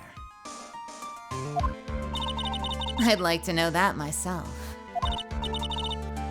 Anyway, I was worried. I didn't know whether or not Maya Fey was dead. And I swore I wouldn't return to the underworld until I knew I'd killed her myself. Huh. For a ghost, you're one tough cookie. I wanted to get out of there and make sure she was dead. But I couldn't do it. I couldn't get out. The trick lock stopped you, huh? I didn't know how to remove it. So then you're saying you were actually confined against your will inside the sacred cavern? Yes, I wanted to get rid of that annoying lock as soon as possible. But it wasn't easy. I kept getting interrupted while I was working on it. Interrupted? It was early in the morning, but someone came into the training hall. What? Who? Could it have been Maya? I thought the same thing, but I couldn't see. Why not? If someone had spotted me, I would have lost my chance to take revenge. So I made sure to hide myself well at the back of the sacred cavern. That morning, only 2 people could have gone to the training hall. Maya and Pearls. Pearls went there to cover the hanging scroll in gravy. Still, I managed to finally remove the lock. But I was too late. What do you mean by that? The flies had already started to gather. The bridge had been fixed and the police had started their Instigation? The bridge had been fixed and the police started their investigation, correct? Naturally, I couldn't go out. So instead, I returned to the cavern and put the lock back on myself. I realized I wouldn't get a chance to see Maya's corpse as I'd hoped. But just then, Lady Luck showed up. Lady Luck. After that big earthquake, she showed up all by herself. The real Iris? She said she'd come to make sure the sacred cavern was all right. Stupid girl. I came out from the sacred cavern and got a feel for the situation.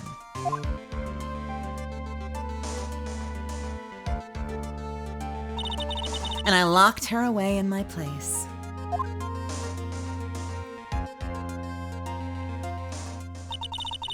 I had finally learned exactly what had happened.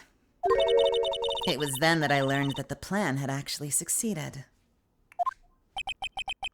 What do you mean your plan had succeeded? I had misunderstood one thing, you see. That night, the one that had summoned me, I had assumed that it was Pearl Fey. Well, of course you would have assumed that. It was written in the instructions. But I was wrong. The person that had actually called my spirit back was Misty Fey. the picture book author. What? Well, that's really the only possibility, isn't it? After I lost consciousness in the garden, it was her body that was left lying there.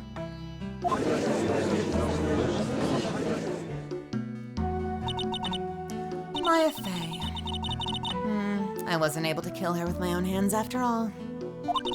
But even so, I made her commit the most vile sin a human can commit. And that is? Matricide. The sin of killing her own mother.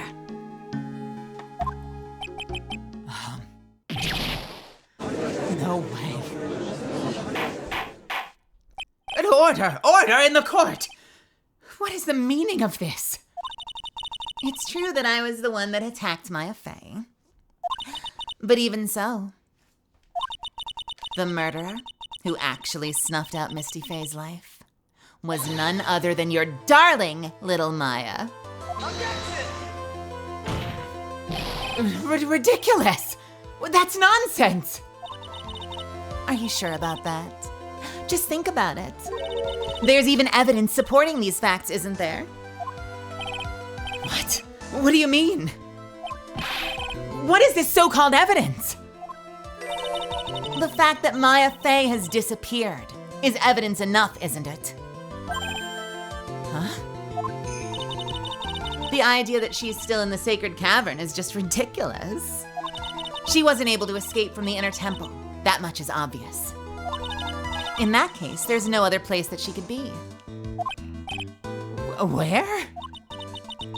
Do I have to spell it out? The bottom of Eagle River. Where else? Eagle River. Maya Fey killed her long-lost mother. Can you imagine the guilt she must have felt when she realized that? That's why she threw herself into Eagle River. Most bodies that wind up in there are lost forever.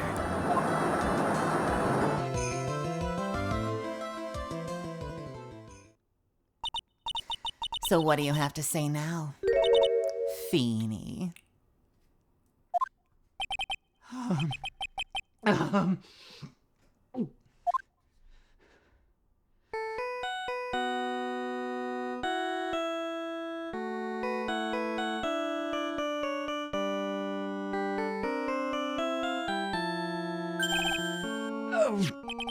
Oops. Sorry, that's my phone. What kind of ringtone is that?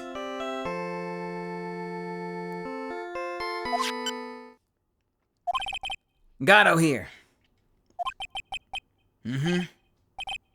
Okay. Thanks. Was it something important? They just finished removing the locks from the sacred cavern. Oh, that's great. What about Maya? There was a woman in the cave. Was it Maya Fey? It was the accused, Sister Iris. Huh? Don't look so surprised. I locked her in there yesterday. I just finished telling you that. So, what about Maya? Where is she? There was no one else found inside the sacred cavern. No, it can't be. I told you, didn't I? She's dead. No!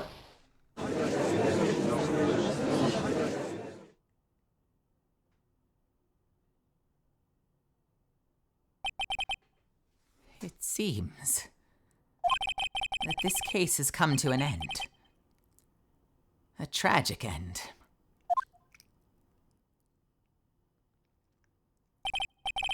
Sadly, it appears the killer of Elise Donim, also known as Misty Faye, was her own daughter, Maya Faye.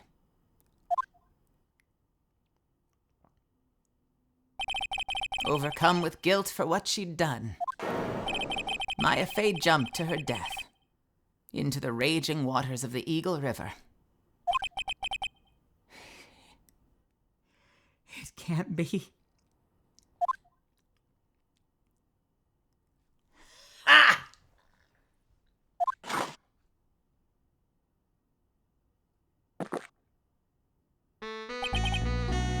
Right. Have you ever heard this one? Once you eliminate the impossible, whatever remains must be the truth. No matter how improbable it may seem. What is that supposed to mean, Prosecutor Gatto?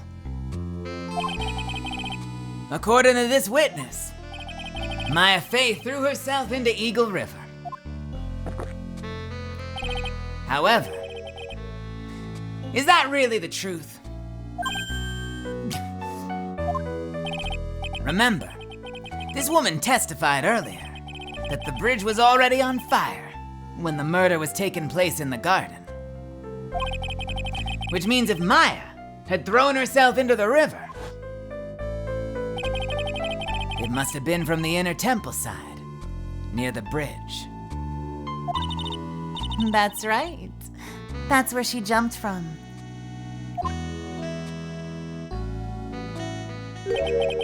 But that's impossible. It's impossible to jump into the river from there. What? There's rocks, there's the thing with the rocks. There's like 20 feet of rocks. What? Oh, don't get your panties all twisted up, Trite. Oh, just relax and think through the whole thing again. So it's impossible? Maya couldn't have thrown herself into Eagle River? Well, Mr. Wright, Ms. Hawthorne claims Ms. Faye threw herself into the river from the inner temple side.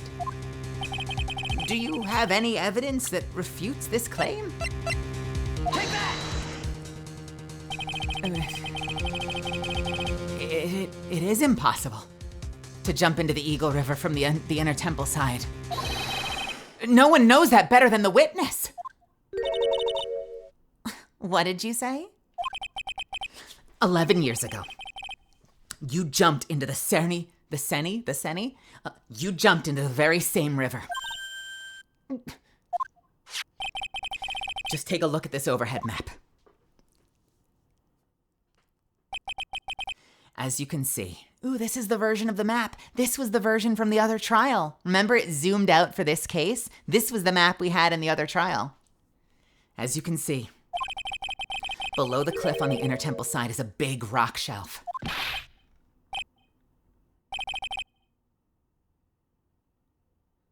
Oh, you're right. She wouldn't have reached the river if she'd jumped off from there. In other words, if she had jumped, we would have been able to see her body in this photo. Oh.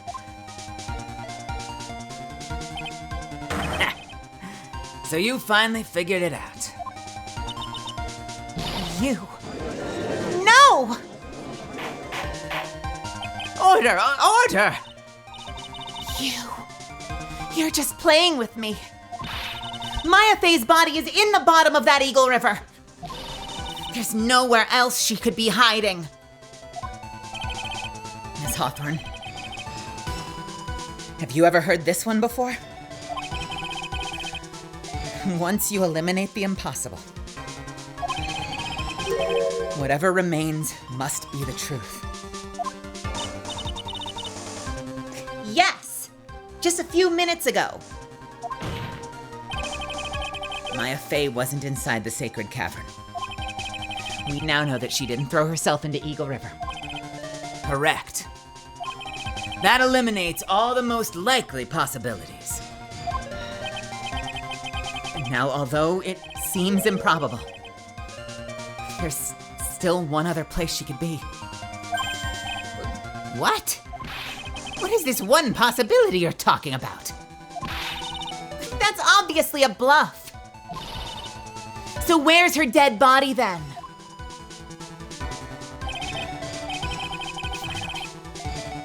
I think the pieces are falling into place. Normally, the living have no way to punish the dead. But I think there's a way to give Dahlia Hawthorne the ultimate punishment. Shall I tell you, Miss Hawthorne? Shall I tell you where Maya is this very instant?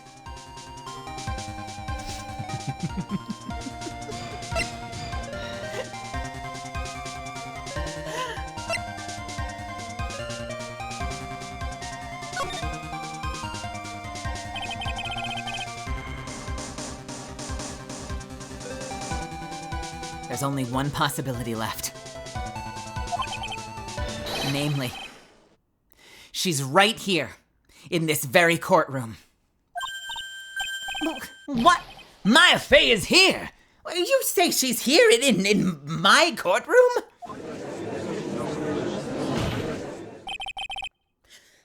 Dahlia Hawthorne, I seem to recall that you said I'd misunderstood one thing, you see. So what? But I think there's one more thing you misunderstood. What do you mean? Tell me something. At this very moment, who is channeling Dahlia Hawthorne?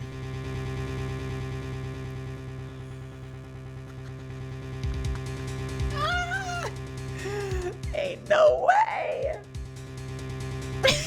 Ain't no way. Why, that's obvious. It's Pearl Fey. That pathetic little sniveling runt. You're wrong. Pearl's tried, but she couldn't do it. Never failed at channeling someone. This is the first time it happened. Isn't there any explanation for why you couldn't channel a spirit? It can happen if someone else had already channeled the same spirit. Someone called me before Pearl did? But who? Pearl's even tried again on the day after the crime. But she couldn't do it. What could that mean? I think the truth is becoming clear to you right now, am I correct? Safari. Ah! It wasn't Pearls that channeled you. There was someone who called you before she could. Take that! This is an easy one. Pearls couldn't do it. And Misty Fey is gone. There's only one possibility left. Come on already, I can't stand the tension. Dahlia Hawthorne. The person channeling you right now must be Maya Fey. What? But how could that be? Remember what this witness, Dahlia Hawthorne, said about her goal. She said that her goal was to kill Maya Fey. Yes, that's right. But if Maya channeled the spirit of someone that was trying to kill her... Ah! Well, Gramps, what would happen? What could it be? Looks like you finally understand, Your Honor. Well, I don't. What are you going on about? What I'm going on about is the reason Maya channeled you. And there's only one reason. to protect herself from you.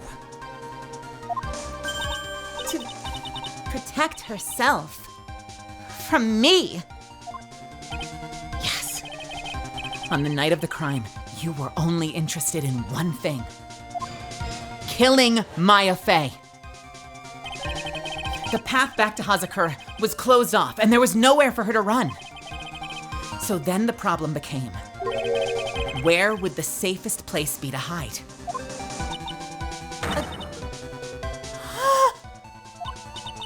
You mean that's when she channeled me? All this time you thought you'd been channeled by pearls. That's why it never occurred to you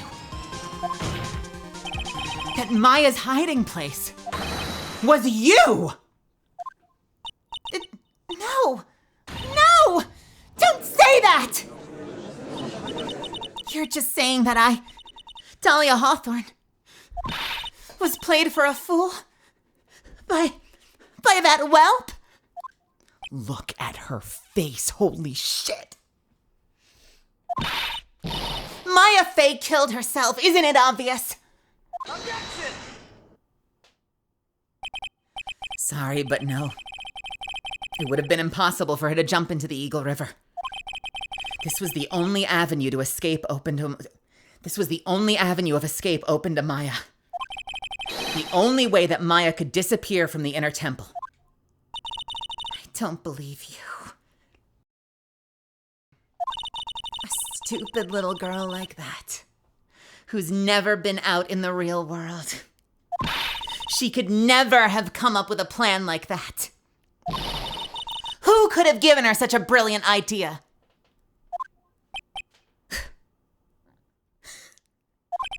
Well, me, of course. Oh! Ah! Hold on, let me redo that. Well, me, of course. Mia! Mia Fey. It's been a long time, Dahlia Hawthorne.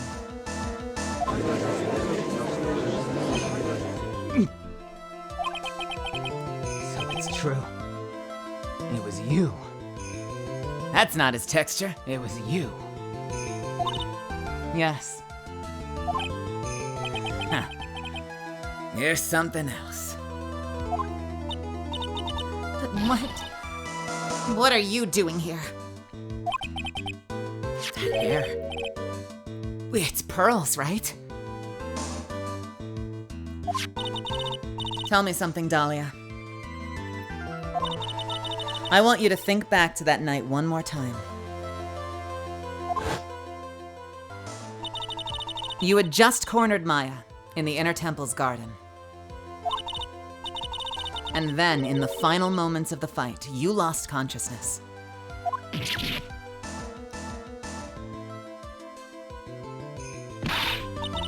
I was stabbed by Maya Fey! Actually, Maya lost consciousness at the same time as you. She did. Not terribly surprising since she was about to be killed. When she woke up, she was in the training hall. That's when Maya decided she needed help. So she channeled me. She explained in a memo the situation she was in. She asked me what I thought she should do.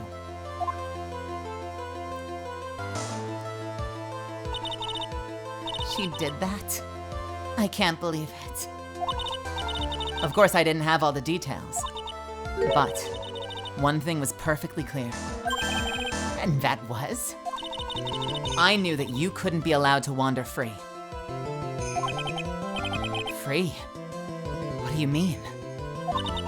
It was a race against time. So I wrote down 2 things that Maya had to do. Channel Dahlia Hawthorne as soon as possible. And lock herself in the sacred cavern until help arrived. So it was Maya who put the lock on there. Yes, but why did you order her to do those 2 things? If she hadn't done it, Dahlia Hawthorne would have been channeled by someone else. By one Pearl Faye. Pearls. Yes. Pearl hadn't properly understood the plan. So all she was trying to do was follow her mother, Morgan Faye's instructions. If she had succeeded in channeling Dahlia Hawthorne's spirit, things would have turned out very badly, to put it mildly. So that's how it was. Dahlia Hawthorne would have used the body of Pearl Faye to kill Maya at all costs. Yes, it certainly sounds like that was the intent all along. How dare you? I won't forget this. Why not just admit it, Dahlia Hawthorne? Your little plan was nothing but a big failure. Yes. Another failure to add to the pile of shame, wouldn't you say?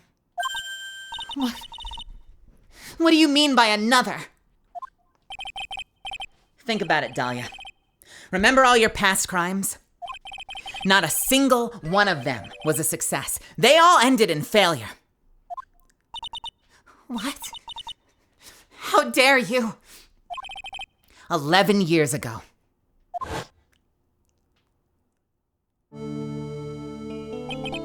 The fake kidnapping, your very first crime.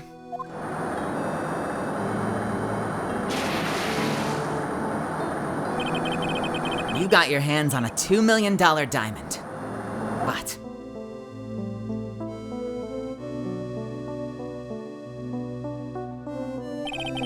after Terry Falls escaped and went to meet Valerie Hawthorne, the truth was exposed. Shut your mouth! That wasn't my fault!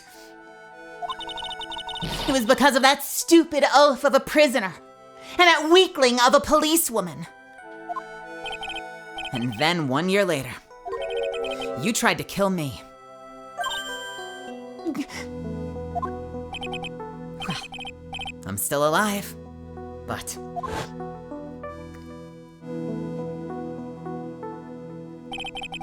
you wound up killing someone else.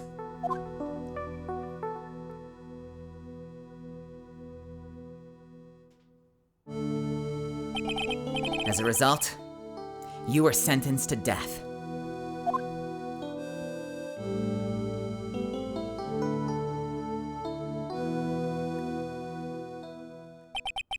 It's one stupid move after another for you. But it's no longer funny. You. Wipe that smug, happy-go-lucky smile off your face. And now this. You've messed up again. You let Maya Faye escape, even though she was right there in front of you.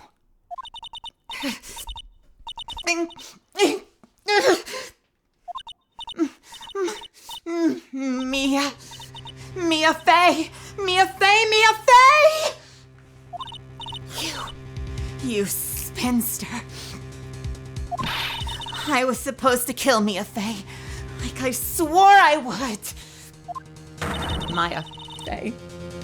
And if only you hadn't gotten this spiky-haired jerk the guilty verdict, I wouldn't have been hanged to death. True. But I think you finally understand, Dahlia Hawthorne.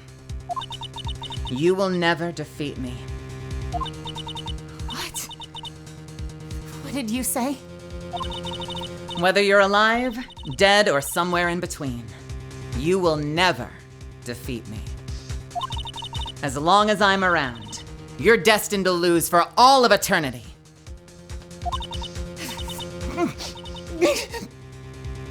just gonna let this play out. Once it starts. I remember what you said earlier in the trial. You said there was no way we could punish you. Because you were already dead. What about it? Then you said, Even when the body dies, the spirit, the ego, lives on forever. That's very true, Dahlia. And that's exactly the punishment you'll never be able to escape from. For all of eternity, you'll have to remain as Dahlia Hawthorne, a miserable, pathetic, weak creature who can never win at anything. And for you, there's no escape from that. No hope for freedom. Since the day you were executed, the narrow bridge that once stretched out in front of you has burnt to a crisp. You're wrong. It can't be. How could I lose to the likes of you? It no longer matters. I don't care whether you win or lose anymore. The only thing I want is for you to come out of Maya's body right now!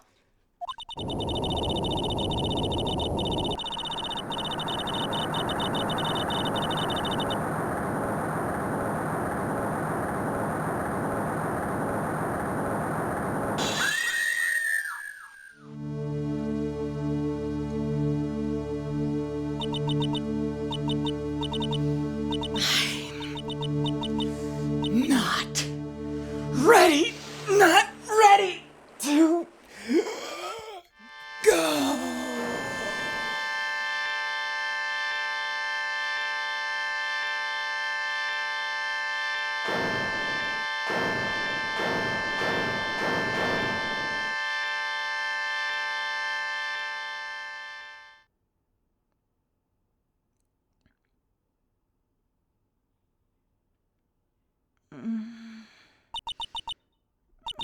Nick, sis.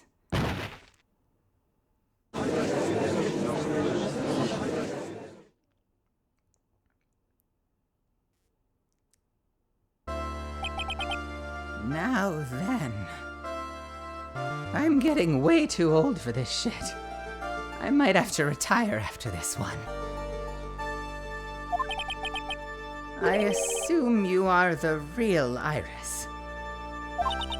Yes. I was just rescued from the sacred cavern.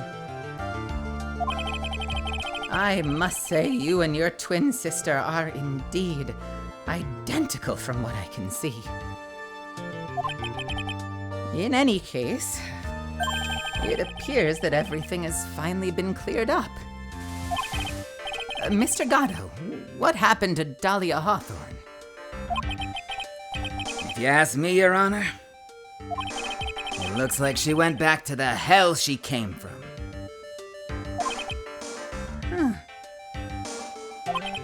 It seems that Misty Faye wasn't the only victim of this crime. Maya Faye as well, as the young Pearl Faye, were also victims of wicked and selfish plans. Yes, Your Honor. The tragedy of Medium Valley has finally come to an end, it seems. It would be best for everyone if no further attempt was made to channel that spirit again.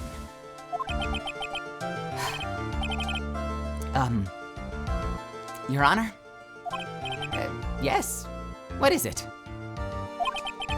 About this whole spirit medium thing. It's almost weird how comfortable you seem to be with the concept now. Well, to be frank, my younger brother is quite judgmental.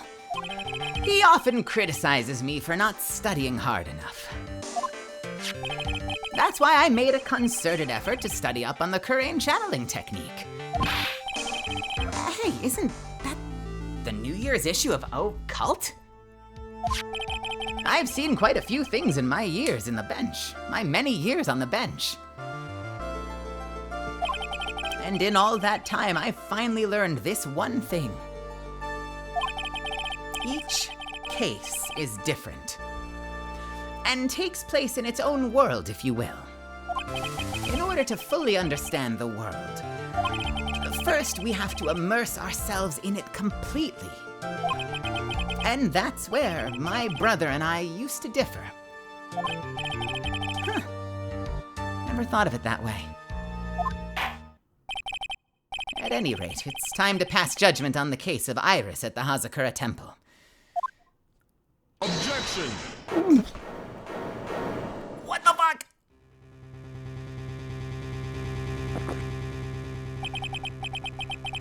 You're a little too fast with that gavel, Your Honor.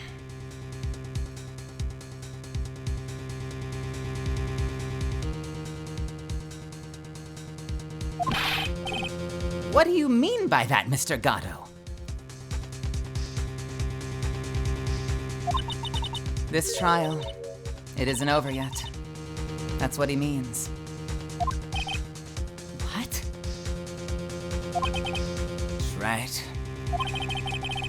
Remember what Miss Evil Spirit said in her testimony? Huh? Dahlia's testimony? I caught up with her in front of the stone lantern. Then I took out the dagger I got from the storeroom and...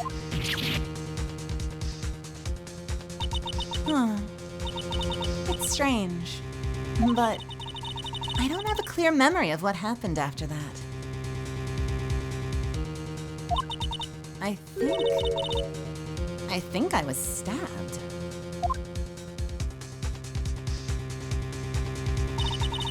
Just as Dahlia Hawthorne was about to attack Maya, she was stabbed and killed by someone. Yes, that's right. The person that was ultimately killed was the spirit medium that channeled Dahlia. Elise Donim. No, Misty Faye. But who killed her? We still don't know who did it. This isn't over?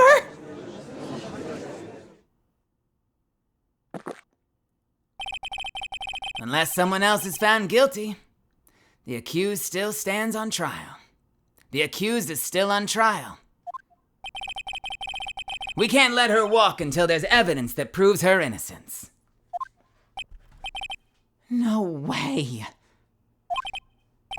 But this court isn't prepared for any further testimony. The prosecution is ready to call our final witness. Final witness?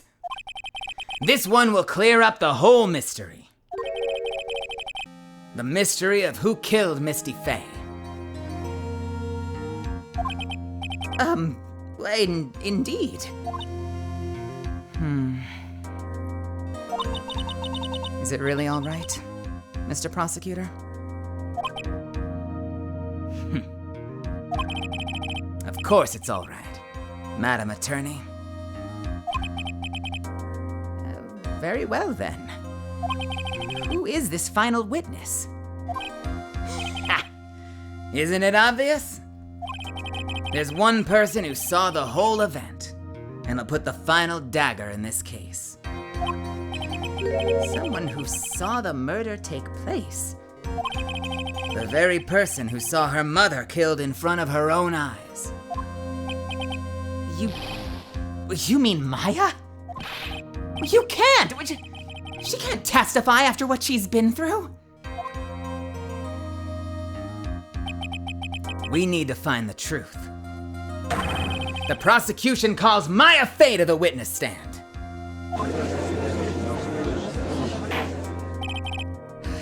Very well. But first we'll take a brief recess. We'll have to wait for Ms. Faye to recover before summoning her. Once we receive the doctor's permission, we'll proceed with the trial. Hey, Trite.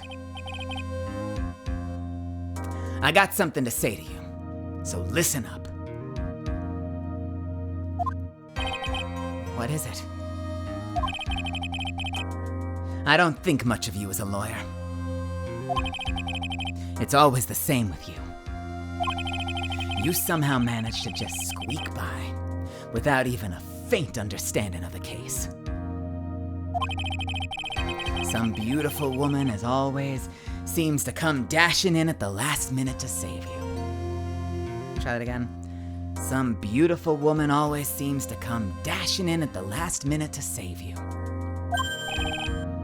You've got some nerve. That's not gonna happen this time. This time, you're gonna have to do this by yourself. That's enough. This court is now in recess.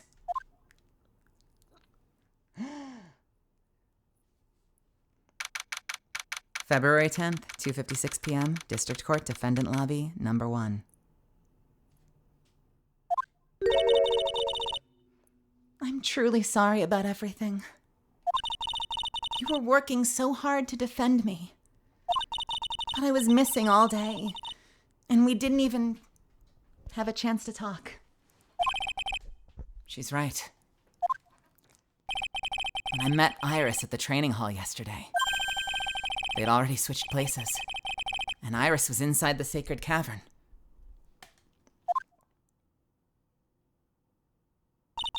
I wanted to at least be in the defendant's box today to root you on. Well, it wasn't your fault. You were locked up this whole time. There's something more important than that, though. I have to ask you. Why did you help your sister out as much as you did? If you Had tried to get help at the sacred cavern yesterday, you wouldn't have spent the entire day locked up in there. my sister. I felt sorry for her. She was abandoned by our mother and never got any love from our father either. Yes, but it was the same for you too, wasn't it?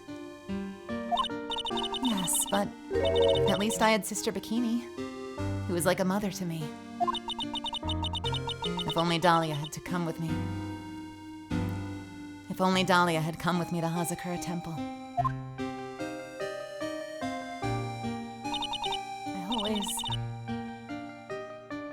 I always loved her. Dahlia was always so smart, so strong. She never complained about anything.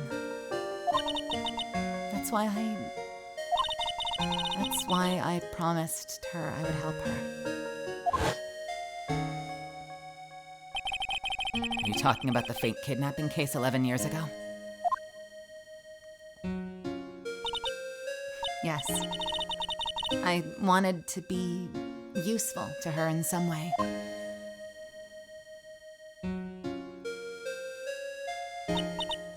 But, as usual, I was too cowardly. At the last minute, I ran away. Because of that, Dahlia's stepsister Valerie ended up That was the case that wounded Mia so badly.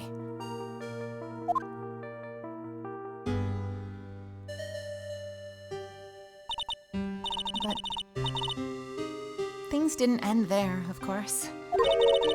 Some people suspected that my sister was involved in the murder. Some people? You must mean... Yes. 2 defense attorneys. Mia Fey and Diego Armando.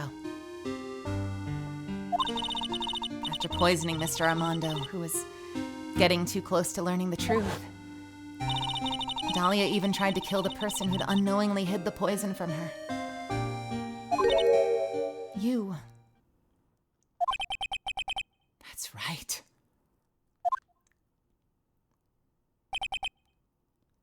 Iris? There's one more thing I have to ask you. Yes, what is it? On the night of the murder, the person that cleaned up the corpse of the victim, Elise Donem, was it really you? Yes. It was me. That night after I rang the lights out bell, I went back to my room. At around 10:30, I received a call on my cell phone.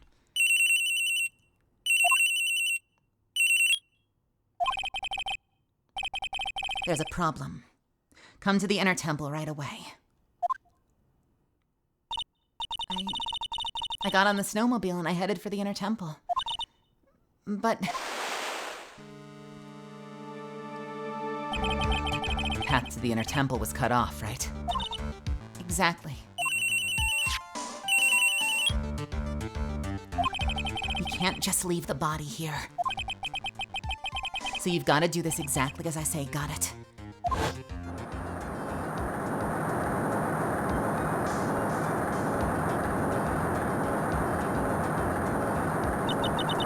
It was me.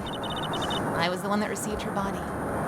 The murder weapon had been left in her body so she wouldn't bleed too much. The staff that Mystic Elise always held.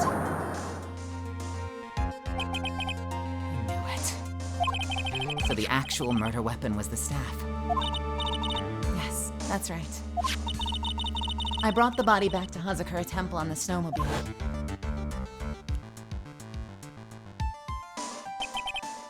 Why? Why did you alter the body? I didn't want anyone to know the staff was the murder weapon. I didn't want to leave anything that could lead back to Misty Faye. So I dressed her in a robe and stabbed her with the shichishito. I wiped the blood off the staff's blade and left it next to her on the ground.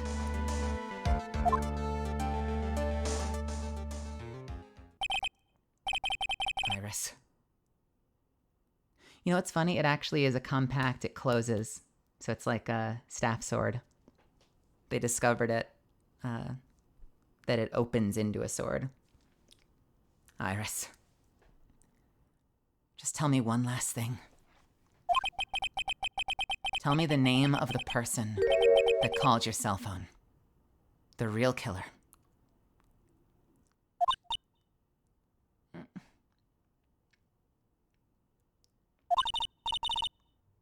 I'm sorry, Mr. Wright. I can't do it. I can't say who did it. I see.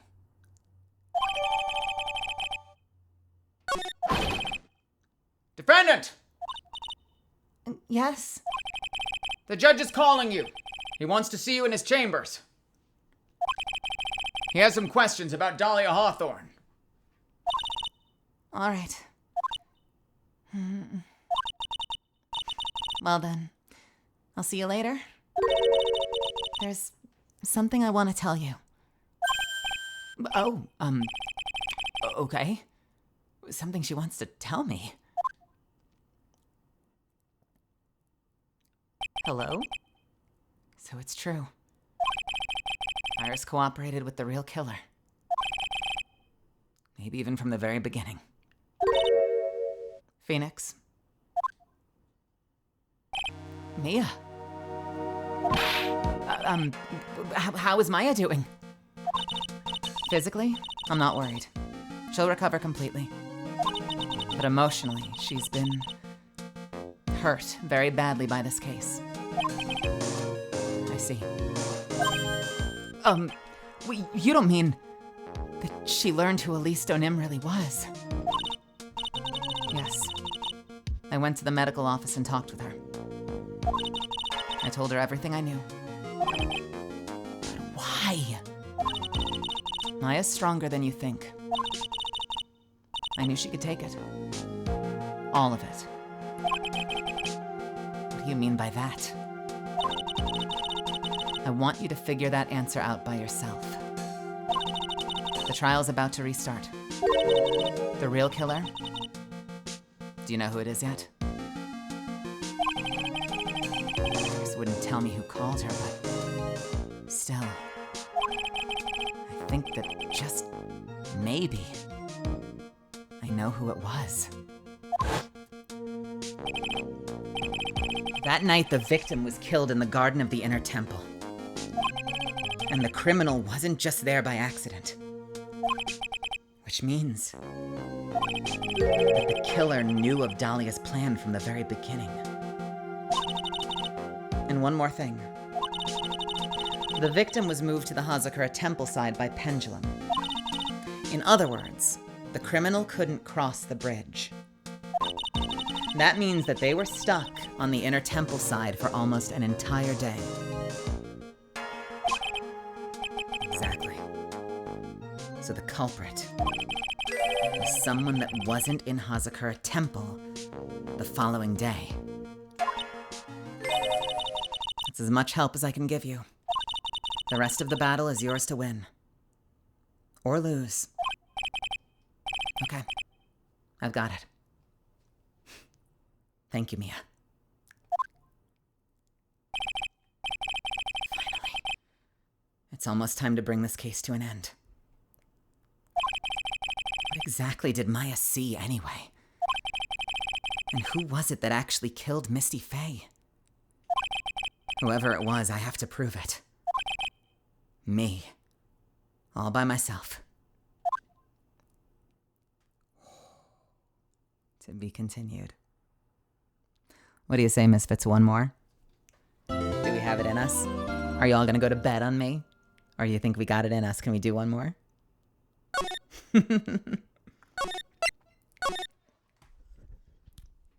One more, let's go. We can't stop here. Oh God, it's so late. I would die if you ended here. One more. Heck, speedruns. Welcome. Hello. Not my first time playing through, but it's been a while. But I've been wanting to do a performance stream of this for a long time. Red Oni, welcome as well. Welcome. All right. I'm going to take probably my second to last 3-minute break. I'm just kind of planning this out. And I will see you back here in 3 minutes. This is your time. Go hit the restroom, refill your water if you need to. I am going to refill my water too, I think. I'm going to go get some more hot water. So this is going to be, I'm going to hit the 3-minute button, but it's going to probably be closer to 5, all right? So you got a couple minutes. I will see you back here, and we will jump in with the final segment of this game. Remember, no spoilers, no backseating. Let's let this play out. I'll be right back.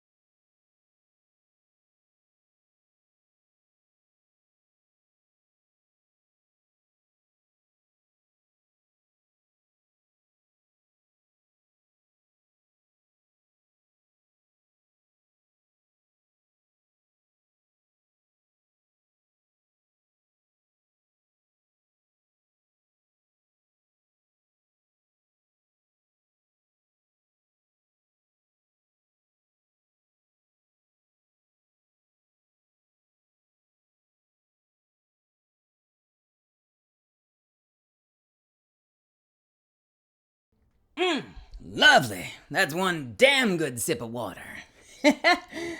Welcome back, everybody. We have an hour and 13 on the clock, and we are going to jump back into the final trial segment. Are you guys excited? You asked for this, so we're in it now. Chain yourselves to your desk, and you're in for a fucking ride. Let's go.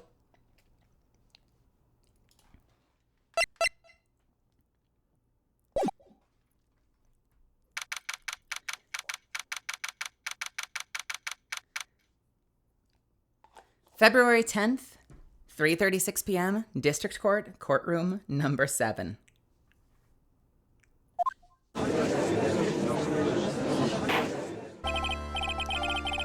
Now then, before we proceed any further, I'm going to announce the results of the tests we had performed earlier. Tests? Yes, tests. On the bloody dagger that was found stuck in the pine tree. Oh, yeah! That! I totally forgot about that. That's the weapon that Maya Fey used when she fought off the victim. Let me try that again. That's the weapon that Maya Fey used when she fought with the victim. So what are the results? Was it the victim's blood, or...? Well, due to time constraints, a full test wasn't possible. However, there's one thing we can say with certainty. The blood that was on this dagger was not the victim's blood. What?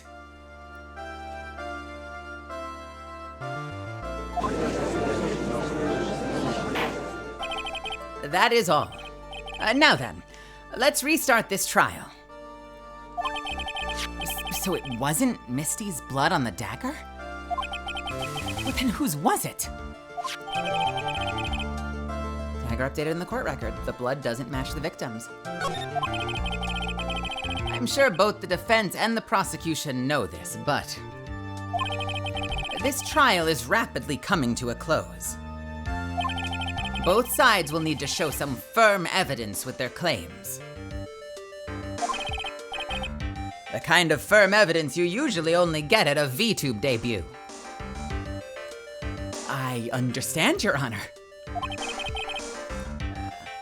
From what I heard, the witness is dangerously weak, physically speaking. So let's finish this quickly. Agreed. Very well. Please bring in the last witness.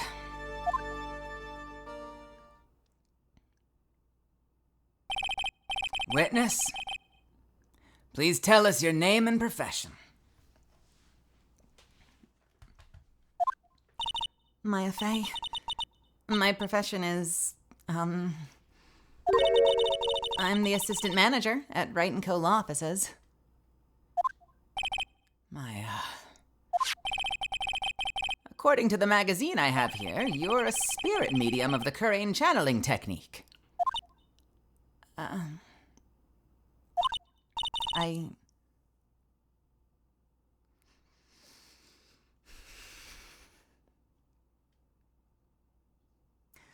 frightened. The Fey clan... I don't want any more to do with it. Oh, Maya. The pain the Fey bloodline causes must be unbearable. Very well. Now then, Ms. Fey, when the event occurred,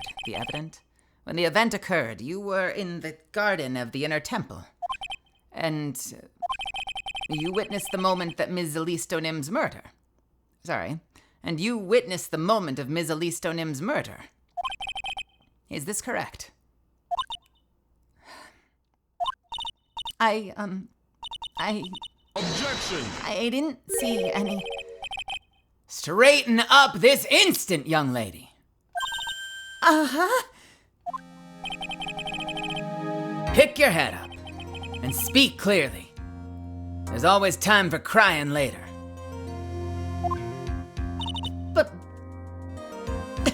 but Your mother was killed right in front of your eyes. There's nothing you can do to change that fact.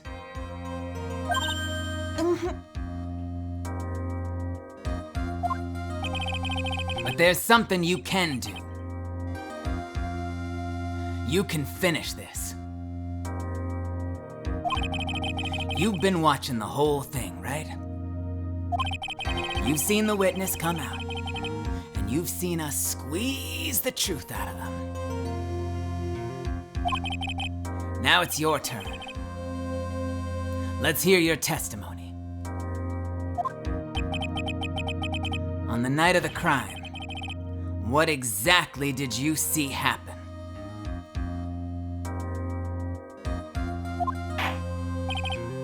Witness, if you please. yes, Your Honor.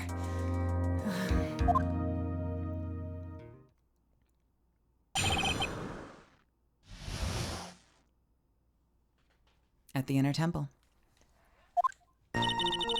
I was passing through the garden on the way to the spare prep room when it happened. Suddenly, someone struck me over the head. I stumbled and ended up against the stone lantern. I think I screamed, "Help me." And something warm splashed over me. That's when I lost consciousness.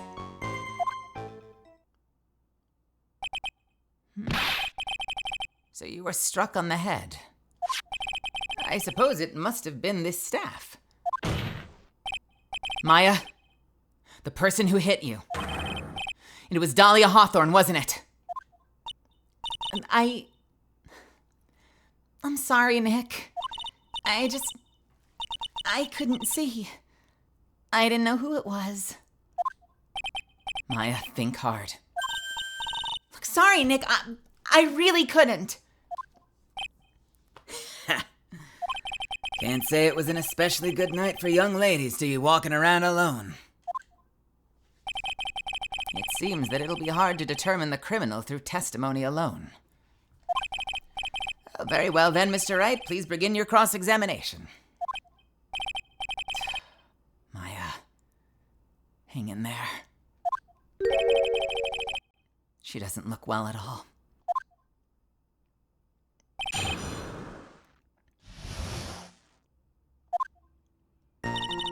I was passing through the garden on the way to the spare prep room when it happened.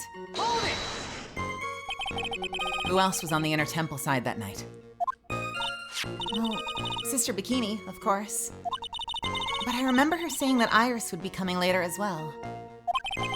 And the day after the incident, Edgeworth met Bikini at Hazakura Temple. That means she couldn't be the criminal. So then, did Iris actually come later like she said? Well, let me think. She seems confused. It's probably because she's so tired. No, I'm sure I didn't see her. She must have come when I was preparing for the training. Suddenly, someone struck me over the head. Who did it? Who hit you? Well, I didn't see who it was. I was hit from behind. You didn't see the person. But after that, your attacker was in front of you.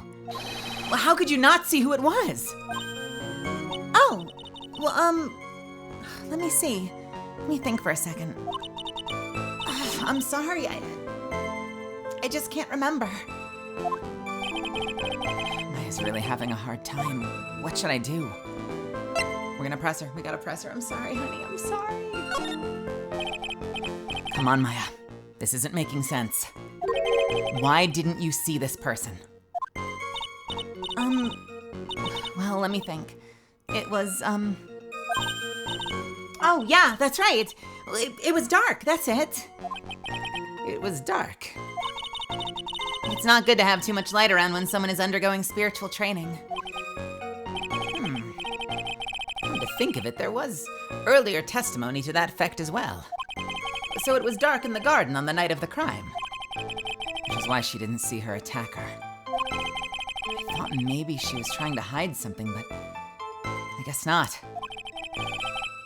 Judging by the testimony thus far, the identity of the attacker was most likely the spirit that was channeled by Elise Donem, Dahlia Hawthorne.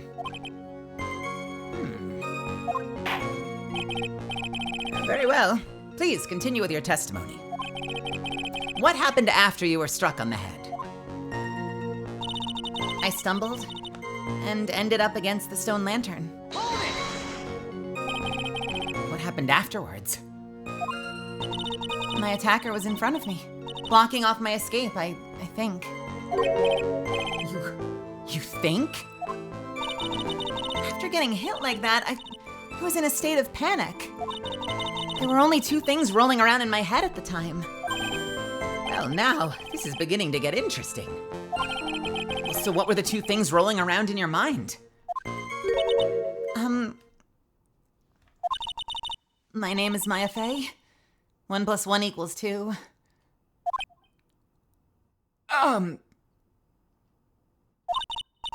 You see, for some crazy reason, I was afraid I was gonna lose my memory. I know it's odd considering my life was in danger, but that's how it was. That is not odd at all.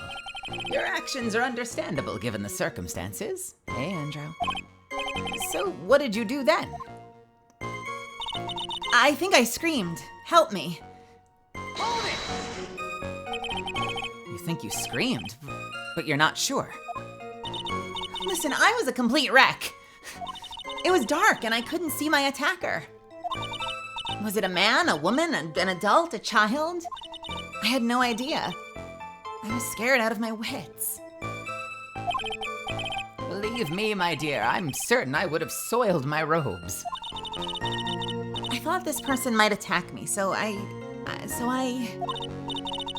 Anyway, I'm pretty sure I screamed. I thought that it was my last hope.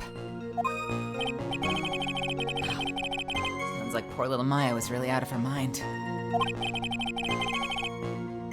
wonder what she meant by last hope. What do I do? Do I press her for more details? What did she scream? My last hope.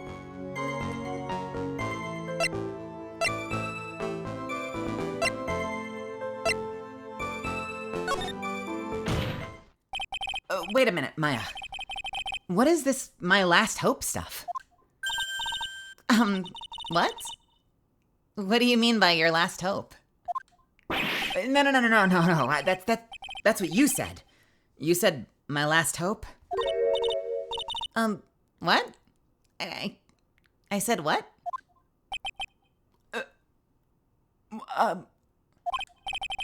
Look, you were facing an attacker and you couldn't see and you screamed, right? You screamed, "Help me." Yeah. But you testified that you screamed that because your thought was it was your last hope. Oh. Well, you know, that's like what you call it when that happens. Maya's not doing so well up there. Oh, yeah. That's right. I remember now. I was facing my attacker. But that's not who I was screaming at. What did you just say?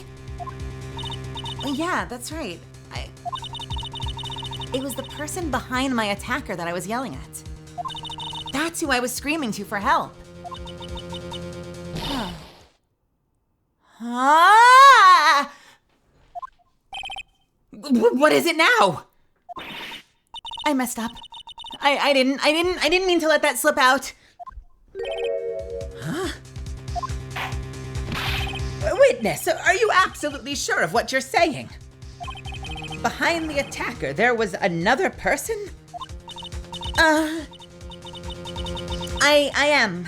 Well, I meant to keep that part a secret. What have I done?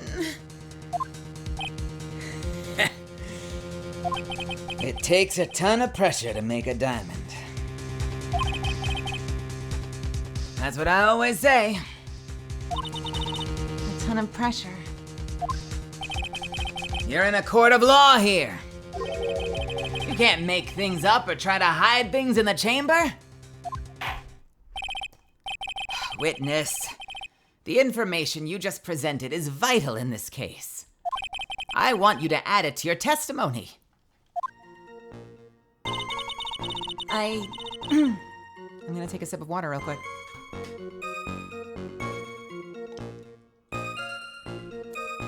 I've been doing so much soft femme tonight that I'm not used to Maya. I vocalize Maya more. She has more of like, when she's in a good spirit, she has more of like a sort of like smile to her voice when she talks. But when she's really sad, it's a little harder.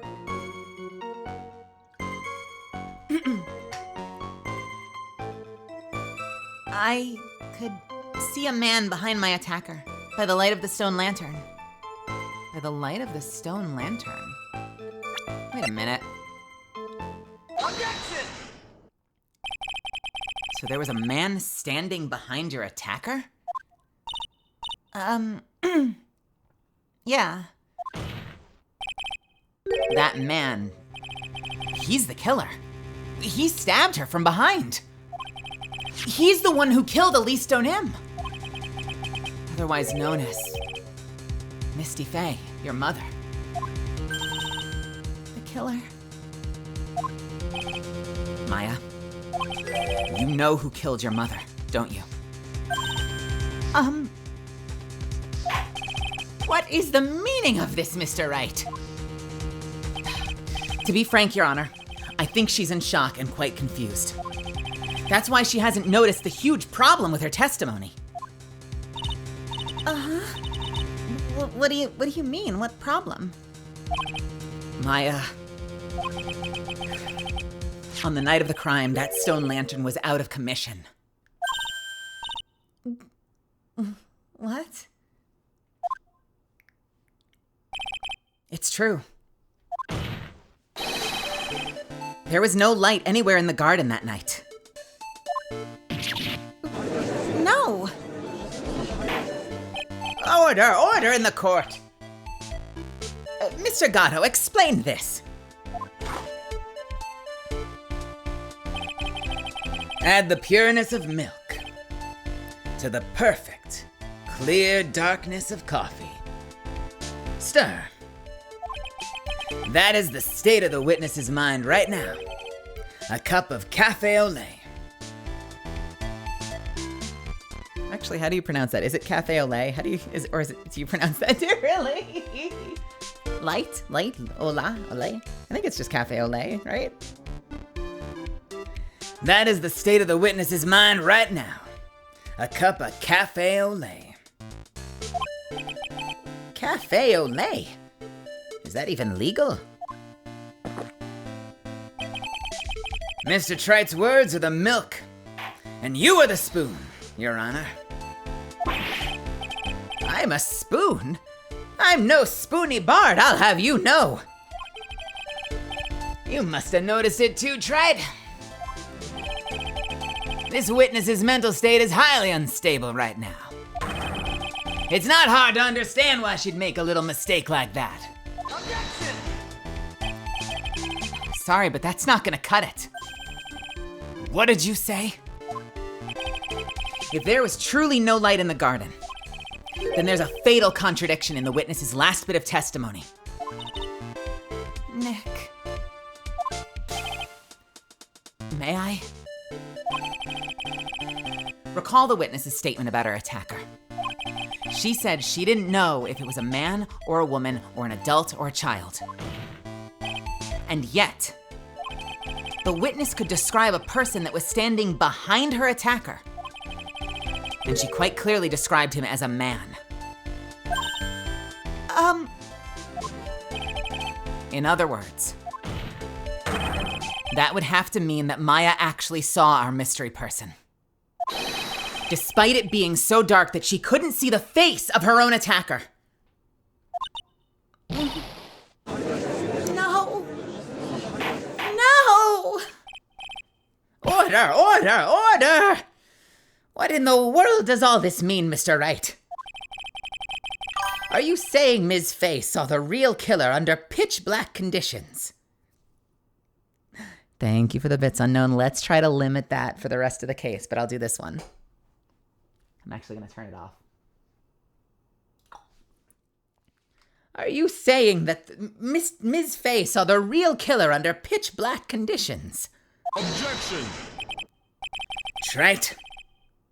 Do you have any idea what you're proposing? How could she have seen one more time. How could she have seen in the dark? There was no other light source at the scene. Objection! There are some things that you can only see in the dark, Mr. Gatto.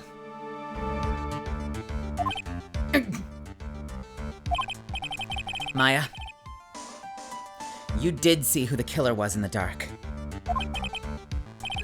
And now you're trying to cover for him. Cover? For the man that killed her mother? There's only one conclusion I can draw from this. You know who this man is.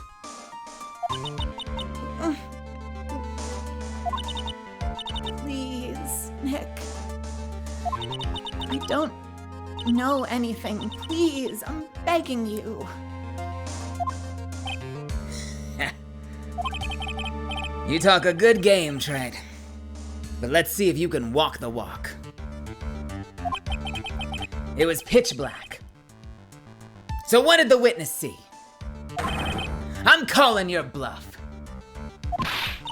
No, Nick, don't.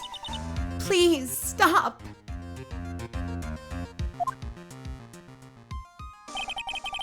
Maya's dead set on protecting this guy. The man who murdered Maya's long-lost mother.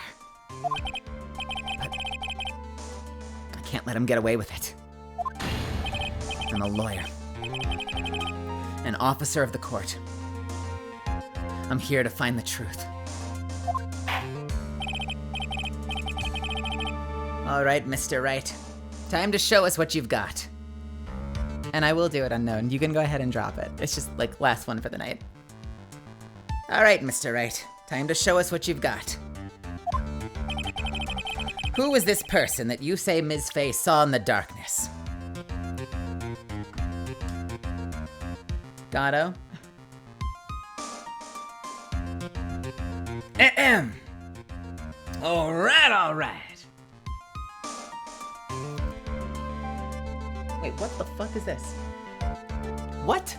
Okay, fine. And by the way, you too can experience the cafe au lait that the witness just experienced with my new French press. Pressed brew, sorry. With my new fresh pressed brew, Muerte Sombre. Muerte Sombre, is that dead sleep? What is that? Let me try that line again. You too can experience the cafe au lait that the witness just experienced with my new fresh pressed brew, Muerte Sombre. Hey, thank you for... Transmat firing. Coming to a transmat near you. French for dark murder? Oh, Jesus. Good Lord. Who was this person you say Ms. Fay saw in the darkness? And speaking of Gatto, look. He is the only person that was unaccounted for on day 2. Remember,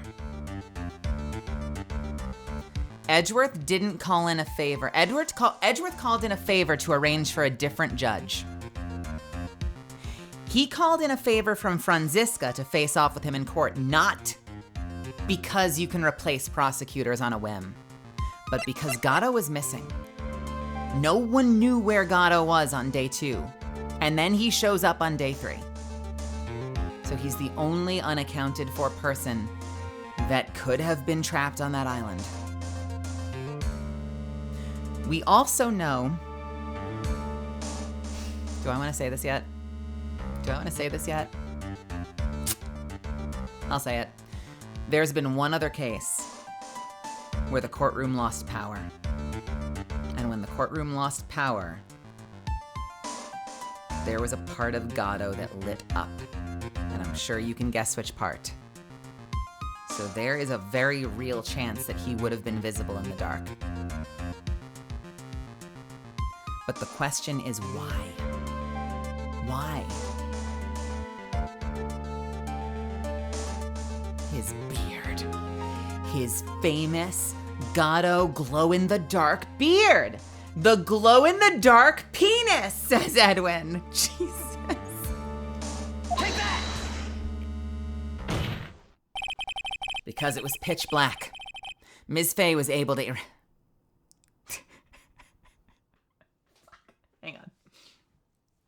Because it was pitch black, Ms. Fay was able to recognize the killer easily. I'm sure the court would like to see it for itself. Just how this is possible, yes? What? But how do you propose to show us something like that? It's easy. We just need to recreate the conditions of that night. Conditions? Your Honor, the defense officially requests that all the lights in this courtroom be turned off.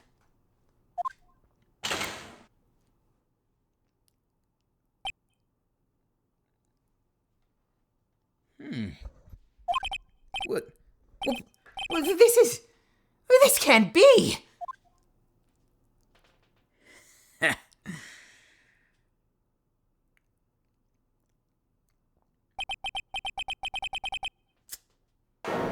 was a nice bit of deduction.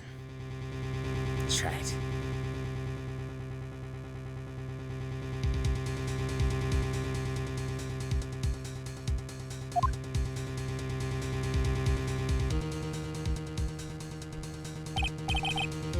Well, everyone, this is the man Maya saw on the night of the murder.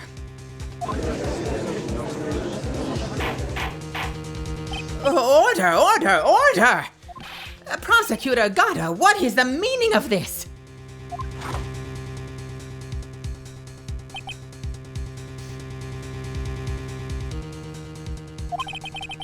Surely you must be shocked to hear yourself accused of such a thing. Why aren't you denying it? Ah! Your Honor, you're asking the wrong person. What do you mean by that? If you've got a question, ask the witness. That's one of my rules. Well, Maya, how about it? What you saw that night. Was it three growing? Was it 3 glowing red lights?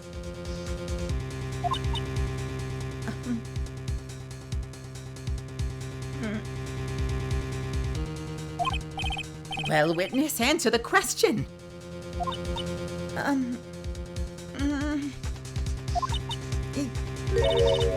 You're wrong. I never saw that. Maya. I thought the person that stabbed my mother was a man. For a totally different reason. What? Witness. Mr. Wright, what is the meaning of... Stop your chattering. Your Honor. Chattering?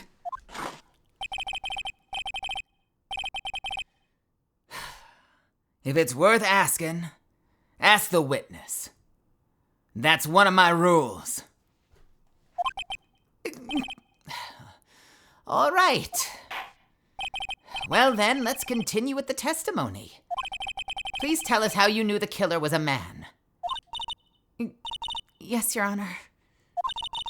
I didn't realize it until after I woke up, but... The killer. Sip of water, please.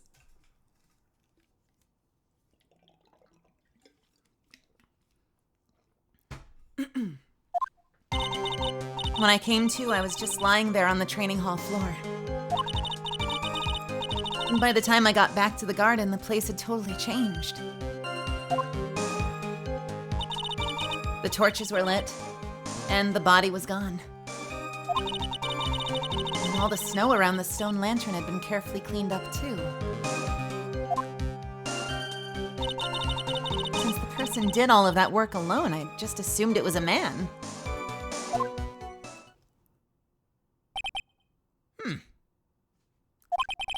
So it was after the crime took place that the witness came to think the killer was a man. Yes, that's right. I'm sorry, Your Honor. No need to apologize. It's as Mr. Gatto said, you're utterly exhausted. It's only natural that you'd be a little confused.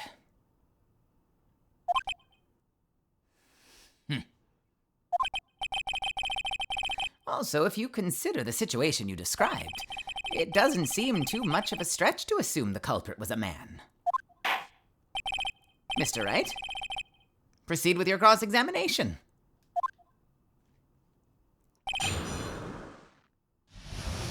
He cleaned up everything.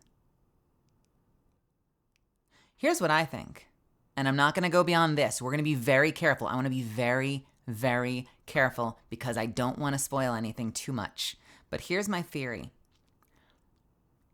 You remember how the snow around the lantern was like just a massive square? I think because we know Gatto has red color blindness, I think he just did like a shotgun clean approach.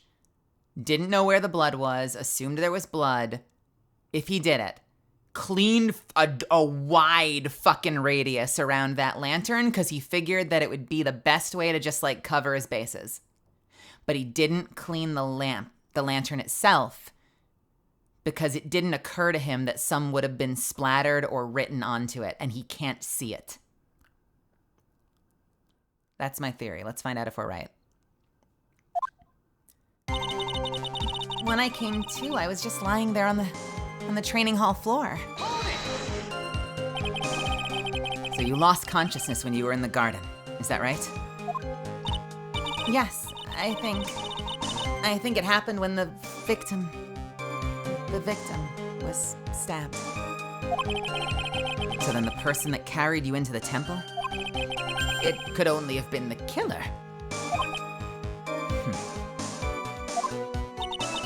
That's what I think, too. So the killer carried Maya into the inner temple. By the time I got back to the garden, the place had totally changed. Naturally, the killer must have done it, right? Yes, I think so. But why would the killer tamper with the crime scene like that? I mean, there must have been something that the killer desperately wanted to hide.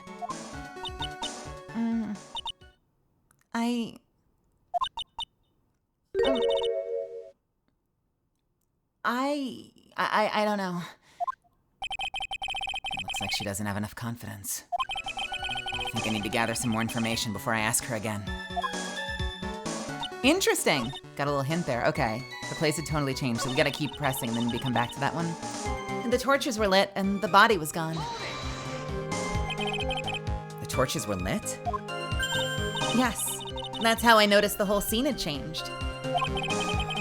You say it was the killer who lit the torches. I mean, who else could it be? The killer probably lit them since it's impossible to do any cover-up work in the dark. However, if that's true, then there's one thing that still bothers me. Why did the killer go to the effort of moving the body? It's true. It's hard to see how that would be of any advantage to the killer. The only one who would gain anything from that would be the only person that was at the inner temple. Maya.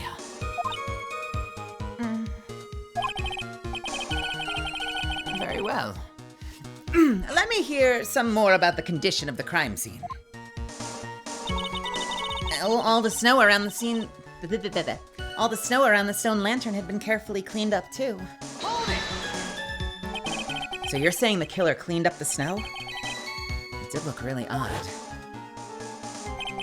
The snow is removed in an unnatural-looking rectangle shape around the lantern. There were a lot of shovels around the inner temple, but they're all really heavy, way too heavy for me to use. An odd fellow indeed, this killer. Why on earth would anyone want to take snow away? Well, there's one thing I can think of. Didn't you say that a lot of the victims' blood sprayed onto the snow? Yeah. The area I collapsed in ended up being splattered. In other words, the killer's purpose was to hide the bloody snow. I think that's the most reasonable explanation. Perhaps. However, there's something that's bothering me. If the killer just wanted to hide the snow with blood on it, well, then there was no need to remove that amount. That is true. He could have scooped up just the snow that was stained with blood. It looks like there are some mysteries behind this issue. But I think that this will help explain them. Since the person did all that work alone, I just assumed it was a man. So you're saying that you never saw the killer, right? Yes. But earlier, you very clearly stated you saw a man behind your attacker. Nick. I'm sorry. The killer certainly went through a lot of trouble. Moving the body by the pendulum, manipulating the crime scene. For what purpose? Why do all that? Maybe Maya knows more than she's letting on. Okay, let's go back to the one. The scene had totally changed. Naturally, the killer must have done it, right? So she says, When I got back to the scene had totally changed. naturally, the killer must have done it, right? Yes, I think so. Why would the killer tamper with the crime scene like that? I mean, there must have been something that the killer desperately wanted to hide.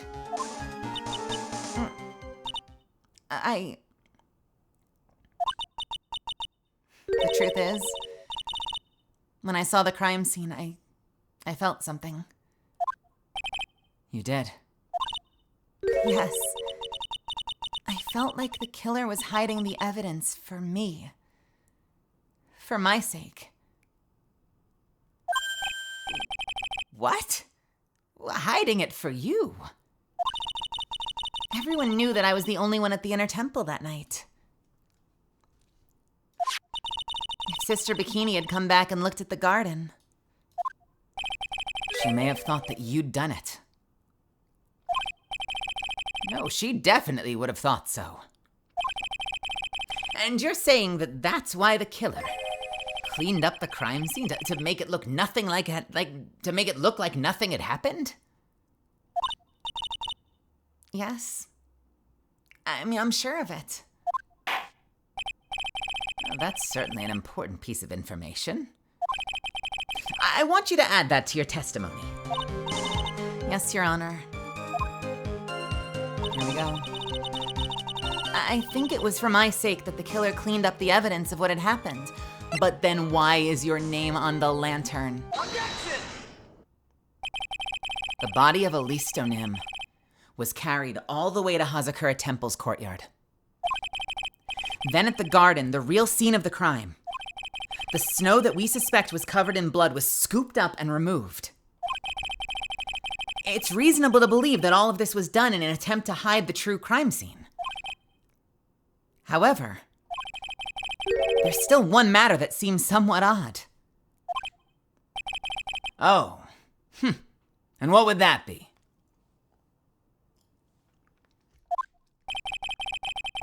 I mean, you must have figured it out by now, Gato. It's the message written in blood on the lantern. It was written very clearly on the white stone lantern. Maya. Oh. If the killer was so motivated to protect Maya from suspicion, then why didn't they wipe the writing off the lantern? Ah! You're right!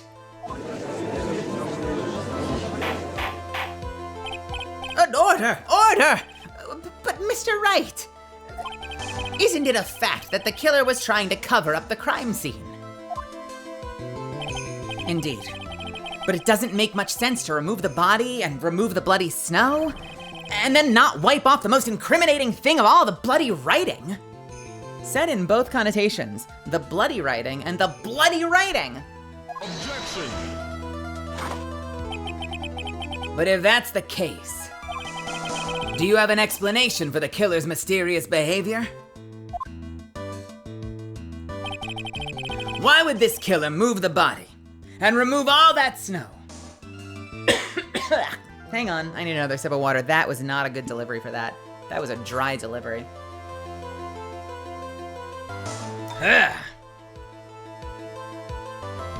Why would the killer move the body, remove all that snow, but then leave the bloody writing on the lantern? The lantern. Sorry, the lantern. Good English, Mel. I don't know what the killer's plan was. It's a fact that the killer left the writing on the lantern. There must be a reason for it. Well then, Mr. Wright, let's hear your opinion. Why did the killer leave the message written in blood on the lantern? I mean, obviously it's because they didn't see it. Bloody lantern, innit? Prosecutor Gatto. Earlier in this trial, you gave me some advice. Some good advice. Once you eliminate the impossible, whatever remains must be the truth. Maybe you're not as dumb as I thought. The real killer wanted to disguise the fact that a crime had occurred there. If that's the case, they wouldn't have left the bloody writing on the stone lantern on purpose. Therefore, it must mean that they didn't notice it. But that doesn't make any sense. The torches were all lit and everything. There's no way any normal person would miss something as glaring as that. You're right. There is no way any normal person would. There is no way any normal person would. What are you trying to say, Mr. Wright? There's only one person involved in this incident who could have missed seeing the bloody writing altogether. And who would that be? Who is the person that could have failed to notice the bloody writing? I love that they keep saying it like that. Take that! Mr. Gatto, this is what you said yesterday. My eyesight is pretty messed up. Even with these huge goggles on my head, I still can't see everything.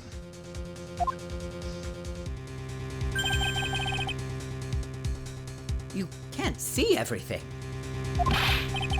Is that correct, Mr. Gatto?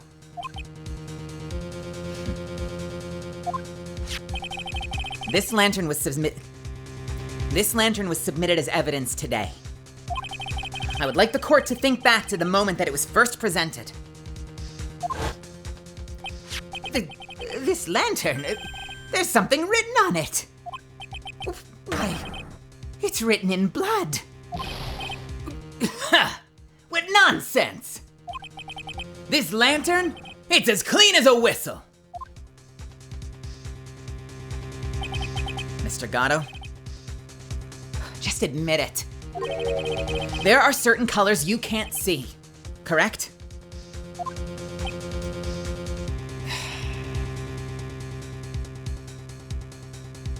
Sorry, I'm doing an unsanctioned stretch.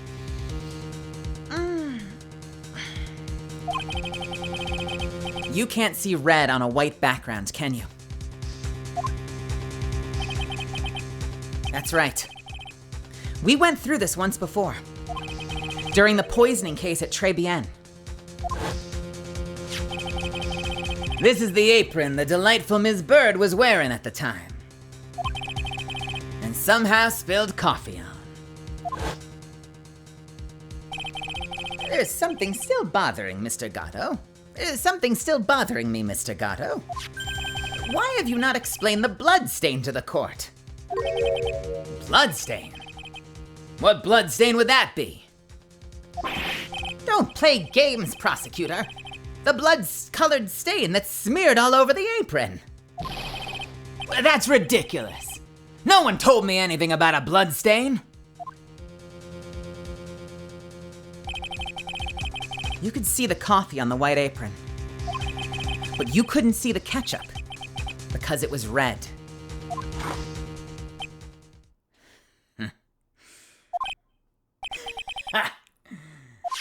It's strange. In a black and white photo, those letters would have appeared black to me. I wonder, why am I the only one that can't see them?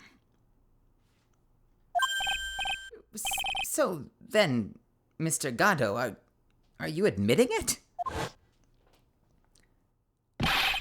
Are you admitting that you can't see the red writing on the lantern?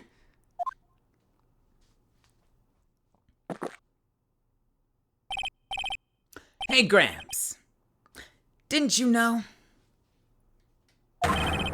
That's the reason why I don't drink red tea.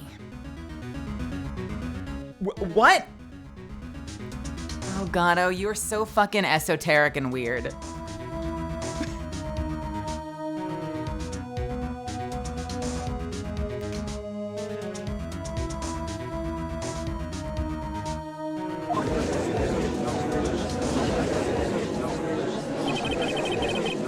I wasn't sure about it until now.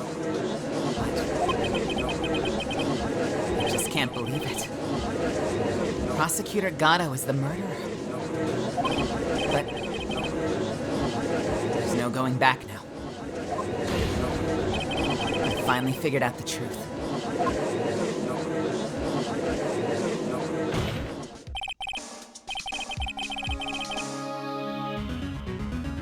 Mr. Gatto.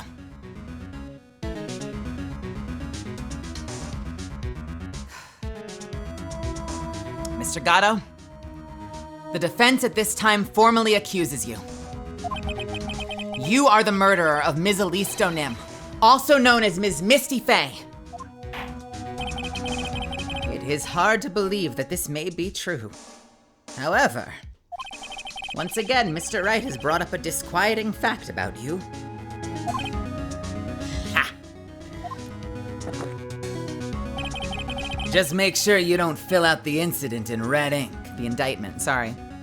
Just make sure you don't fill out the indictment in red ink, Gramps. Come on. How does a little graffiti make me into a killer?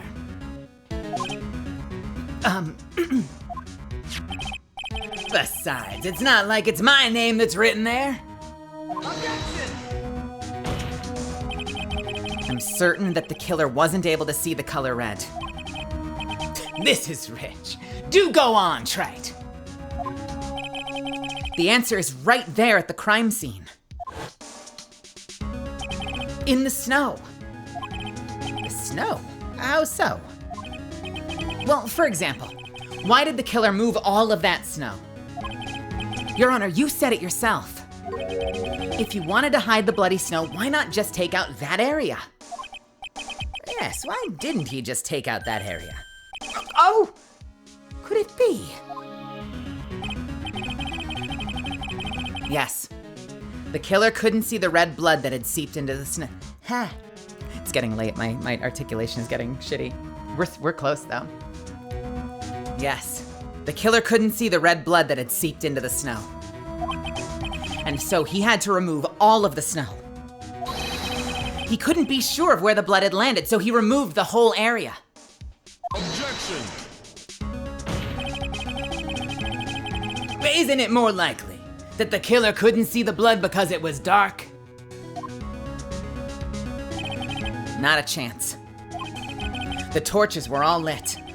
He would have been able to see just fine.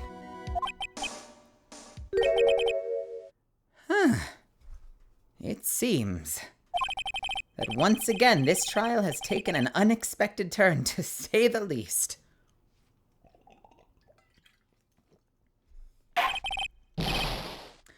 You know what? You're right. That was game 1 music. We're getting a lot of... You know why? It's because it's the end of the trilogy.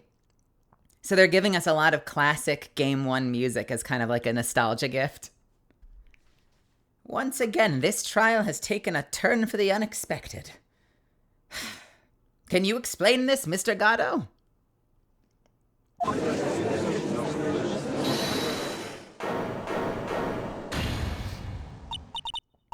Wait. Wait just a minute. Maya? What is it, witness? Mr. Gatto, he isn't the killer. After all, he didn't even come to the Inner Temple. Until 2 days after the murder took place. He didn't show up until after the old bridge got fixed up. Objection! Maya?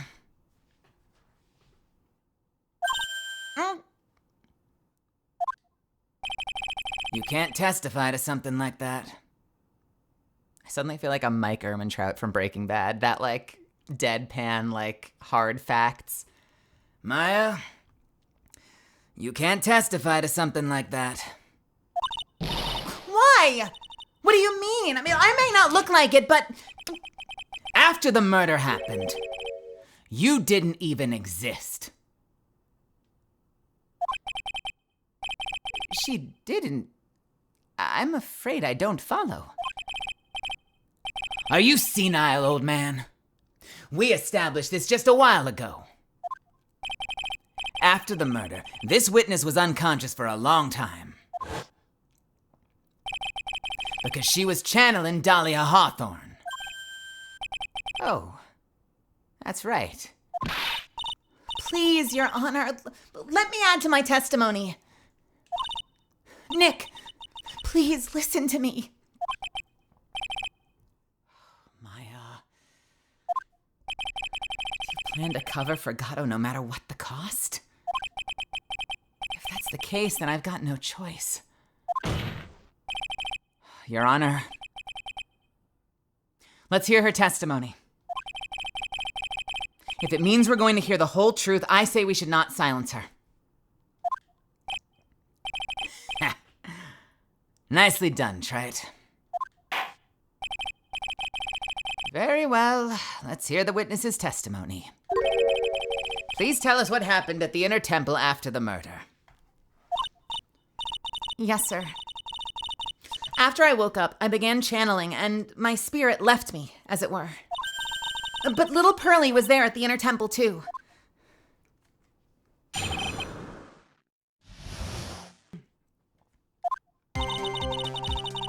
Pearlie was also stuck on the Inner Temple side that night.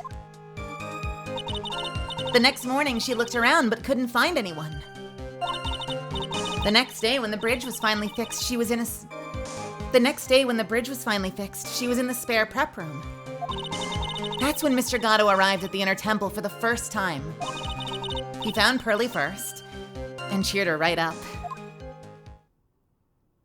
Oh, okay, that's it. Who is this Pearlie? That's my little cousin, Pearl Fay. So when did you hear about this? Oh, just a while ago, when I was in the medical office. I'm terribly sorry, but what you heard from someone else is simply not admissible as testimony. What? Well, come on! Pearlie would never tell a lie. She's way more honest person than I'll ever be. Real smart, Maya. You always know the best things to say when you're under oath. The prosecution has no objection. We believe the witness. Mr. Gatto. Let's just move on to the cross-examination. If the defense has no objections. This is highly unusual, but... well, Mr. Wright. Let's get this cross-examination started.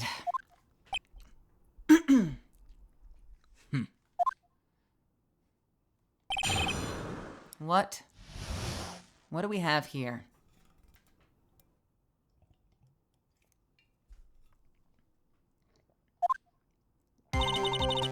Pearlie was also stuck on the inner temple side that night.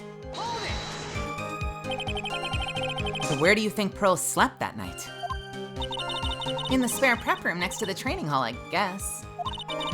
There's a rule that you can't enter the training hall during the Acolyte's training. But even so, why did she go to the inner temple in the first place? It seems that Pearls became very worried about Maya. She knew that the spiritual training I was about to undergo was very intense.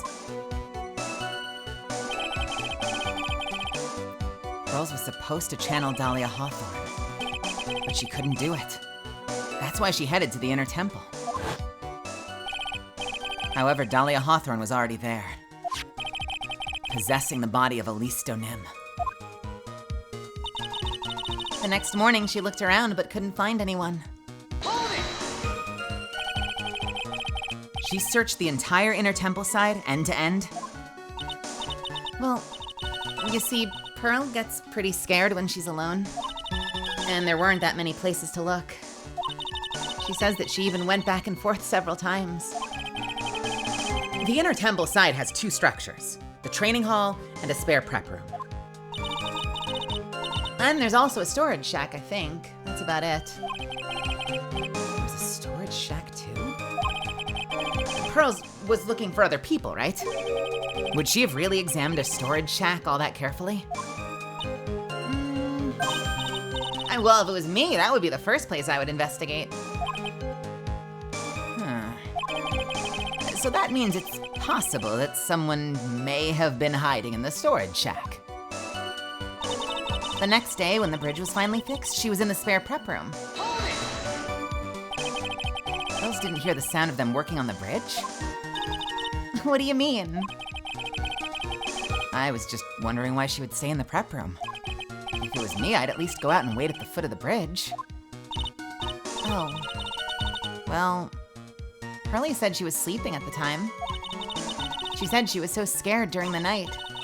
She couldn't sleep well and woke up a bunch of times. Poor little girl. All alone like that. Well, we know that she had at least one friend in the sacred cavern. Dahlia Hawthorne, who was busy battling with the trick lock. She couldn't let anyone see her, so she wouldn't have shown herself to Pearls. What happened after the bridge was finally fixed? Well, that's when Mr. Gatto arrived at the inner temple for the first time. So it was your first time on the inner temple side, Mr. Gatto? That's funny. Am I imagining things, or did the defense ask me a question? Mr. Wright, please save your questions for the witness. What you heard from someone else is simply not admissible as testimony. Those are your words, Your Honor. Well, touché, Mr. Wright. Oh well. What do you have to say, Mr. Gatto? Hot nights, and even hotter coffee. That's what I always say. If it hadn't been for this case, I never would have visited there. A freezing cold temple in the mountains? I think I'll pass. So you've never visited Hazakura Temple or the Inner Temple, huh? Ha! You want to say something, Trite? In any case, I have to find a crack in Gatto's armor. While I cross-examine Maya, that is. Very well. Please go on with your testimony. After fixing the bridge, the policeman came over to the Inner Temple side, right? Yes. Then Mr. Gatto. He found Pearlie first and cheered her right up.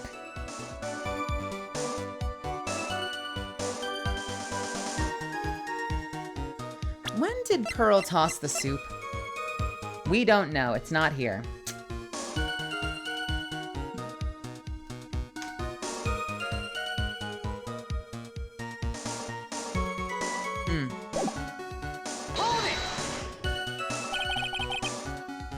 cheered her up? That's what Pearlie said. She said he was a very nice older gentleman. Thank you for looking after my cousin, Mr. Gatto. And here I was thinking you were nothing more than a coffee addict. Ha! Oh, cut it out. You're making me blush. This guy's really beginning to get on my nerves. In more ways than one. The truth is, there aren't that many places to look on the inner temple side. The policemen were all busy going over the garden with a fine-tooth comb. So I decided to carry out an investigation in my own way. Gatto style. I'm the same way. I like to hand down verdicts in my own way, judge style. Huh. Maybe I should ask some questions Phoenix style? Interesting. Cheering Pearls up. Gatto's investigation.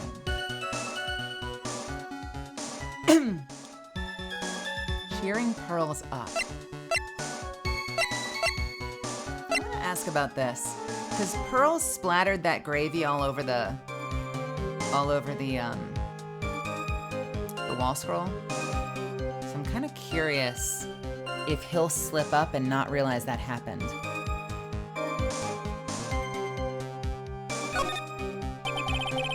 So you cheered Pearls up? When I found that little girl, the first thing she asked was about her cousin, Maya Fey. Oh, really? The bridge had burned down and she was huddled up in that tiny shack with no heat. Even though she must have truly had a terrifying night out there. She asked about you before she said anything about herself.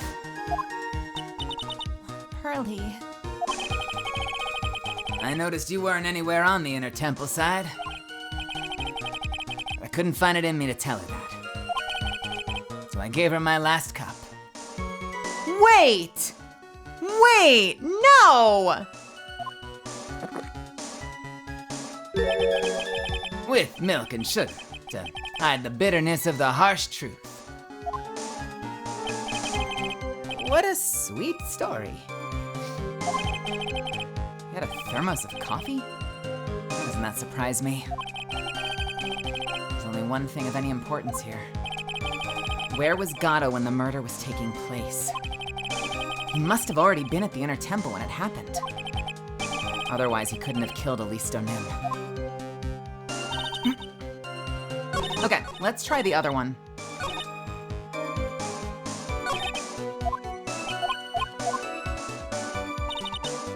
Oh. Huh?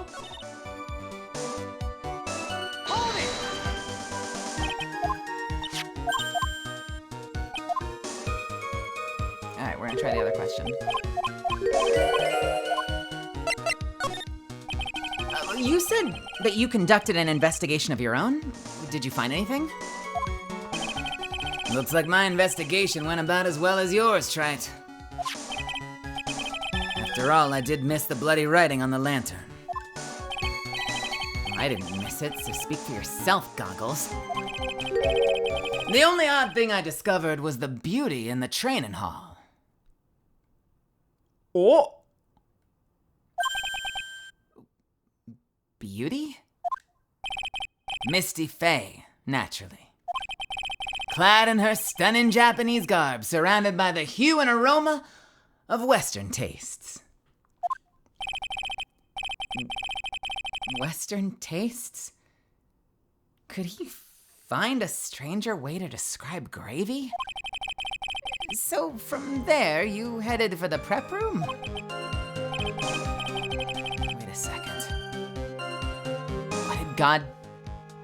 What did Gatto just say now? Wait a sec. What did Gatto say just now? I think I just found his proverbial weak spot. So wait a minute. The only thing I can think of is how did he know that that was Misty Fey?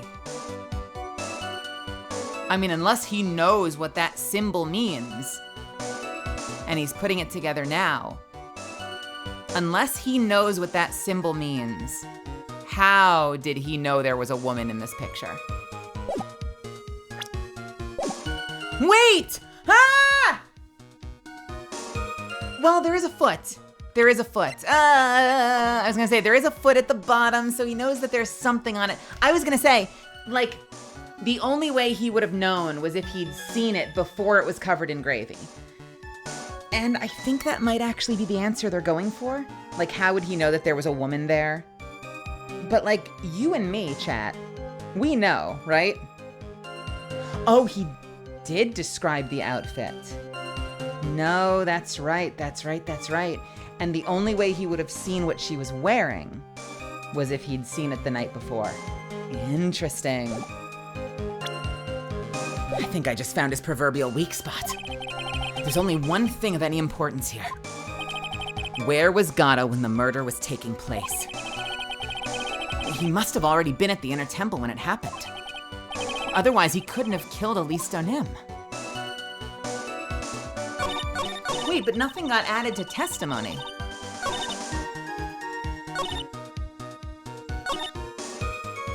Let's try this one again.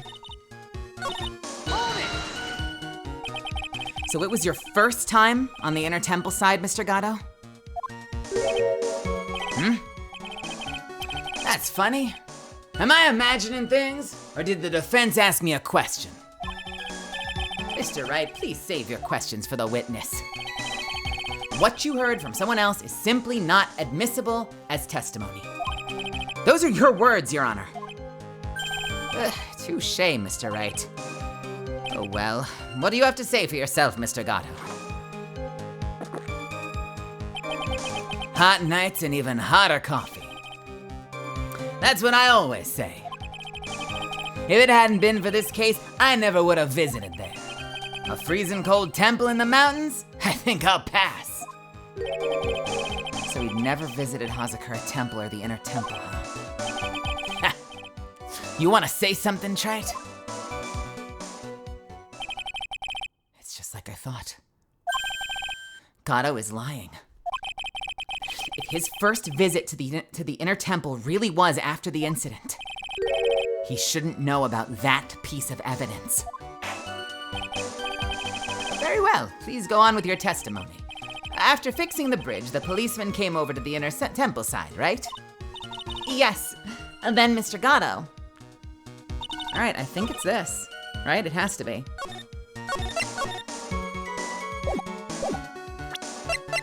Objection! Fuck yeah.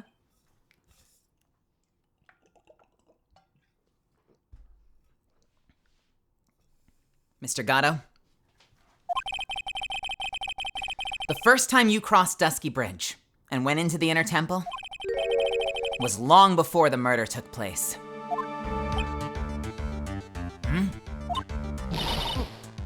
Why do you say that?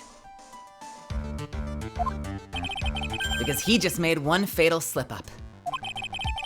The hanging scroll in the training hall. Hanging scroll? But Mr. Gatto's right.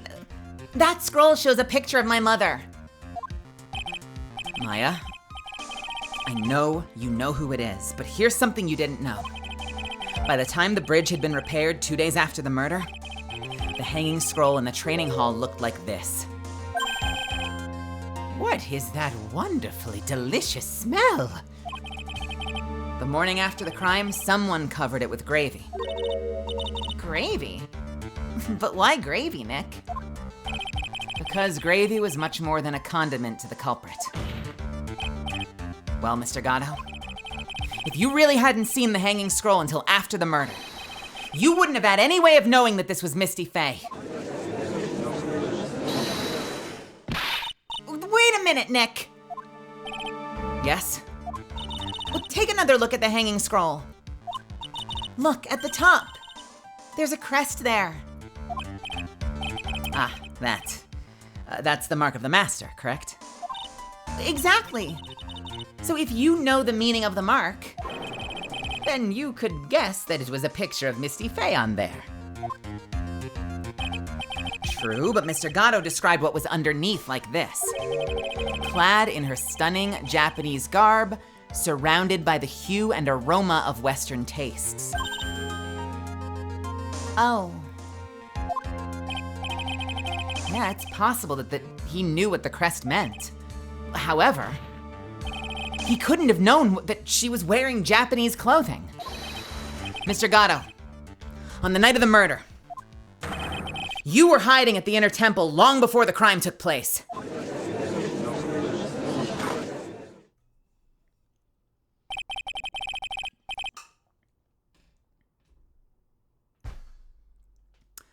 Can I ask you just one little thing, Trite? What is it?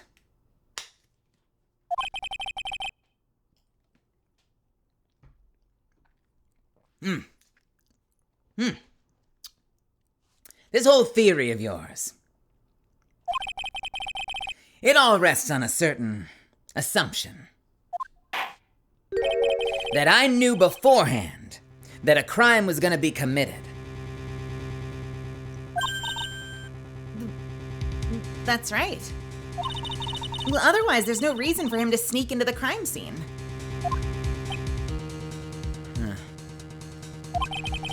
Of course, Mr. Gatto knew about the plan. But of course, Mr. Gatto knew about the plan. Huh? What did you say? Is it really possible that another person knew of that plan? Yeah, because of the note, right? I think. This crime was actually planned over a year ago. Morgan Fay authored the plan for her daughter's future. And these instructions were hidden somewhere in the Fay Manor for a year.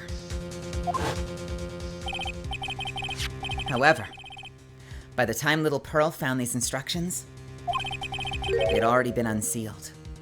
How did you remember that, Dan? No way you remembered that! You got the wiki open while I'm playing? Have you just played this multiple times before? By the time Pearl had found it, they had already been unsealed. Unsealed? Yes. The killer had read these instructions long before Pearls found them. That's how he knew the crime was to take place at the Inner Temple. And you still insist this crafty killer is me? You bet I do. But you just said that the instructions were hidden. That's right. Mr. Gatto couldn't have known where the instructions were hidden. If he really wanted to know, he had one great chance to find out. Yes, and when was that? During a visit. A visit? Morgan Fay told her daughter Pearl about where the instructions were hidden. During one of her visits to the detention center. That would be the only time for someone to have learned where they were hidden. Eavesdropping on a visit at the detention center? Yeah, it could be arranged. If you were someone with easy access in and out of there. Like, for example, a prosecutor, such as Mr. Gatto.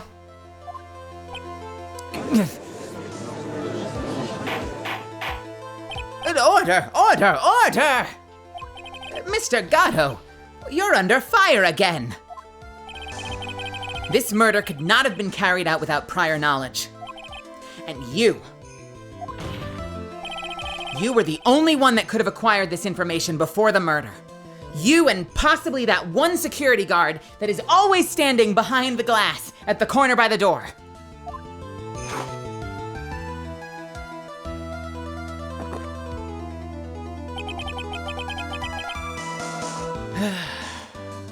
Humans are afraid of the dark.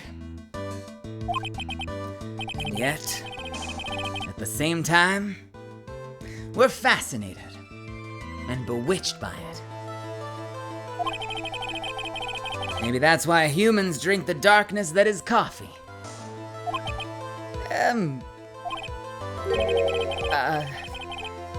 Sorry for always asking, but what does that mean? It means there's a reason for everything. According to your theory, the killer in this case eavesdropped on a conversation during a jail visit where he learned of a hidden plan for a crime.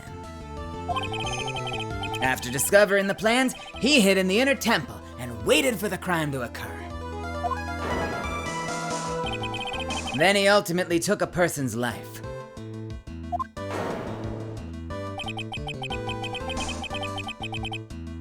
And he did all of that just to protect this witness? That's right. If you're accusing me of this crime, I gotta ask you, why would I do this? This girl is nothing but a stranger to me. I've got no reason to go through that kind of trouble to protect her.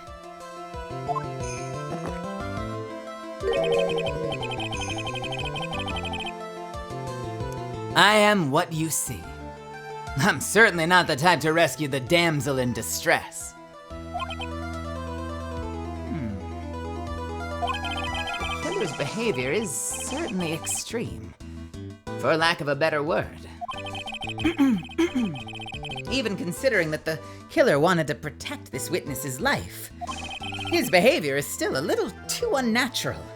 Objection! However, you had a good reason, didn't you, Mr. Gatto?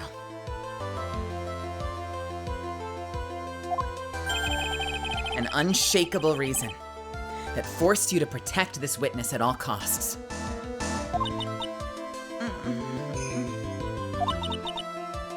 I knew it. You figured it out, haven't you, Nick?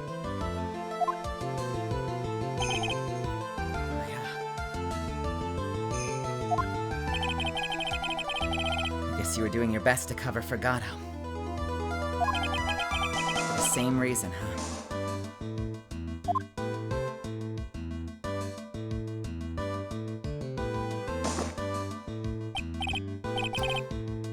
Okay, Tret.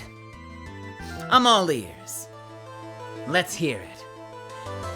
And I have to take a break because we are literally about to start an ad. So we are going to hit the 3-minute button. We will be right back and we will hear Nick's summary of the case. Hang on tight. It won't be as long as it sounds. We will be right back, I promise. And then we'll finish this thing up, all right? Hopefully our last break of the game, okay? I'll see you in just a couple minutes. I have to, otherwise it'll stop in the middle of something really important, probably. All right, BRB.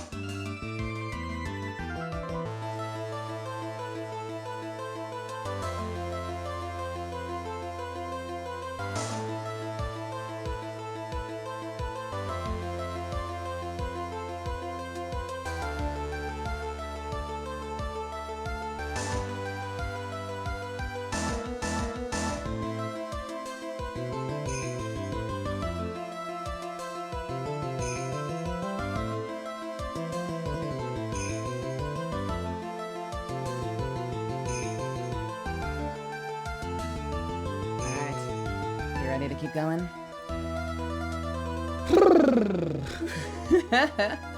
This fucking case, am I right? Alright. Let's wrap this thing up.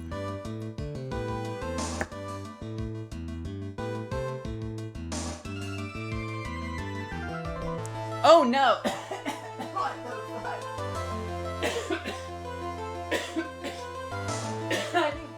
I just inhaled water. Fuck me. One sec.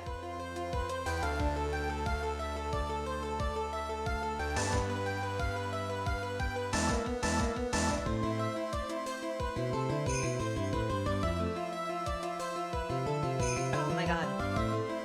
Alright, that was water in my lungs. Alright. Blech. Oh god, I can still feel it. Drink your water, don't inhale your water. Oh geez, Crimson, I'm sorry.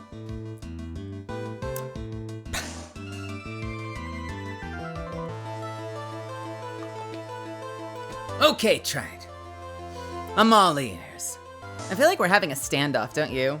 Like they're standing on opposite sides with their hands like spirit fingering next to their revolvers, ready to have like a high noon showdown.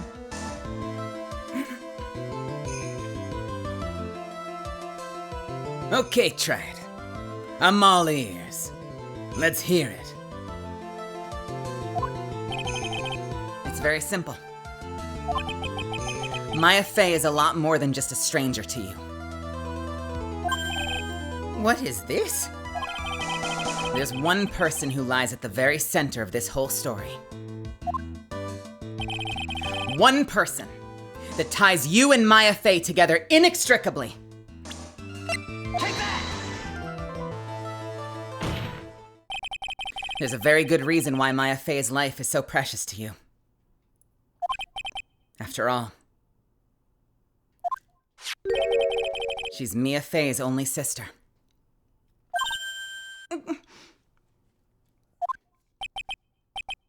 Mia Fey. You once worked alongside her. That was when you were a defense attorney. Wait a second here. Mr. Gatto is a defense attorney. With your honor's piercing intellect, you must have figured it out by now. The real name of this man who calls himself Gatto?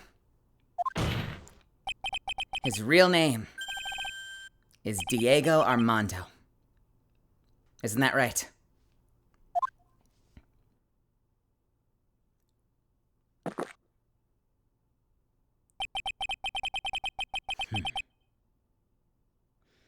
The last time someone called me by that name was over 6 years ago.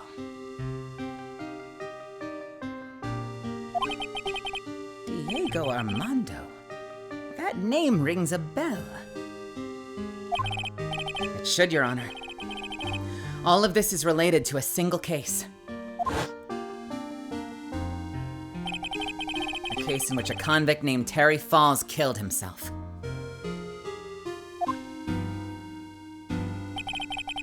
Mia Fey's first time in court. The tragic outcome left a deep wound in her heart. She knew that behind it all was a heartless, scheming demoness in disguise. And in the end, Mia couldn't tear off that disguise. However, there was one man who reached out to help her. Diego Armando, a senior defense attorney at the office where Mia worked. It's my fault. It's all my fault that Mr. Falls killed himself. Mia, you can't cry yet.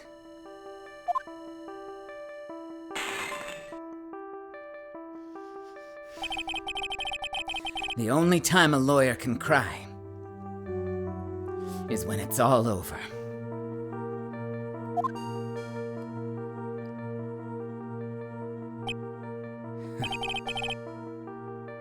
I was moved by her.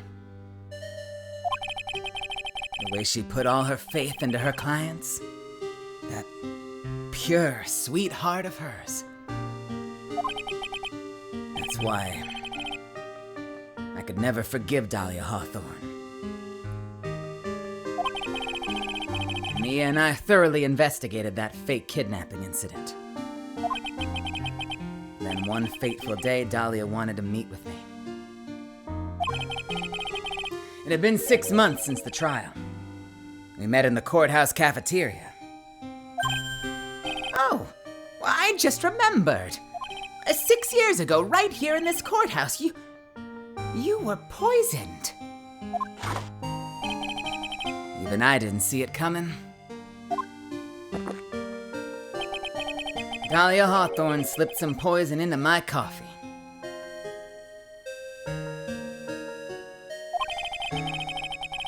Some newspapers at the time called it a murder. But very little information about the case was released to the press. You weren't dead at all. No official reports ever actually called it a murder. I was just in a deep, deep coma. I see. My body shut down, and my life became nothing but a long, deep sleep. That woman's poison did a real number on my central nervous system. I lost my sight, and all my hair turned white due to the damage it caused. That's terrible. Apparently, it was a miracle I ever regained consciousness. 5 years had passed since I drank that poison brew. Then one morning, my eyes flew open from the smell of a doctor's cup of coffee. 5 years? You were asleep for 5 years? And the worst possible news was waiting for me.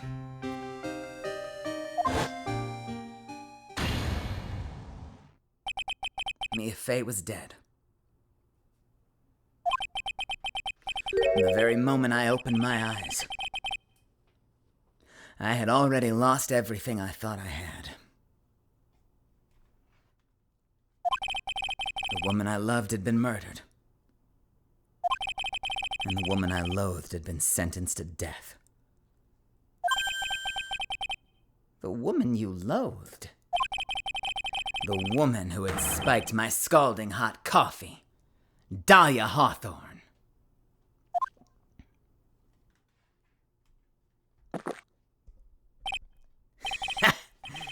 Good old Mia.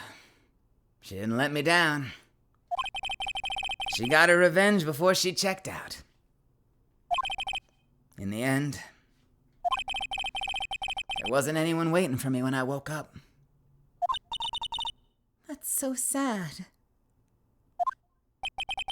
For someone like me, for someone who'd slept away their best days, there were only 2 reasons left alive.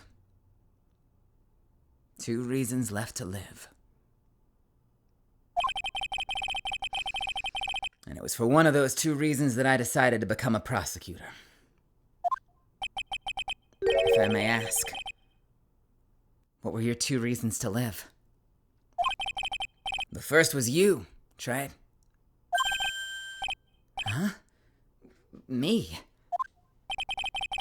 If I hadn't drank that stupid poison, Mia Fey never would have died, much less the way she did.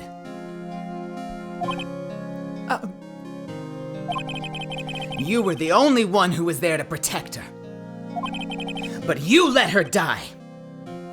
It was all your fault.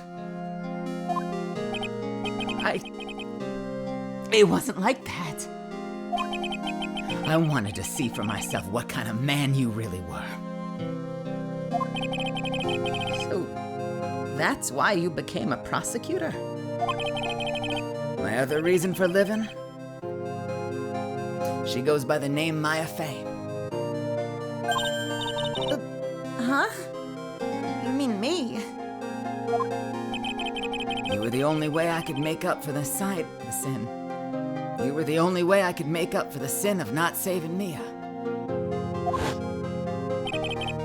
1 year ago, when the Kurain village incident was resolved, it was obvious that Morgan Fey was planning something. Whatever her evil plan was, I was determined to stop it. My role as a prosecutor put me in the perfect position to do something about her. As my elbow cracks. That's how you overheard Pearl's visit with Morgan at the detention center. I knew that the time was drawing near. Since I knew the plan, I thought I could foil it. My goal was to outwit the plan. I thought if I could do that, I could keep that girl from being caught up in it. That makes sense. Dude, this dude is like a vengeance paladin. Like, legit vengeance paladin. If Pearls had known that the actual purpose of the plan was to kill Maya, she never would have helped out. Finally, the day of the plan was drawing near. I contacted both my accomplices. Accomplices? Iris of Hazakura Temple and Misty Fey. I especially needed the help of Iris. She was to take the fall in my backup plan in case we couldn't control Pearl Fey. But how did you contact my mother?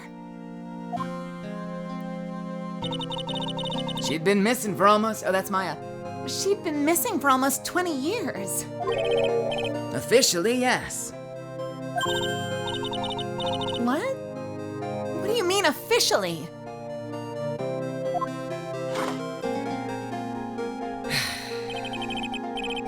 You've heard about it, haven't you? About the strong ties between the main family and the government? Now that you mention it, Bikini did say something to that effect. She said the Master of Kurain had great authority. Even without her official position, Misty Fey still wielded great influence. The police have been keeping an eye on her movements all this time. That's how I was able to contact her. Again, because of my position as a prosecutor. So my mother was cooperating with you?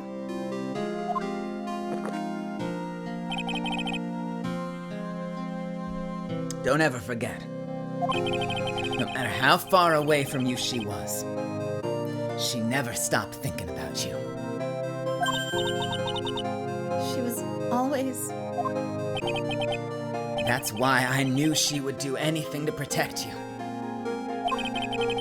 If you want to know how strong her resolve to protect you was, look at this staff.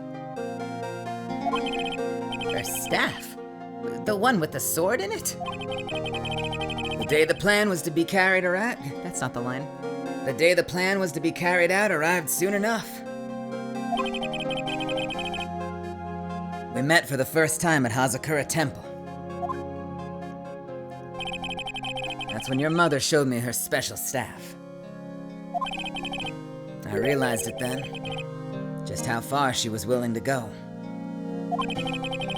She was ready to use that sword to protect you from Morgan Fey, if necessary. Yes. Even if it meant paying the ultimate price. Mother... That night. The night of the crime. There was just one way to stop Morgan's evil plan. You mean Pearls? Don't you?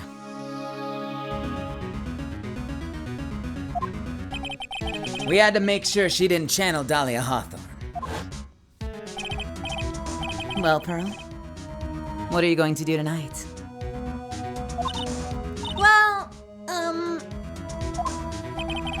If you'd like, you can come to my room. Perhaps we can read some books together.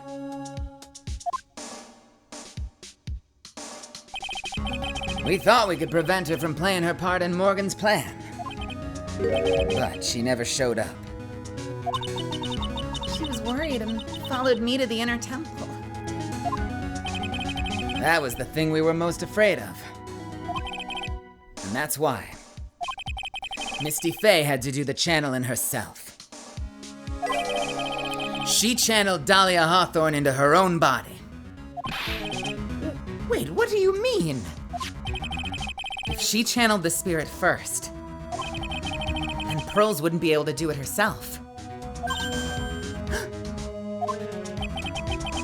As Master of Karain, Misty Faye's power was supreme. So that's how it went down. She channeled Dahlia Hawthorne so that Pearl Faye wouldn't be able to. Oh. Ah! What? Is this true? My role in the plan was to make sure no one was going to hurt Maya Faye. That's why I hid myself at the inner temple. Just in case you needed to be saved from Dahlia Hawthorne. God-o. Anyway. That's all I'm going to admit to. Tried. Huh? There's no doubt about it. You're a great defense attorney. But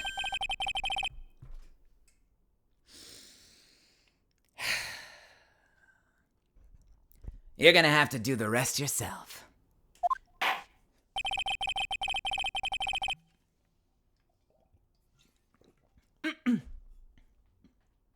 The background leading up to this incident has been laid bare. There's just one question remaining, Mr. Wright. Who killed the victim? There are only two possible suspects right now. Maya Faye. And I'm sad to say you, Mr. Gatto.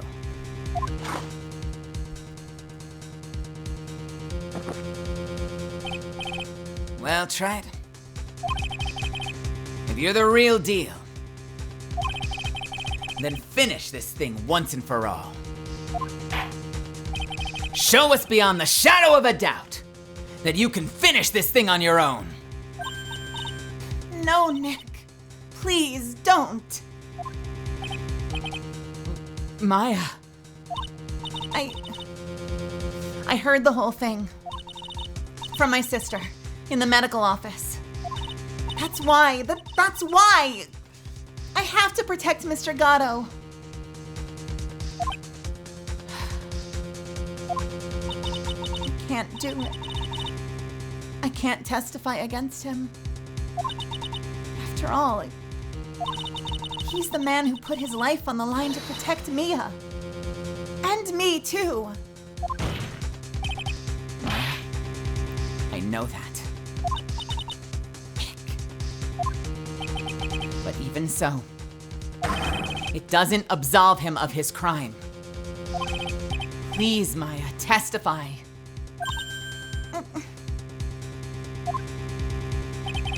Ms. Faye, your testimony, please. This is the final testimony. Don't bother trying to hide anything, because I'll know. I want to hear the truth from your own lips.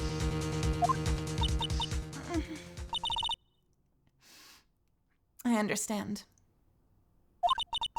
I'm sure you're right. I'm ready now, Nick. All right, young lady. Tell us about the moments before you lost consciousness. What exactly happened at the time of the murder? How are we still going? I thought that was the end. I thought that was the big confession. We're still fighting. What is happening? What the fuck? Just before it happened, I think I saw some red lights. 3 of them. I thought I'd ask for help, but just then I was splattered with blood. She wasn't dead, though, and she struck back at the enemy behind her. Suddenly, the red lights went out, and the whole area was dark. Just at that moment, there was a horrible scream. Right after that, Dahlia collapsed, and I lost consciousness.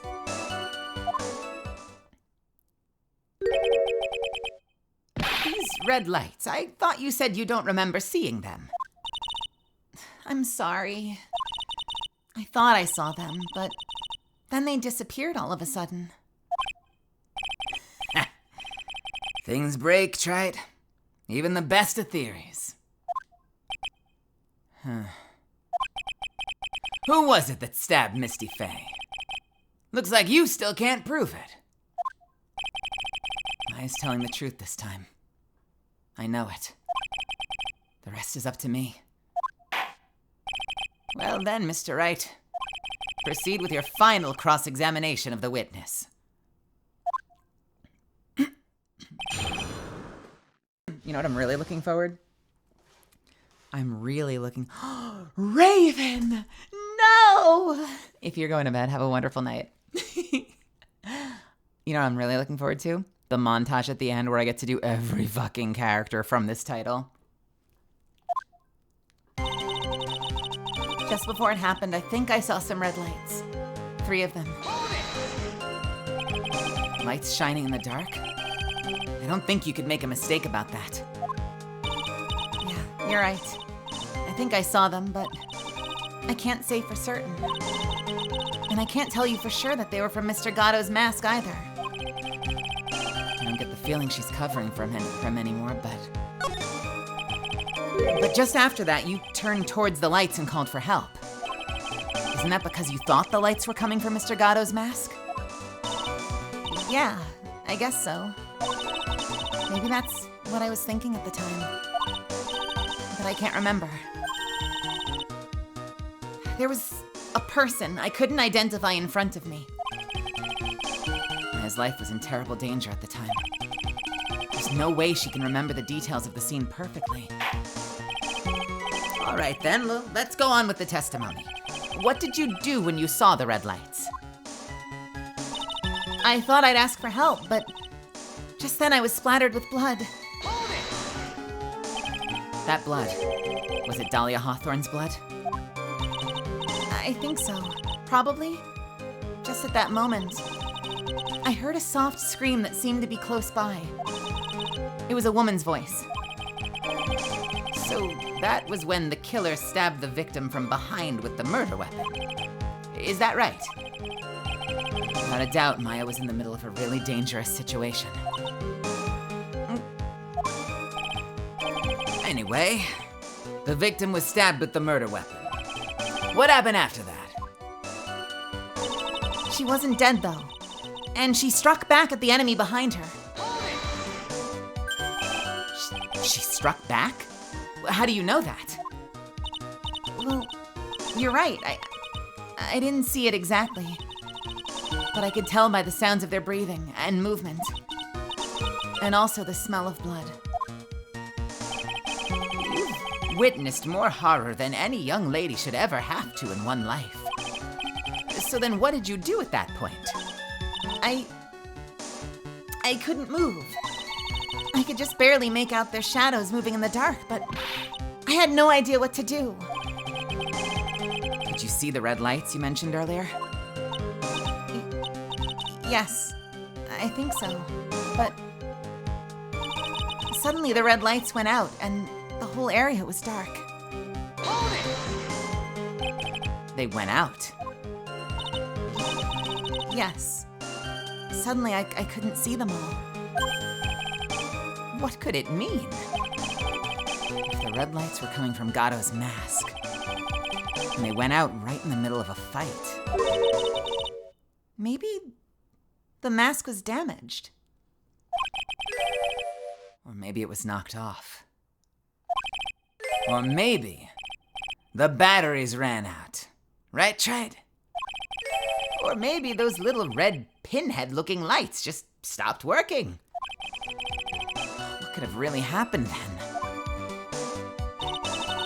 Just at that moment, there was a horrible scream. Hold it!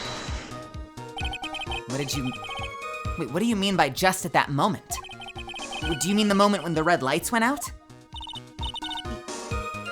Yes. Yes, that's right. The scream that you heard then, was it Dahlia Hawthorne's? I don't think so. I'm pretty sure. It was a man's voice. Wait, what? So then, the scream came from the killer. That's gotta be it. Huh. I think Dahlia Hawthorne must have taken the blade and attacked the killer with it. And then the killer let out a scream of pain, huh? After that, the killer stole the blade back and delivered the final blow, I guess. Well, Mr. Wright, it seems to make sense to me. Sounds like a reasonable deduction, but I still kind of wonder.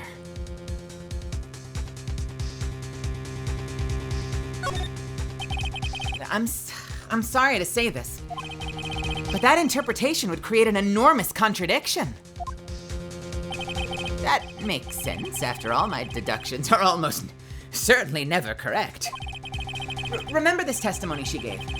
Before the killer let out a scream, Maya said she had already been splattered by the victim's blood. In other words, the blade in the staff had already been plunged into the victim. Is that right? She couldn't have struck back with the sword that was already stuck in her body. The weapon that caused the killer to let out a scream must have been something other than the staff.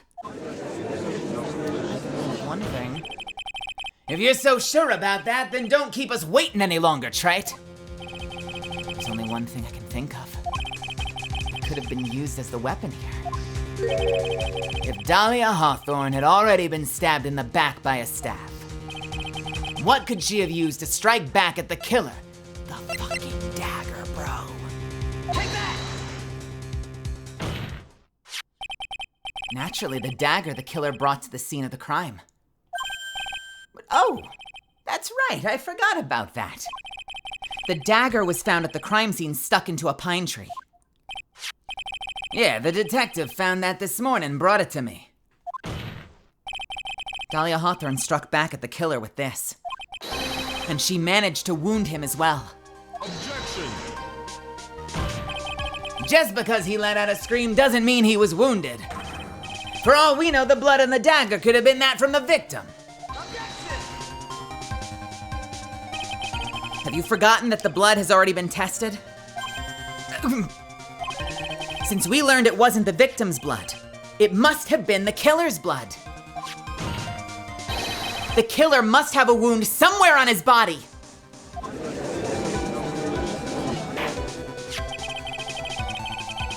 So you're saying that the blood on this dagger belongs to the killer? Exactly. A DNA analysis of the blood would prove it beyond the shadow of a doubt. And yes, Mr. Gatto, it would prove that it's your blood.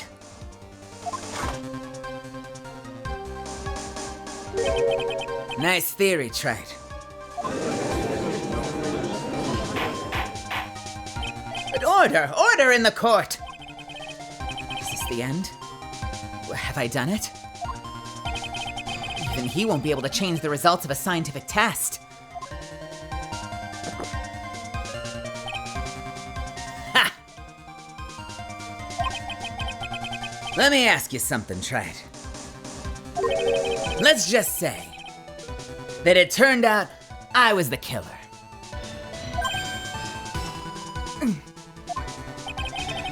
Do you really think I would be stupid enough to leave evidence like that? What? Just think for a second. This dagger was found this morning by a detective and brought to me. There was already blood on it, correct? But even so, I was the one who brought this dagger here to the courtroom. Yes. Well, what does that prove? Well, if I really were the killer, I could have washed the blade off and then planted another person's blood on it. That's... It can't be. In any case, there's one thing I can guarantee, Trite. That blood, it doesn't belong to me. Not a chance! What? In any event, it seems to be established that the killer was wounded. All right then, witness. Continue your testimony. Wait a minute. What's the problem? I know I probably shouldn't say this, but there's a big contradiction in Nick's explanation. Maya? This dagger, you said it wounded the killer. That's right. But, if Mr. Gatto had really been cut with the dagger, his clothes should be bloody and have a rip in them, right?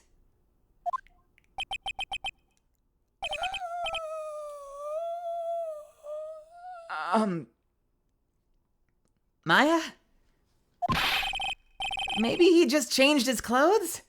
I mean, that would solve the contradiction pretty easily. What are you talking about? It's not that simple at all.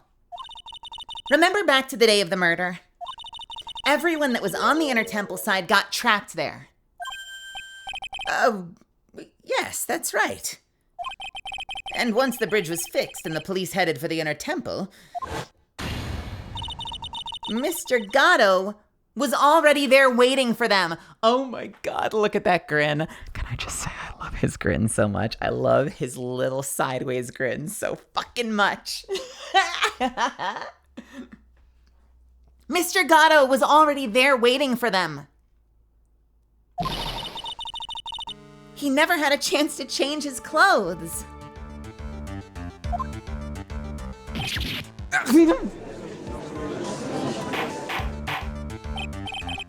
Order in the court. What the witness says. If what the witness says is true, Well, maybe he brought a change of clothes with him. but no one could have predicted the lightning strike that shut down the bridge. Why would anyone have brought a change of clothes? Did the judge take smart pills during the last recess? Well then, maybe the killer took off his clothes before committing the murder. Maybe that way he wouldn't get any blood on them. Objection! That's impossible, Trite. You know how cold it gets up there late at night.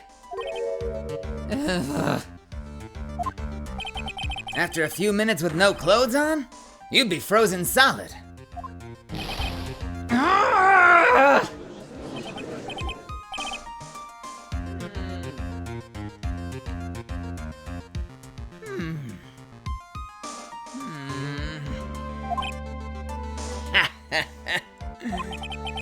So that's all you got. I knew you weren't tough enough to finish this.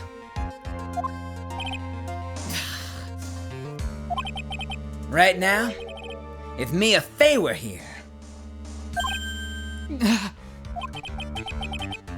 If Mia Fey were here, she would have closed the book on this case already. If Mia Fey were here. So come on, Trite! Can you do this or not?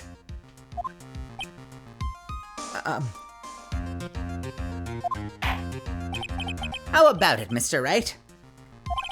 You have accused Mr. Gatto of being the killer. But can you prove it? Have you got even one piece of evidence? The question isn't whether I can prove it or not. The fact is, I have to prove it. It's the only choice I have.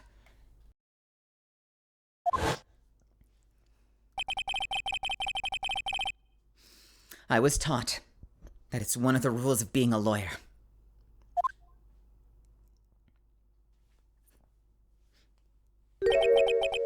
I can prove it. I'm going to bring your magnificent vengeance to fruition just as you want it.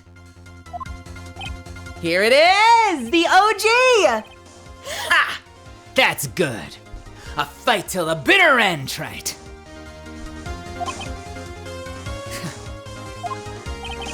Since there's just one piece of evidence that can prove your point, why don't we go for the unlimited penalty?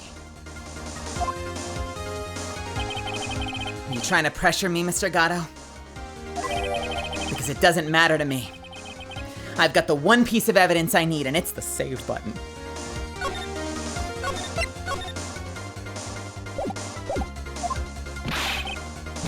Give me a break. You've got nothing, Trite. So what do I do at a time like this? It's simple. I've got to think outside the box and approach this from a different angle. All right then, Mr. Wright. Let's hear what you've got. There is one thing I've demonstrated in the previous cross-examination. The killer was wounded.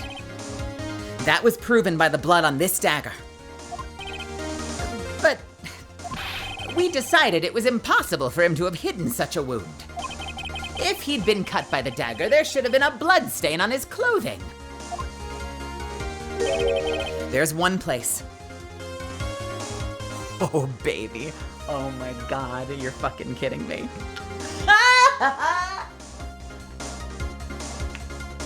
I'm so excited. There is one place. One place that the killer could have hidden his wound. What did you say? Hidden?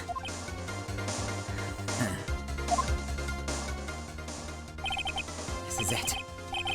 My last stand. I need to think about this from a different angle. I don't need to think about why there's no bloodstains on his clothing. I need to show how he hid the wound. It's the end of the line. The final stop, Trite. Let's hear what you've got. Where's the location where you say the killer The Hiller? Where's the location where you say the killer hid his wound? Wait, I need evidence for this shit? What the fuck? Do I just present him? Is it just him? Do I present his face? Just like him? I'm gonna try. Take that! Ah! I don't know what you're talking about. And frankly, I don't need to know. What I do know is that you'll never be half the lawyer she was. Isn't that right, Trite? What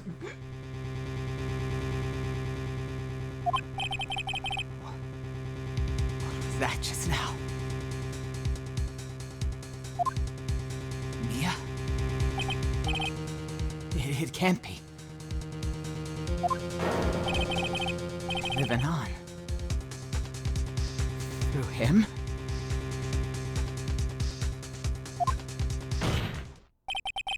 Even as we speak, you're still hiding that wound.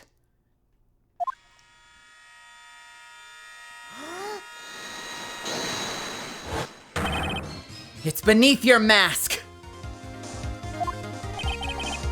During the fight, the red lights given off by the killer suddenly disappeared. Seconds later, the killer let out a scream. That's right, your mask went flying off your face! Mr. Gatto, would you mind removing your mask? If you have a dagger wound under there somewhere, then I'd say this whole case is solved.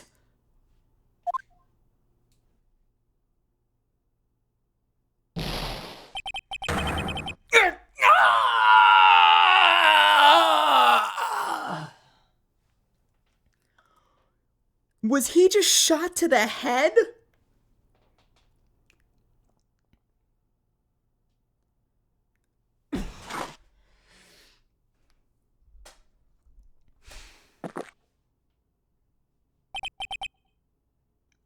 Just now.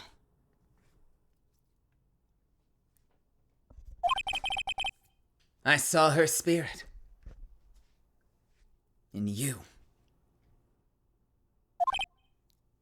Huh?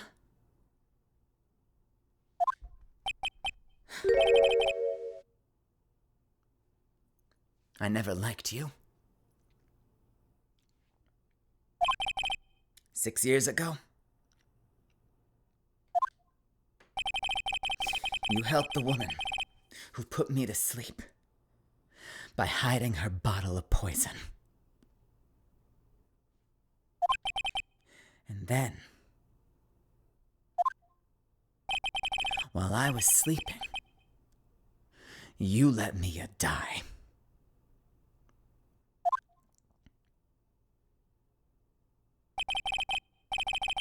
But you didn't care. You just kept on living your pathetic, happy-go-lucky life. You even had the nerve to follow in her footsteps as a lawyer.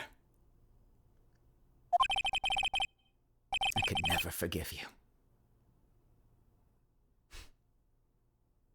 That's what I thought. Mr. Gatto.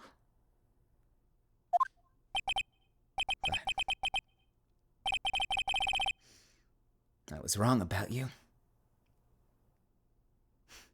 I knew it from the very beginning.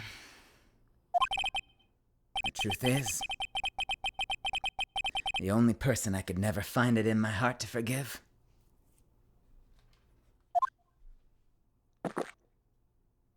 was me.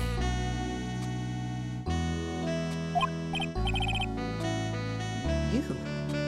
Yourself. I was the one. I was the one that failed to protect Mia. Me and no one else. I tried to avert my eyes from the truth, to escape the harshness of reality. I just couldn't face Mia's death head on.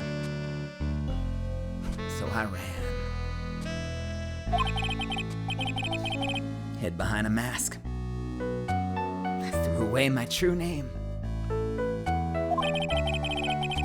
Couldn't even deal with being a defense attorney anymore, so I quit. But you saved Maya. That was my plan. Until just now, anyway. What do you mean?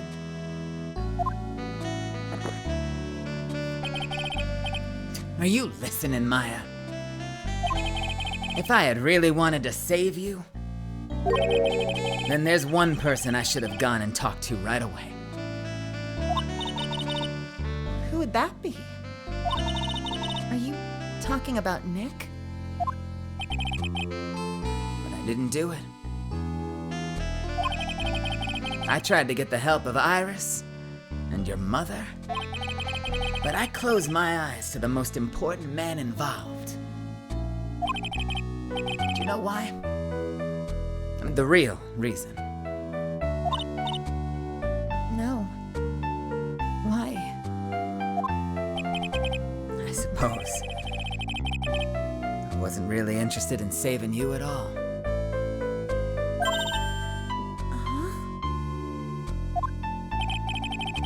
I think I was just trying to salvage what's left of my own broken soul. I was trying to make up for the fact that I couldn't save Maya. Nothing more. That's why I let you walk right into a situation I knew was dangerous.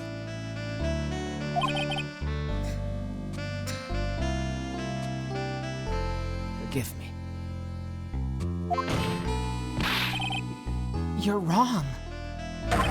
You put your life on the line to save Maya.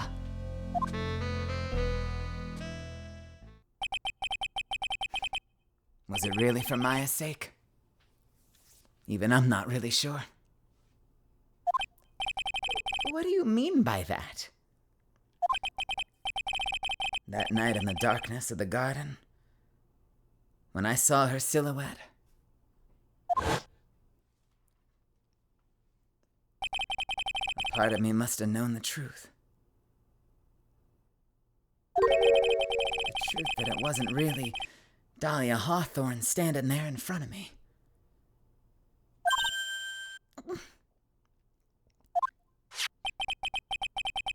It could have been Misty Faye, or even that little girl.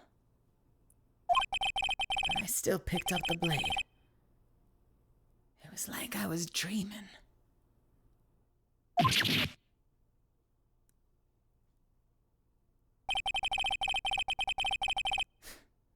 I'm not sure exactly what was going on in my head at that point. Was I really motivated by pure desire to protect Maya Faye? Or was it something else?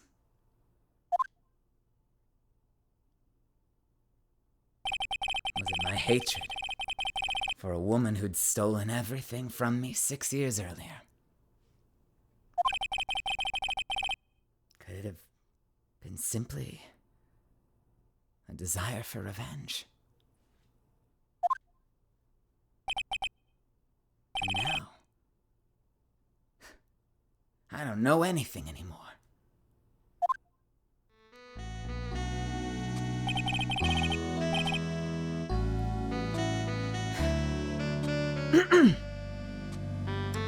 I did learn something today, however.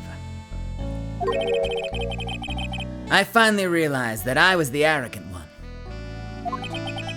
I was just chasing an illusion. A fantasy. The stupid fantasy of defeating you in the courtroom.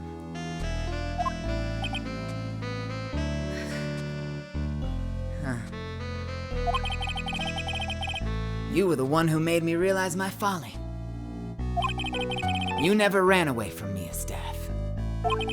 Instead, you picked up where she left off as a true defender of the people.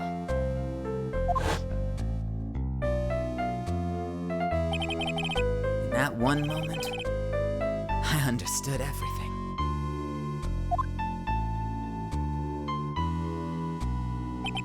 Mr. Gatto.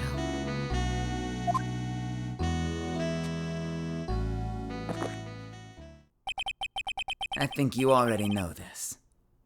But if you don't, my name is Diego Armando. Mr. Armando, I believe in you. I know you were trying to save me.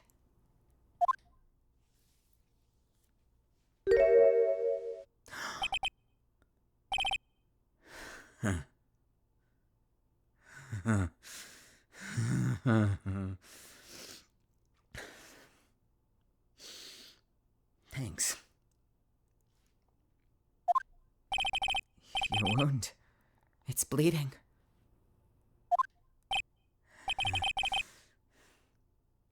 Did you forget already? In my world, the color red doesn't exist.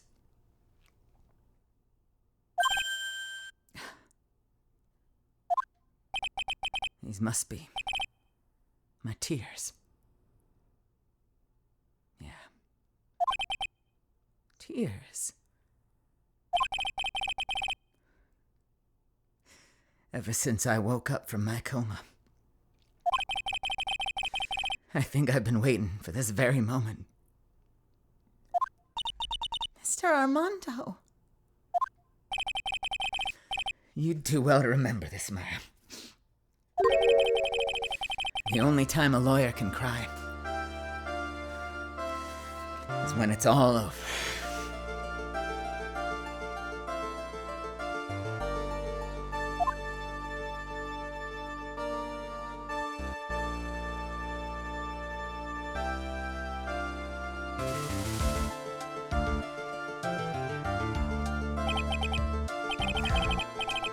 This time it really is over, isn't it?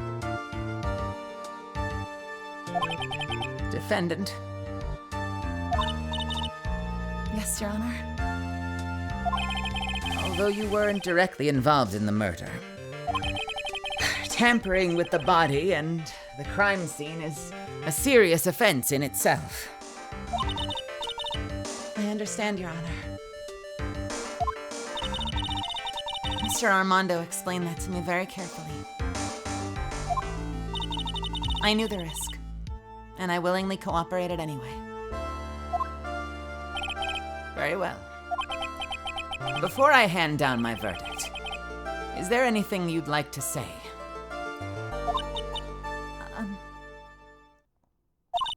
Well, there is one thing. I'd like to say something to Mr. Wright. I want to apologize to you.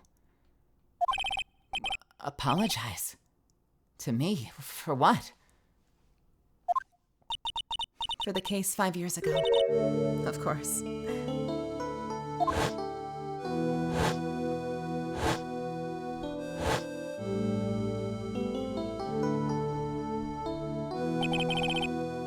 I just remembered. Weren't you poisoned by your own lover? Not exactly, but yeah, something like that. Even now, 5 years later, I can hardly believe it. She was gonna do it. She was planning to kill me.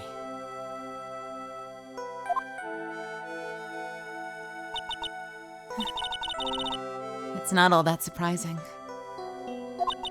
The two of you hardly knew each other. Huh? What do you mean? You and my sister. You only met twice. Huh? We only met twice. The first time you met was on that fateful day. The day she poisoned Mr. Armando in the cafeteria of this very courthouse. The next time you met her was 8 months later. You met her again on the day that she stole your cold medicine. And Doug Swallow was killed. No way. That can't be true. I mean, during our whole relationship, we were... For those 8 months, the woman that you thought was Dahlia Hawthorne wasn't actually my sister. It wasn't Dahlia.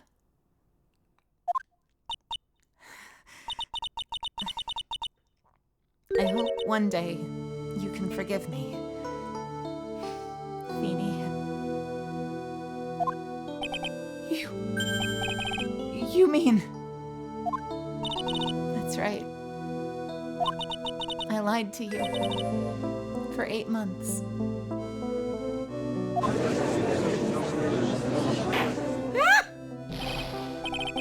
But why? Why would you do such a thing? This is some Shakespeare shit. Ever since she gave you the bottle that day, my sister was trying to get it back as soon as she possibly could. Because of the police investigation and their surveillance, she couldn't move about freely.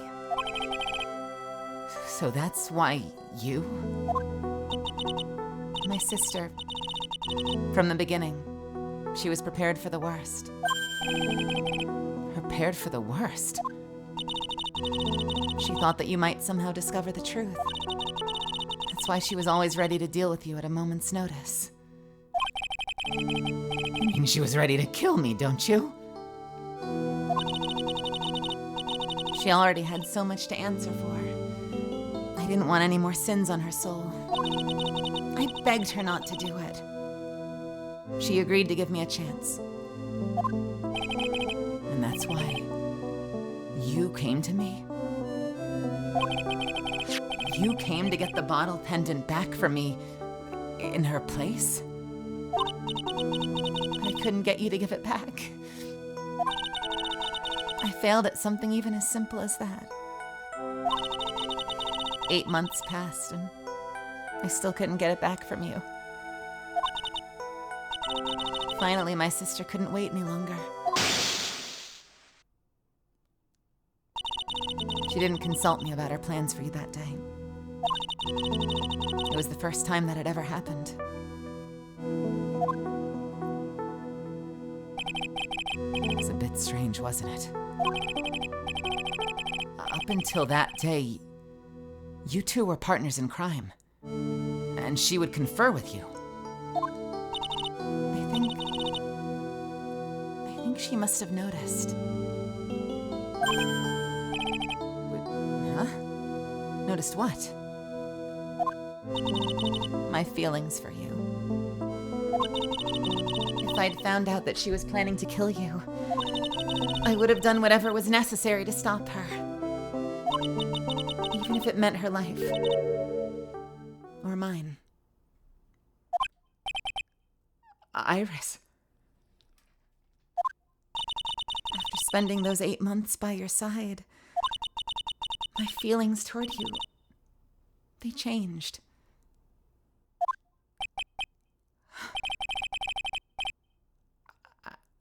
I have something to say to you, too.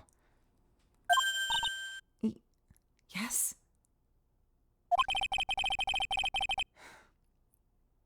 You really are the person I always thought you were. Even after Dahlia Hawthorne was found guilty. I still believed in you.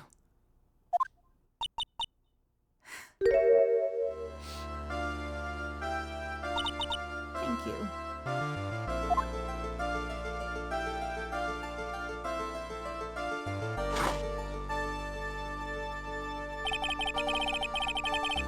How many cups of darkness have I drank over the years?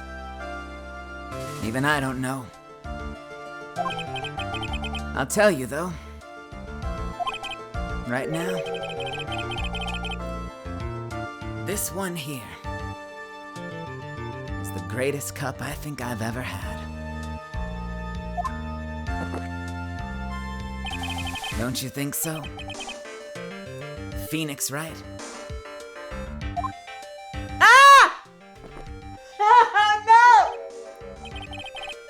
Yeah, I think you're right.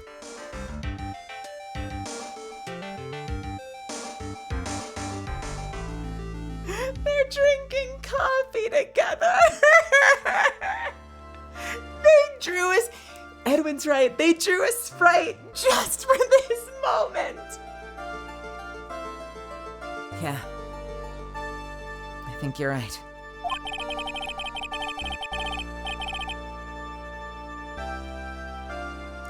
The purpose of this trial was to rule on the murder of the victim, Elise O'Nim. At some point, I expect you will be tried for your role as an accomplice in this case. I understand, Your Honor. Very well. On the charge of murder, I hereby find the defendant. Oh, thank you. Let's fucking go. Yes. Oh my God, it's been forever. Oh, thank God, we fucking did it. We did it. Court is now adjourned.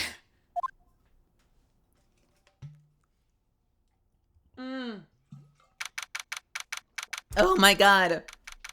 I can't believe we finally did it. I am so hungry right now.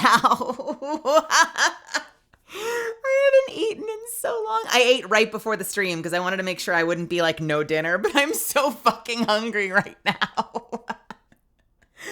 I'm going to take one more 3-minute break because we're about to hit an ad, and then we will wrap this up and I'll say goodnight with very, very little talk back at the end. I hope you understand. I'll see you in just a few minutes, okay?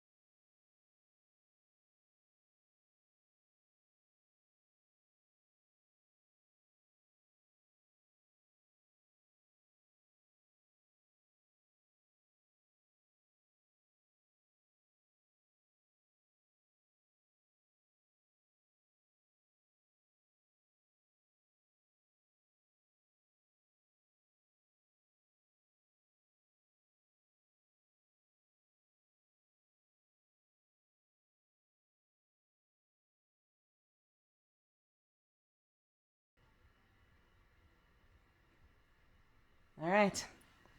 Here we are. Final stretch, guys. Hey, thank you so much for hanging in there with me. If you've been staying up for this, I appreciate you keeping me company tonight and being a part of this awesome performance. This stream, this Friday night performance thing means so much to me. It is exhausting. you never do a fucking 7-hour session, so my voice is ready to fucking collapse. But it means the world to me that I get to do this for you guys. So let's bring it home.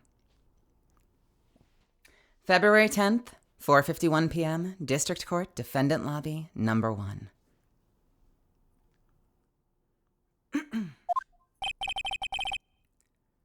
So I guess it's all over. The way everything ended. Was justice really served?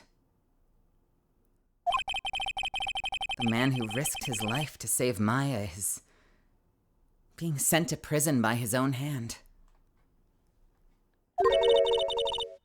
Of course justice was served.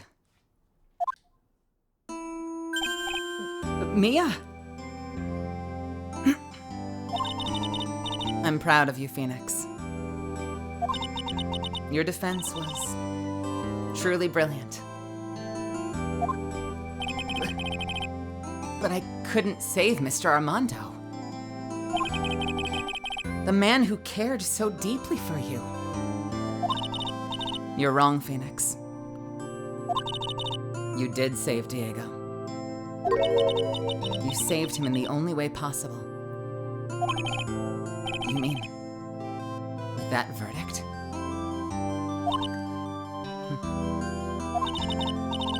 I think one day you'll understand too. Phoenix, I want you to remember one thing. You were as good out there today as any defense attorney could ever hope to be. There's nothing more you can learn from me.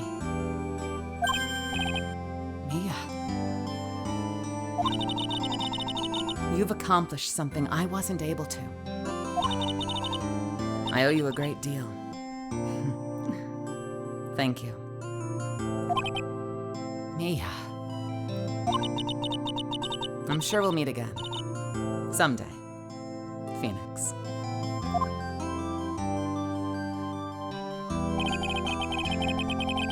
Hey, Jelly.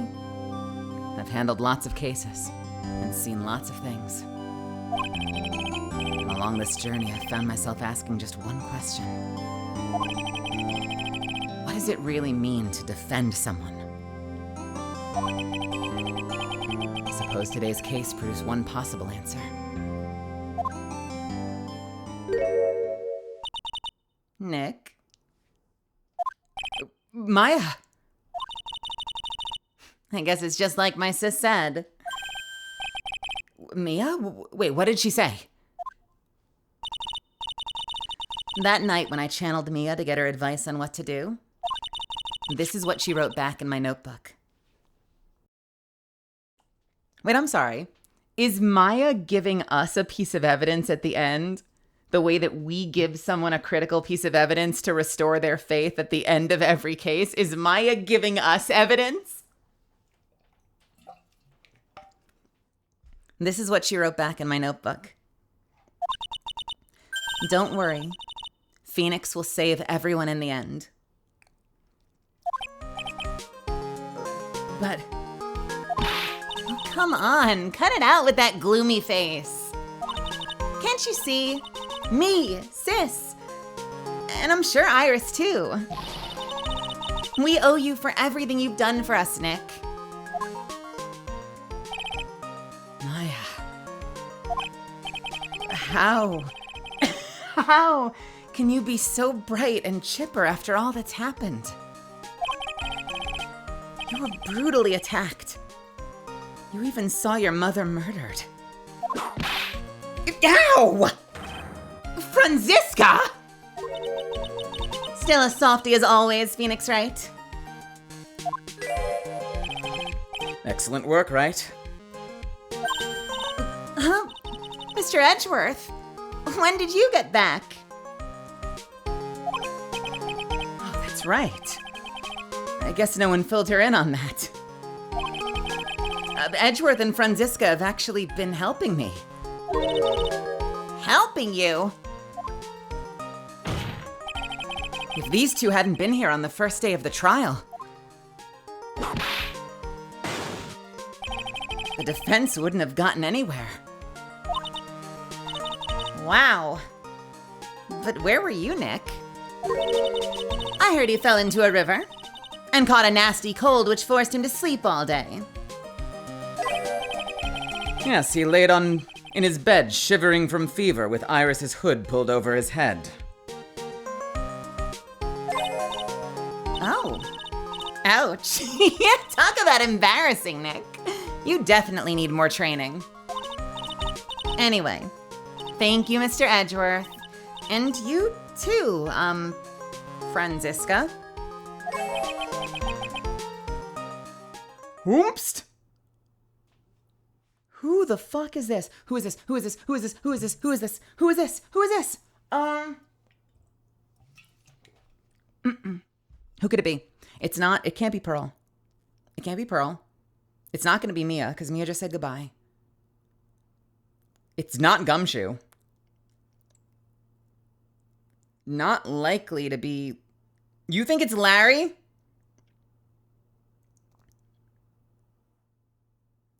You think it's... I'll try it.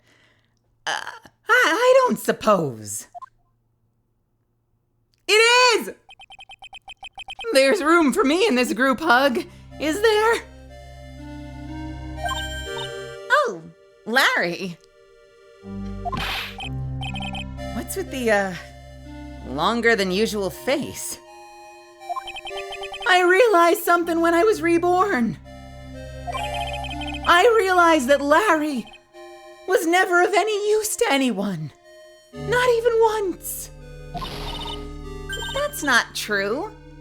Right, Nick? What? Wait, you're asking me? Well, Nick, is it true? I've got a place in this world, right? Uh-huh. Oh, yeah, of course. I knew it. Everyone would be better off if I was gone for good. No. Oh yeah. Those portraits you painted, they were really good. Isn't that right, Edgeworth? What? Me? Why are you making that face? Huh, Edgy? Oh, well, yes, indeed. It certainly can't say that they lack resemblance. Do you really mean it? What about you, Franzi? Did I draw you well too? Gah! My beauty can't possibly be captured by a mere crayon. That's a fucking bar. My beauty can't possibly be captured by a mere crayon. Claire.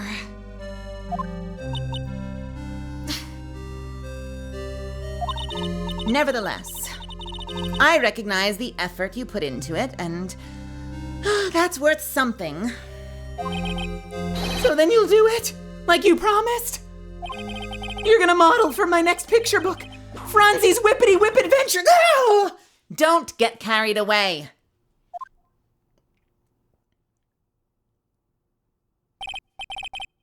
Well, how about that? I guess painting portraits is the only thing I'm good at. The painting of Pearl was pretty darn good too, if you ask me. Huh? Now that you mention it, I haven't seen her around. Pearls? Where could she have gone? Normally she would have made a beeline for Maya. Oh, I'll go look for her. Be right back.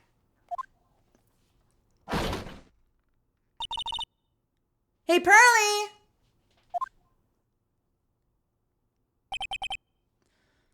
Right? You seem to be uncharacteristically puzzled. I suspect you're wondering how Maya can be so cheerful despite all that's happened. Yeah. To be honest, I can't understand it either. Franziska. I love that they're all all friends. He's like friends with Franziska now. After all of this, they're like buddies. How did he become friends with her? They're gonna get married, I swear to God. That's right. She lost her father fairly recently as well. I think I understand how she feels. Maya's a much wiser person than she appears. And I think she realizes something. Now is exactly the time when she needs to be as strong as she can. What do you mean by that? Like, now is exactly the time. Maya wasn't the only one that was badly wounded by this incident. In fact, there was someone that was hurt far more deeply than she. I believe it's for that person that Maya was trying her best. Someone who was hurt more deeply than Maya. Edgeworth, I think I'm starting to understand too. Ow! Well then tell me, Mr. Phoenix Wright. Who is Maya Fey being strong for? It's gotta be her, right? Take that! Pearl Fey. Poor kid. After all, the reason she worked so hard to follow these instructions was because she loved and believed in her mother, Morgan. It's for the good of the Fey clan. I'm sure she believed every last word. She thought she was doing it for Maya. That's why she was so happy. It shows how truly devoted she is to Maya. Oh. But it's a cruel irony that it was her exuberance that led to this tragedy. Maya Fey's mother was killed, and Maya herself was put into the deepest peril imaginable. That's exactly why Maya's putting on a brave face. She's doing it for Pearls. For her sake. Until she can see her smile again. Oh, hey! So this is where you all were. Wow, looks like we got quite the bunch in here today. Ow! What was that for, sir? Sorry about that, Scruffy. My whip just seems to have a mind of its own. What's up, Detective Gumshoe? You know, this and that. Anyway, congrats on your win. Hey, let's go out tonight, pal. Dinner's on me. My salary just sorta, kinda gone down by a teeny weeny bit, but it's alright. I made reservations at a first-class French restaurant. At a first-class French ristorante tonight. Ow! Pretty good work, Scruffy. That whip was your reward.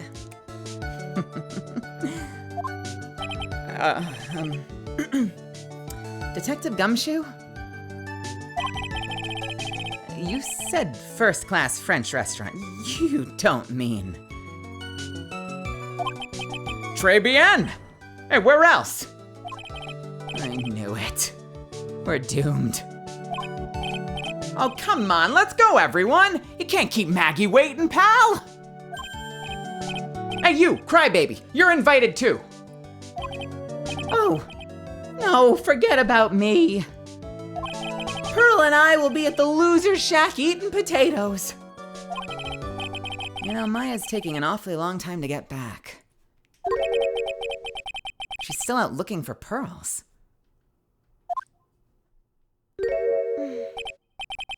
Oh, Maya. What's wrong?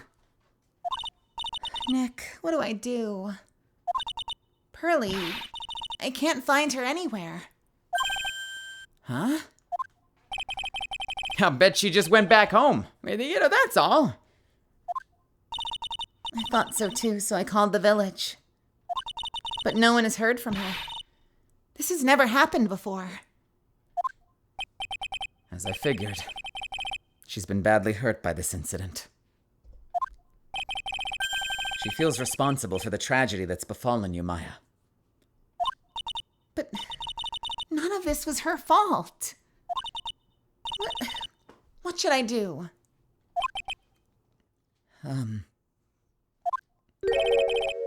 Detective Gumshoe?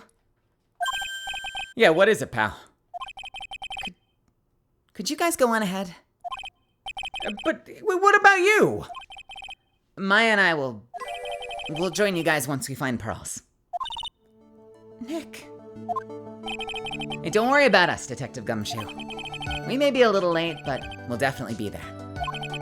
We have a lot of celebrating to do tonight, and I wouldn't miss it for the world.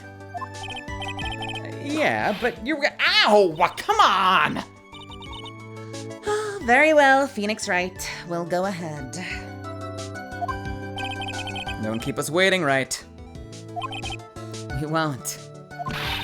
But where should we look? Where could Pearlie have gone?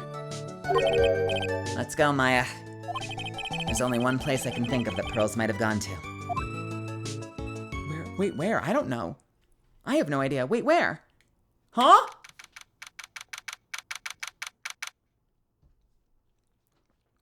Tell me she's cleaning the gravy off of the poster. February 10th, Hazakura Temple, main gate. Hazakura Temple? For pearls. I bet this is a very important place. After all, it's where the whole incident started. What's this? You're all back again so soon? Sister Bikini. I thought we'd be eating mashed potatoes alone tonight. So she's here? Pearlie is here? She's in the training hall. Why don't you hurry along and go see her? Okay. Fucking knew it. I fucking knew it. I fucking knew it. I fucking knew it. I fucking knew it. I fucking knew it. I fucking knew it. Pearlie's not here.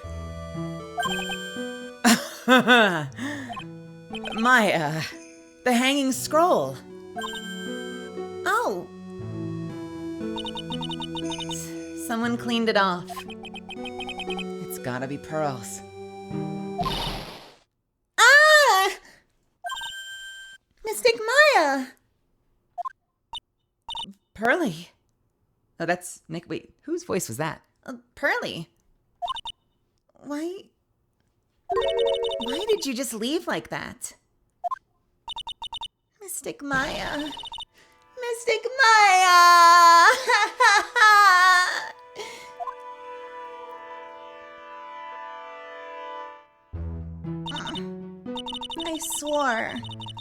I swore that I would never trouble the two of you again. Because it's all my fault that Mystic Maya's mother. That's why you came here? It's the least I could do to pray for your happiness. You don't have to do that, Pearlie. It wasn't your fault. You didn't do anything wrong. Of course, I'm sad that my mother's gone. But, how do I say this? I'm still happy. You don't have to lie just to make me feel better. No, really. It's true. The only reason I'm still here at all is thanks to everyone who was there for me. My sis, my mother, Mr. Armando, Nick, and you. If even one of you weren't there, I'm sure I wouldn't be alive right now. That's why I have to be strong. For all the people that were there for me when I needed them. That's all I can really do. Mystic Maya. I'm impressed. You truly are the daughter of Mystic Misty. Sister Bikini. Your mother, Mystic Misty, was a strong woman indeed. I want to tell you what she said to me that night. After dishonoring the good name of Corrine, I don't have the right to face my daughter. But still, Maya's always on my thoughts. It's true. She'll always be with me until the day I die.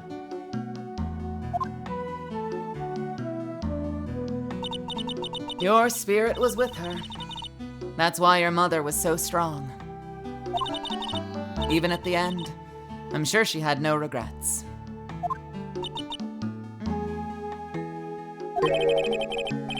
She'll always be with me until the day I die, huh?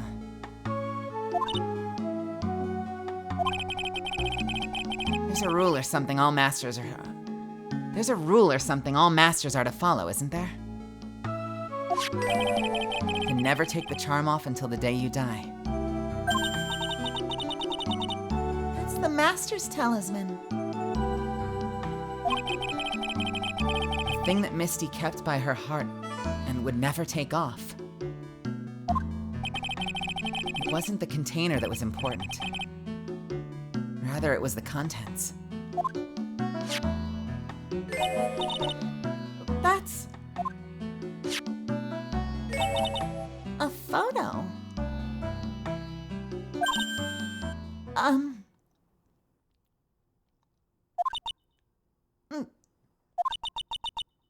Mother.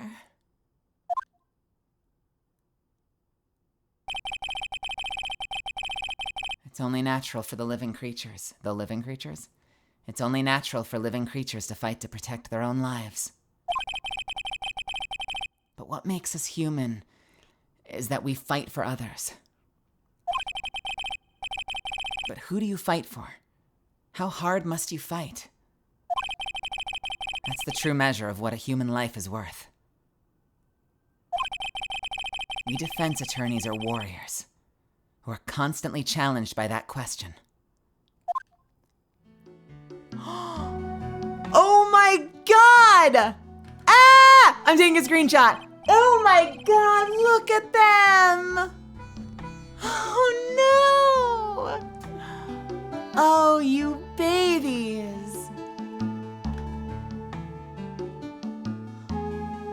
You have got to be kidding me.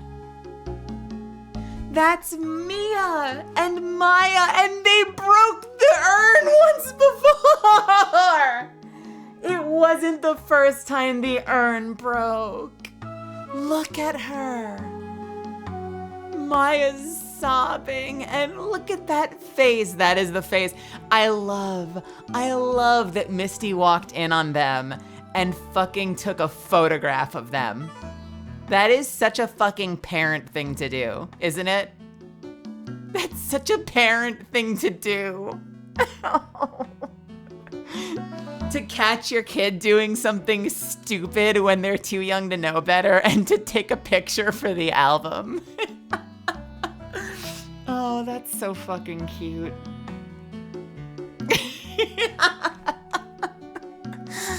Oh, I love it. This has gotta be the most precious picture I've seen in this game. Oh. Oh. Even when the battle is over and the bonds that connect us are severed, we always return. Time and time again. Mia, Maya, Pearls, Mr. Armando, and Maya's mother, too. I learned that from all of them.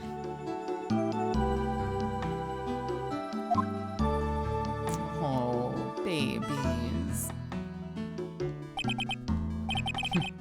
Well, shall we get going? Everyone's waiting.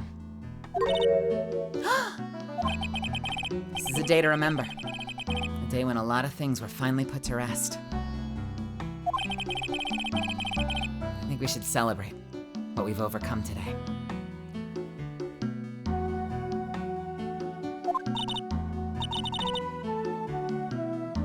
But I still can't.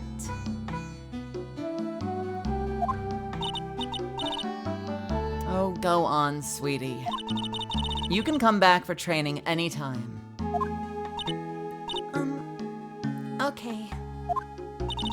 All right. I'm gonna make a brand new start too. Sister Bikini, I'll be back for more training. I promise. I know, and I won't go easy on you just because you're the future master. I'll make sure to prepare reservations for 3 for when you come back.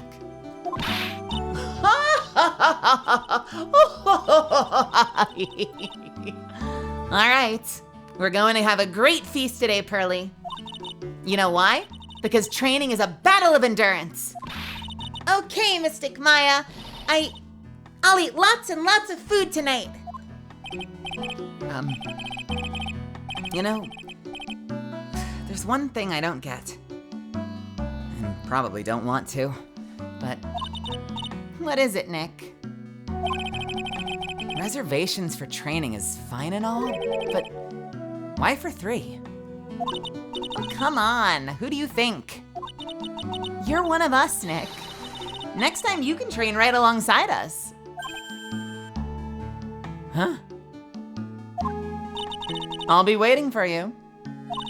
Sister Bikini will take special care of you. Huh? Huh? Oh, here it comes. It'll be great, Nick. We're gonna do the special course naturally. Huh? Huh? Huh? That's a great idea. After all, Mr. Nick, you'd do anything for Mystic Maya, wouldn't you? Even walk on hot coals, right? Let me try that again. Even walk on hot coals, right? We'll have a nice big meal right before we come next time, right, Nick? You know, I was wondering if I can say just one little thing.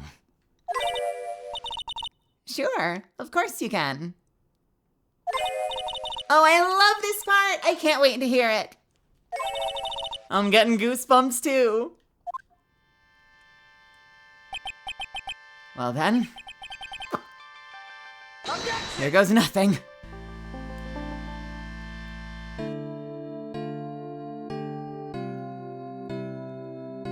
We did it. I really have to work extra hard now. Master of Corain and the office manager of Wright & Co. law offices. And I have to be a really good big sister to Pearly and Nick too. Well, as long as I'm not locked up or captured or something like that. Here we go, it's the gauntlet! It's the gauntlet, everyone! This is gonna be fucking hard. There's gonna be so many characters. So it's true, Mr. Nick is really Mystic Maya's knight in shining armor. He went through with the special course all the way to the end. Actually, I heard there's a legendary extra special ultra course here too. I think I'll surprise the two of them by making them a secret reservation.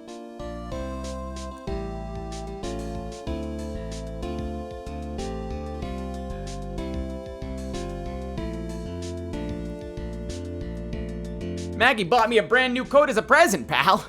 I feel 10 years younger. I'll never take it off. Yes, but somehow you just don't seem the same.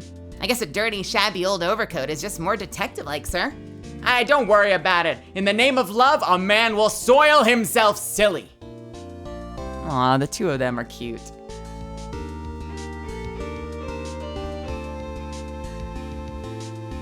Mr. Wright, I'm once again in your debt. Thanks to you, the Treasures of Corain exhibit was a great success. I even got to see Ms. Von Karma, who I hadn't seen in almost a year. She taught me how to use a whip, and said that I must show you what I've learned.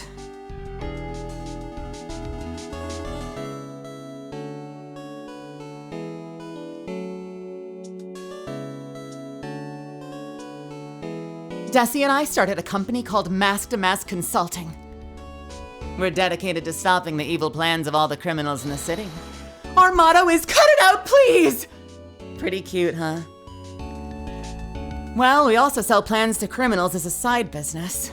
I wonder if that's okay. Sometimes I wonder if maybe we're the worst criminals of all. I mean, deep down when you think about it, maybe we're the villains of our own story here. I really have to think more about that. I wanted to show my appreciation to Mr. Wright for exterminating Don Tigre. So I lent him $500,000 in a tea set. A special thick tea, one I mixed With my own 2 hands, I bet he's drinking it now. Win through compromise.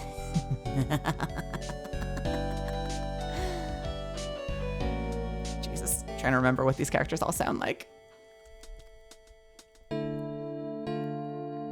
I'm just an old and in the way, a wrinkly, grumpy, clown-nosed waste of flesh. At least that's what I thought. But my grandkids had a birthday party for me the other day. Talk about embarrassing. 69 years old, I cried like a baby with a dirty diaper.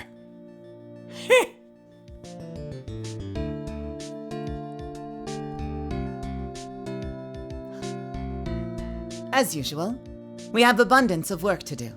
We've hired a new programmer to replace Glenn Elk. I do hope everyone will get along. His name is Adam Magda. As soon as I heard his name, I knew our brain circuits would align perfectly. That's hard. I can't do a spot-on, giant, super fast Zen. I'm sorry, I did my best. What the fuck? My, more reporters? Since the murder, we've made so much money, I hardly know what to do. I think magazines like us, because I provide such a nice, what the fuck? I can hardly wait for Iris to come back. Whoa! I totally missed that one.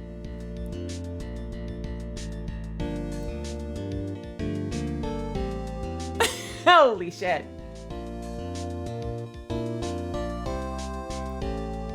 You've turned into such a respectable man, Feeny. It was so sweet of you and everyone else to come and visit me the other day. Of course, I was happy that you constantly had your eyes on me, but I kind of felt bad when the little one slapped you so hard you got a nosebleed. Super fast zoom Treya. Objection!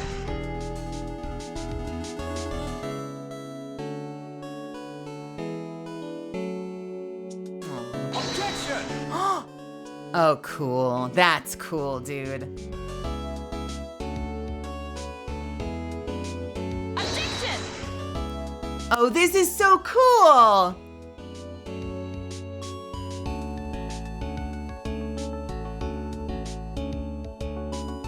Objection!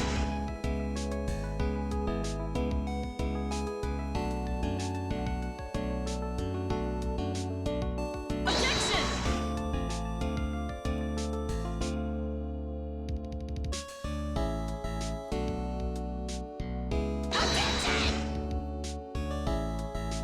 Are these the artists? Who are these people? Oh no, these are the voices that just screamed objection. Oh, that's cool. Yeah, I guess you forget those are voice actors sometimes. What's this? I'm back from a long, tiring vacation and no one's here to greet me? I guess while I was gone, my little whippersnapper buddy quit and now I've got, what kind of lonely, crazy security room is this supposed to be anyway? What with all the flashing lights and switches, I feel like some sort of space cadet. Now what am I gonna do with all these macadamia nuts I bought everyone? You know, back in my day, Edgy Poo, the boys used to come around and treat me well. They used to bring me flowers and chocolate, and now no one comes by anymore.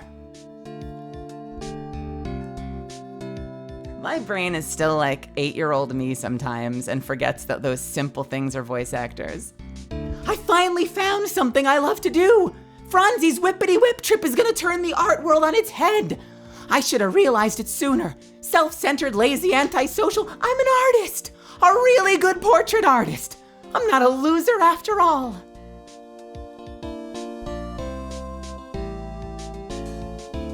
This is the best part. This is like the ultimate challenge. Oh, look at her. Oh my God, lady. Lady, what is that pose? You're spitting fire right now, Franziska. Oh, cute.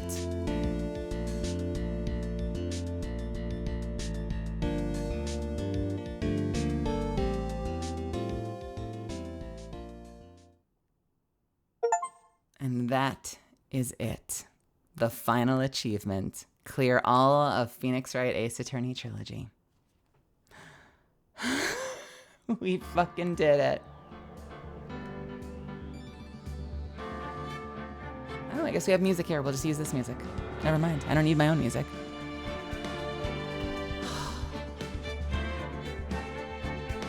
Thank you so much, everybody, for being here tonight for this. I did not intend to go until 3:30. I'm probably going to have to not have a snack. I'm fucking starving, but I should probably just wait until tomorrow. That's it. That is the entire Ace Attorney trilogy. I hope that you had fun. I hope that you have enjoyed this Friday series and are ready for the next one. Because starting probably next week, we're gonna jump into the Apollo Justice trilogy. And we will start a new series with a new protagonist. But this was the story of Phoenix Wright. And what a fucking journey it's been. This is the end of 7 months. We've been doing this for 7 months. And we finally wrapped it up. 7 months! Think about that for a second. And we've got a whole other title ahead of us. Thank you for being here. Thank you for supporting me. Thank you for cheering me on. Thank you for your reactions and for how much you guys seem to enjoy the stories and the immense amount of effort I put into these. My voice is utterly done, so I'm gonna go to bed. I may or may not stream tomorrow. I might take the whole weekend off. So if anything changes, you'll see it in the Discord. If you're brand new here, go ahead and throw me a follow. Join the Discord. That's where I post most of my stream announcements. It's right there on the screen right now. We're gonna go ahead and raid.